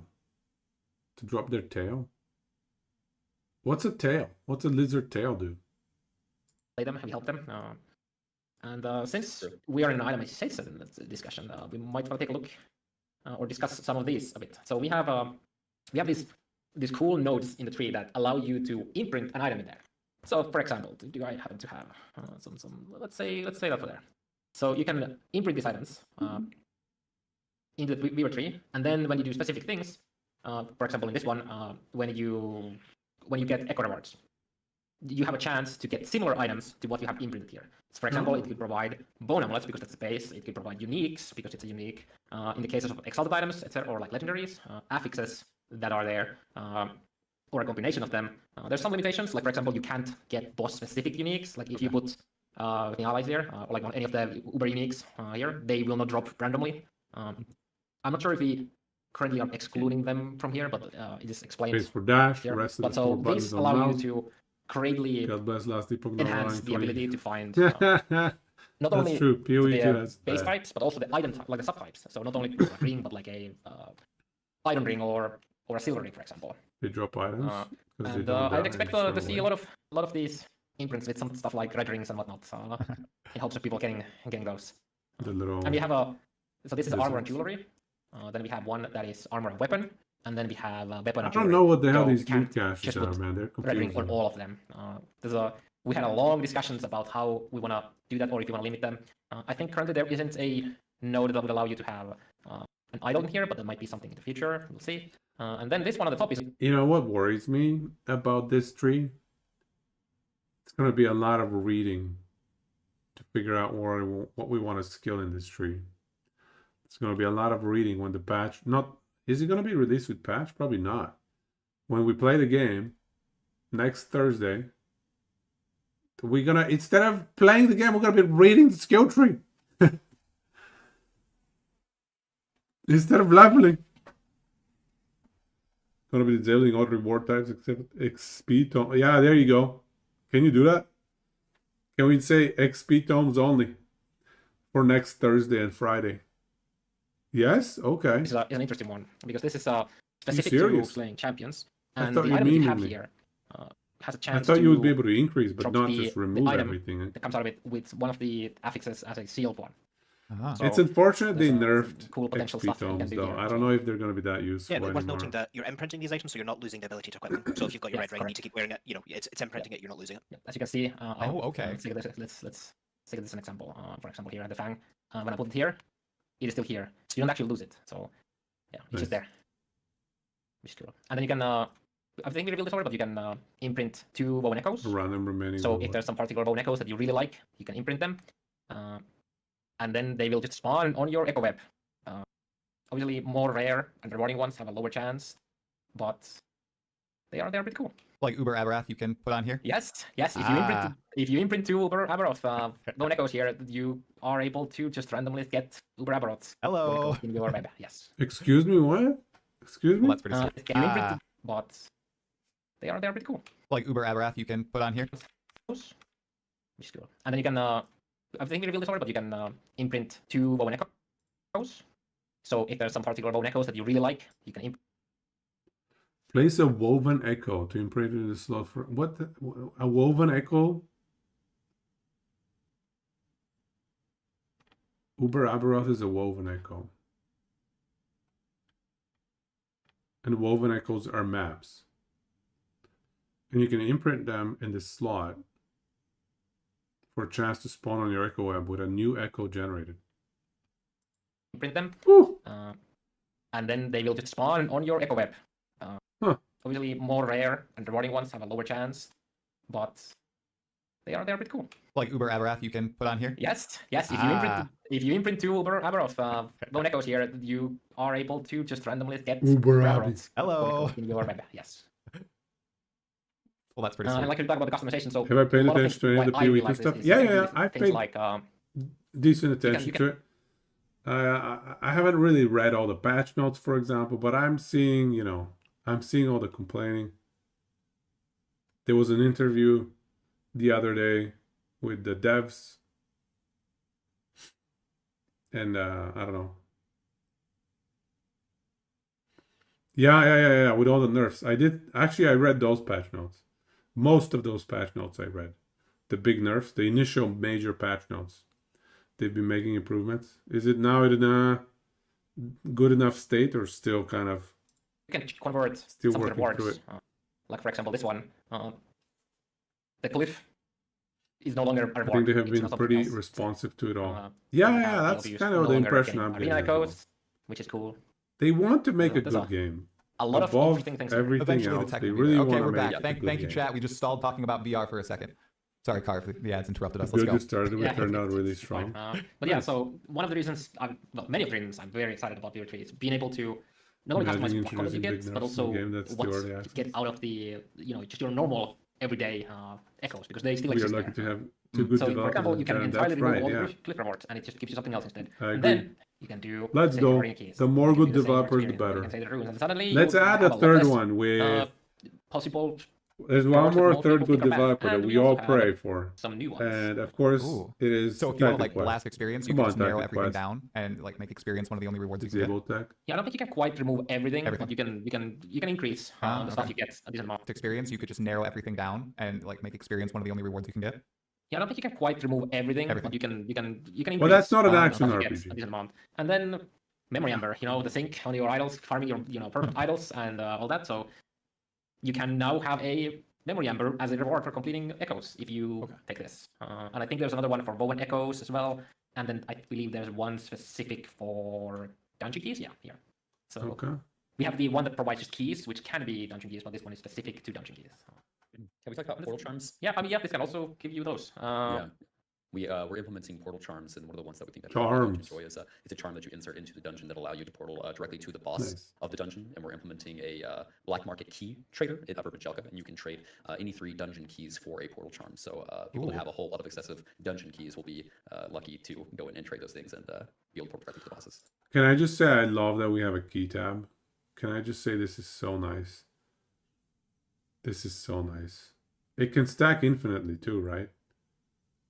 That's one thing I hate about PoE 2 and PoE 1 is literally everything has a stack cap. You cannot have more than, I don't know, 30 of this thing in a stack. And it's not in your stash. That is so good. You don't have to go back to your stash to pick up your stupid key to enter the stupid instance. That is so good. This is such a good quality of life. Thank you, EHG. This is such a good quality of life. Unbelievable. And we have lots of room so for many more keys for future updates. Yeah. That's sweet. Infinite boss gauntlet. Just go in and blast the boss. People love that. Yeah. There's a lot of notes we could go over, but I'm not sure if we have time or want to do that. Is there any notes we should take a look at? Did we just Anything, kill guys? Nemesis notes? Did we kill Nemesis notes, Carve? I think they are. Yeah. The here. Nemi node. So yeah, we got. Oh, I like that we have highlight the, function. I just got to shout you guys out. That's very clear. Yeah. So obviously, just get more nemesis. You want? Talkative try. A PoE player. Oh, I like that highlight function. That's very clear. And we all know, all those of us that have played PoE 2, the highlight function there is a bit meh. Jit comes from a UI background. Yeah, he said that he comes from a UI background somewhere earlier here, yeah. When they talked about the fonts. Nemesis. You can Maybe get more why they nemesis. There's, focus so I think, much on 2 quality of woman life. echoes. Yep. That have Yep. something to do with nemesis. I think one Possible. that allows you, lets you farm them a I bit more as do well. appreciate it. Oh. Yeah, Nemesis escapes through a portal after being empowered. You get some. This is specific to the Nemesis weapon types, like weapon bases. That After being empowered, it drops exalted weapons that can be upgraded if you kill a Harpy. What a nemesis? What when a nemesis skips through a portal after being empowered? When you kill a harbinger, it upgrades. So this was something that was quite hard to farm previously. Because the only way to get the nemesis specific weapons was by just getting them from nemesis. So you had to banish them a lot to hopefully get the correct base. And then on top of that, you really needed to get lucky to get the good stuff on them as well. So this is going to help you farm nemesis bases if your build wants to use those. There's one scepter especially, which is really strong, the base crit scepter. Oh, the nemesis bases. You can put them into your Tomb Cemeteries as well. The nemesis that is. If you put 3 points here, it's guaranteed that the Tomb I know what you mean now. Those exalted bases that nobody cared about. Possessed. I don't think anybody ever used One of my a favorite single one of those in their build Nemesis Tower, where you're climbing the tower as the and you have best in back-to-back slot nemesis. item. Probably People are partially really because it enjoy that was one too because you hard get to you'll acquire. see the evolution of the items very rapidly. My favorite by far. It's just the Abyssal Trap where Shade is just Ooh. A random shade of Orbis can sometimes ambush you in your echoes. Scales off of distance. into your echo and wants to have a chat. That's cool. Scepter with spell crit. Yeah, as I yeah, mentioned but it's earlier on, hard to like, get them. One of the Fair reasons enough, we added but this yeah. with this is to There are make sure some that we're viable adding ones. new seasonal mechanics One or two, that maybe. we've got a method they are ready to modify and interact with that.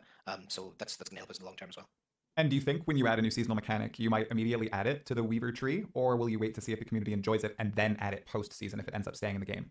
Yeah, I think at the moment, anything we're adding seasonally is added to the base game. I don't think we're at a point where we wouldn't add a system like Nemesis and then take it away because it's too valuable. The game needs more of those random encounters. At a certain point, that would be the case. Tried but we're probably a wee bit far out from doing that at the moment. Nice. The best thing they Now there's acknowledge also is Shade, that another a thing 1 LP I want item to is really mention somehow is, and this worse is than a really, 0 LP really item. relevant for Yep. items. So farming Yep. items from Shade. When we added Very true. or when we buffed the corruption catch-up. So if you have a one timeline at a very high corruption, But and then they've you want to farm changed that. Shade, They have lower managed corruption, to just change faster it. or whatever, safer. What ended up happening is your timeline went up in corruption because you built Shade through the corruption catch-up. And then what you had to do is you had to do the echo in the middle at the start to lower the corruption. Now the only again. issue is going to And- be we are incentivized to keep a lot more uniques. Like, what am I going to do? I have to keep every single unique because there's a chance it could become a unique with more LP. I have to keep everything. Every single unique that drops ever. I need more tabs. Good thing they're not charging us the real dollars for their tabs. Oh my god. I didn't think about that. But yeah, we have to keep, especially rings and amulets, because they take so little space.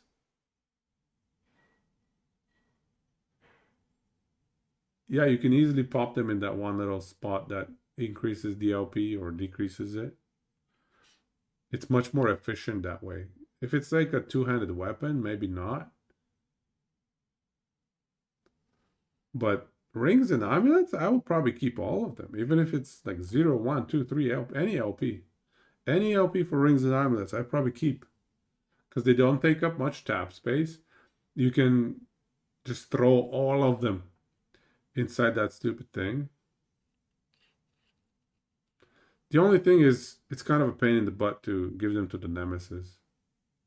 So maybe you still have to be a little bit more targeted.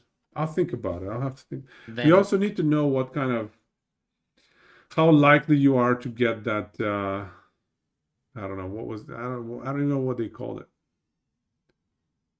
Whatever that location was, how hard it is to get to it. We'll farm another Shade. How And then that's just a really frequently we tedious, could run annoying that. little thing that we totally missed on that because we wanted to buff the The corruption search catch-up. function is so good. And there were you people who just wanted to dump farm it Shade into at a the very stack specific without lower floating corruption than lastly. their highest is. So now if you take this I node, can't do that. you can You know we have farm Shade affinities that now, specific right? corruption and Charlotte, doesn't we have increase affinities. the corruption You anymore can with set up the your catch-up. affinities so the right Shade things go farmers to who the wanna do right very stash specific tab. Corruption, here's a note for you. I gotta check the Player agency, affinities gotta love it.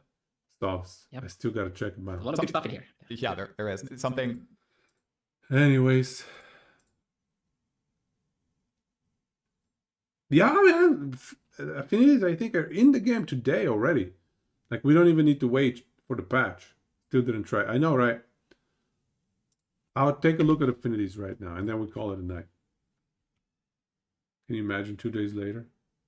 We cook. Patch notes in 2 days.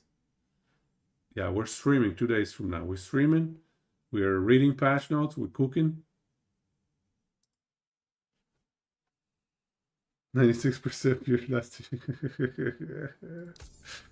That's right.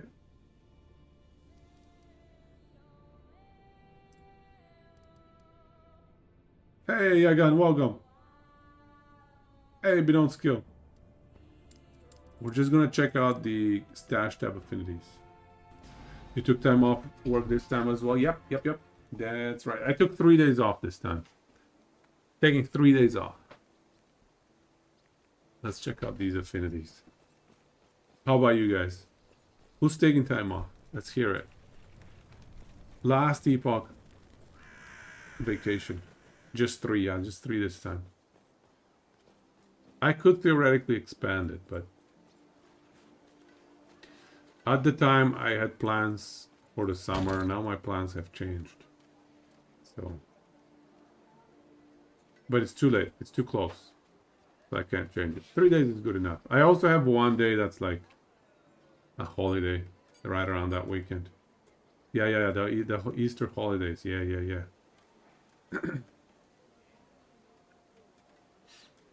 Misha until Monday. Nice.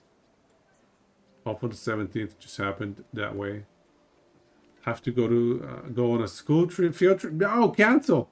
Cancel the school field trip. I'm not going anywhere for holidays, honestly. I had plans, but changed plans. I was gonna go to Bulgaria this year, but changed plans. I think we might not end up going. Come to Greece, and you go to Canada. It's a good plan. I mean, Greece is a nice place to visit, man. But yeah. So now I have a lot of vacation days open to me because I no longer need to be going anywhere as I had previously planned. So where's these affinities? Configure tab? Configure tab.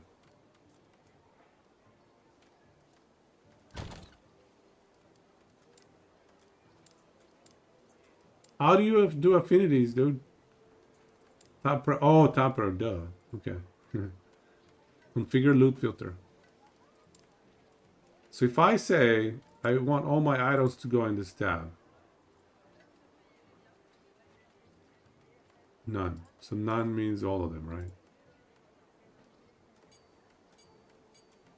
So it has a rarity, it has class requirement.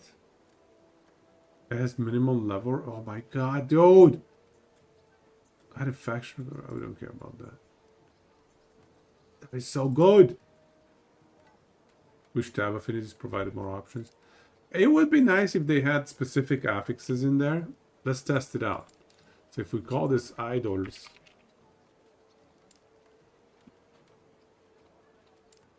And then we go to this tab and we go boom.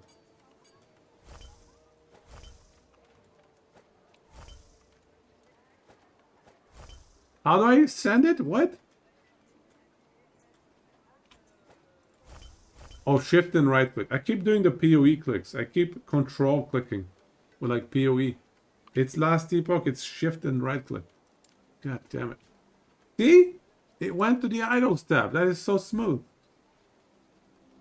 10 times better than the PoE one. Right? Also going to take 10 times more time to set up. Wow.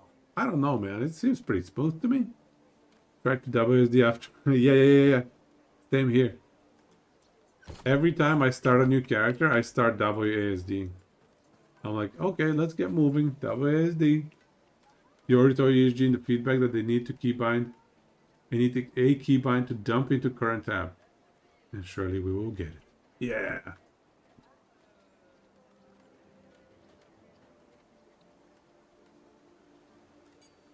No, this is nice, man. I like what they've done here.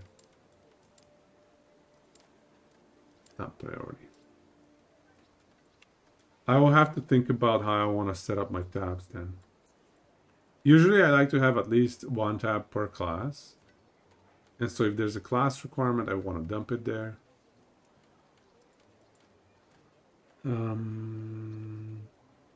Exalted items of every type. Like, yeah, usually I have a one-handed axe exalts, one-handed mace exalts, scepter exalts. Yeah, I probably will have that. When it sorts, does it sort by item type? Does it bring the same item types together? Does it? Maybe it does. You can do body armor, champion regalia. Items you can break down into base types too. Nice. Nice. Zero cooldown Boulder Wrath. How do you get a zero cooldown Boulder Wrath? You want ESG to change that? Yes, please. I agree. That would be nice though. Zero cooldown Boulder. Per item type, per class. You have PTSD doing your loot filter for 2 hours. Double checking everything, see if you missed it. Yeah. Especially after the patch. After the patch, when they add a bunch of affixes, and you gotta make sure, do all my idle filters have the right affixes in them? Do all my chest filters have the right affixes? Oh my god, it's so annoying. It's so annoying. Yeah, yeah, that's what Sobs was talking about too. Hotkey to send, ignoring affixes.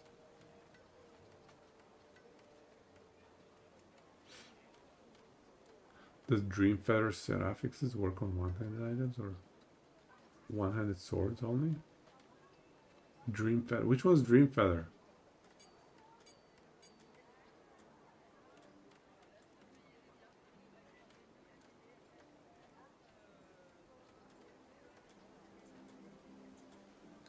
Beyond skill, you need a PhD to learn all the new mechanics. Honestly, they're not as bad as PoE. The PoE mechanics I find to be a lot more time-consuming to catch up to. Dream Feather is PoE. The armor sword.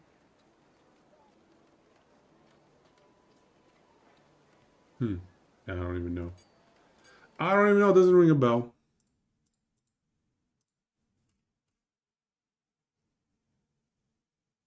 There was another patch on PoE. Wow. They're churning out patches like crazy. Well done, PoE. Good for them. Good for them. Mike quit after 8 hours. 8 hours of after having 300 hours played in practice to make it to level 28 and still have no damage. Is atrocious. The entire campaign needs to be 8 hours max. I kind of don't like extended campaigns either, to be honest with you. Going to bed and hitting maps the next day, 24 hours average to level is insane. Yeah, I hear you. Campaign is fun, but when you play it 10 times, it starts getting a little bit less fun, you know? Dreamthorn. Oh, the two-hander. Dreamthorn. Okay. What type of affixes you can put on idols? Well, there's a bunch of brand new affixes for idols that you can, I don't know, craft into them or something. Just killed Dory. Which one's Dory? Oh, the Act 6 boss. Drenal. Act 6 boss? Played one day, 24 hours. Oh my god. That is rough, man. To be fair, that's probably how long it took me when I was playing hardcore SSF. Probably longer than that, actually. Probably more than 24 hours. Good job, though. I mean, it's an accomplishment. Sounds like it's a nightmare of a patch, so it's still an accomplishment. Especially if you're not running a cheese build. One of the top tier cheese builds.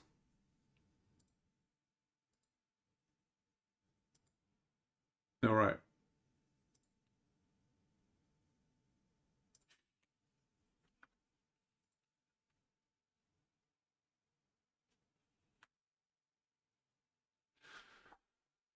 Should we call it a night? Look, Frosty LaRue is streaming. Should we raid Frosty LaRue? He says, done with PoE 2. Last epoch time. He has retired from PoE 2 as well. Goal is kill Uber Aberoth first hour of patch. What kind of hack build are you using? That's hacks. That's pure hacks. / teleport. IDDQD. Who here knows what IDDQD is? How many OGs do we have in the room? IDDQD. What is IDDQD? Come on. Tell me. Can anybody tell me? Sauce! True OG. IDDQD. IDS POPD. IDKFA. IDKFA. Those are the only two I used. IDQD and IDKFA, I think it was. How do I even remember these things, dude? I feel embarrassed. Yeah. It's immortality. It's damage immunity in Doom. KFA is ammo, that's right. It's all the weapons too. I think all the weapons as well. This is why my memory is bad. It's because it's taken up with like random crap like that. 30 years ago, I played Doom, and these are the cheat codes that I used. ID no clip, meaning ammo is infinite. Is that what you mean? Because IDKFA is all the weapons, right? If I remember correctly. No clipping. Oh, okay. Wall hacks. I didn't know what that means. No clipping. Since when does no clipping means wall hacks? Damn. Age reveals. I know, right? I'm a geezer. 30 years ago. Since 30 years ago. That's one code I didn't know. I didn't know that one. It's too long for me. I was too young to remember such a long string. Impossible.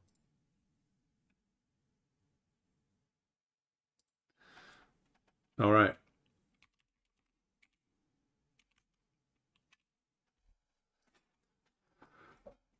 Canadian IQ. Anyone played Gauntlet Legends on Nintendo 64?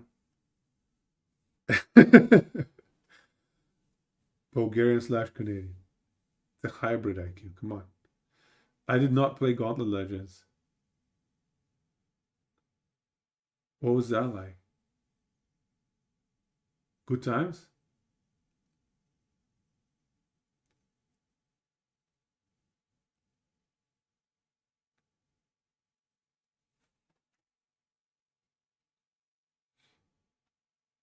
All right. You guys ready to raid Frosty LaRue? We have a last Epoch fan. Enjoy her. Let's go. Let's do this. It looks like, yeah, everybody's talking about PoE in there. Well, you know, I think it's all good. PoE 2 hitting a bit of a bump is good for last Epoch, and it's good for PoE 2 as well, because after that bump, those guys are going to take it seriously. Those guys are going to just come in with the next patch next season. It's going to be better than ever. I'm optimistic, man. It's all good. It's going to work out for the best of it. It's going to work out in our best interest, because we're playing last Epoch. Going to get all these PoE 2 refugees. It's going to be nice. All right. Thank you, everybody. Much love. I'll see you on Friday. We're going to do patch notes read on Friday. So I'll see you all there. Thank you so much. Have a good night. Go ci so. Sama reszta.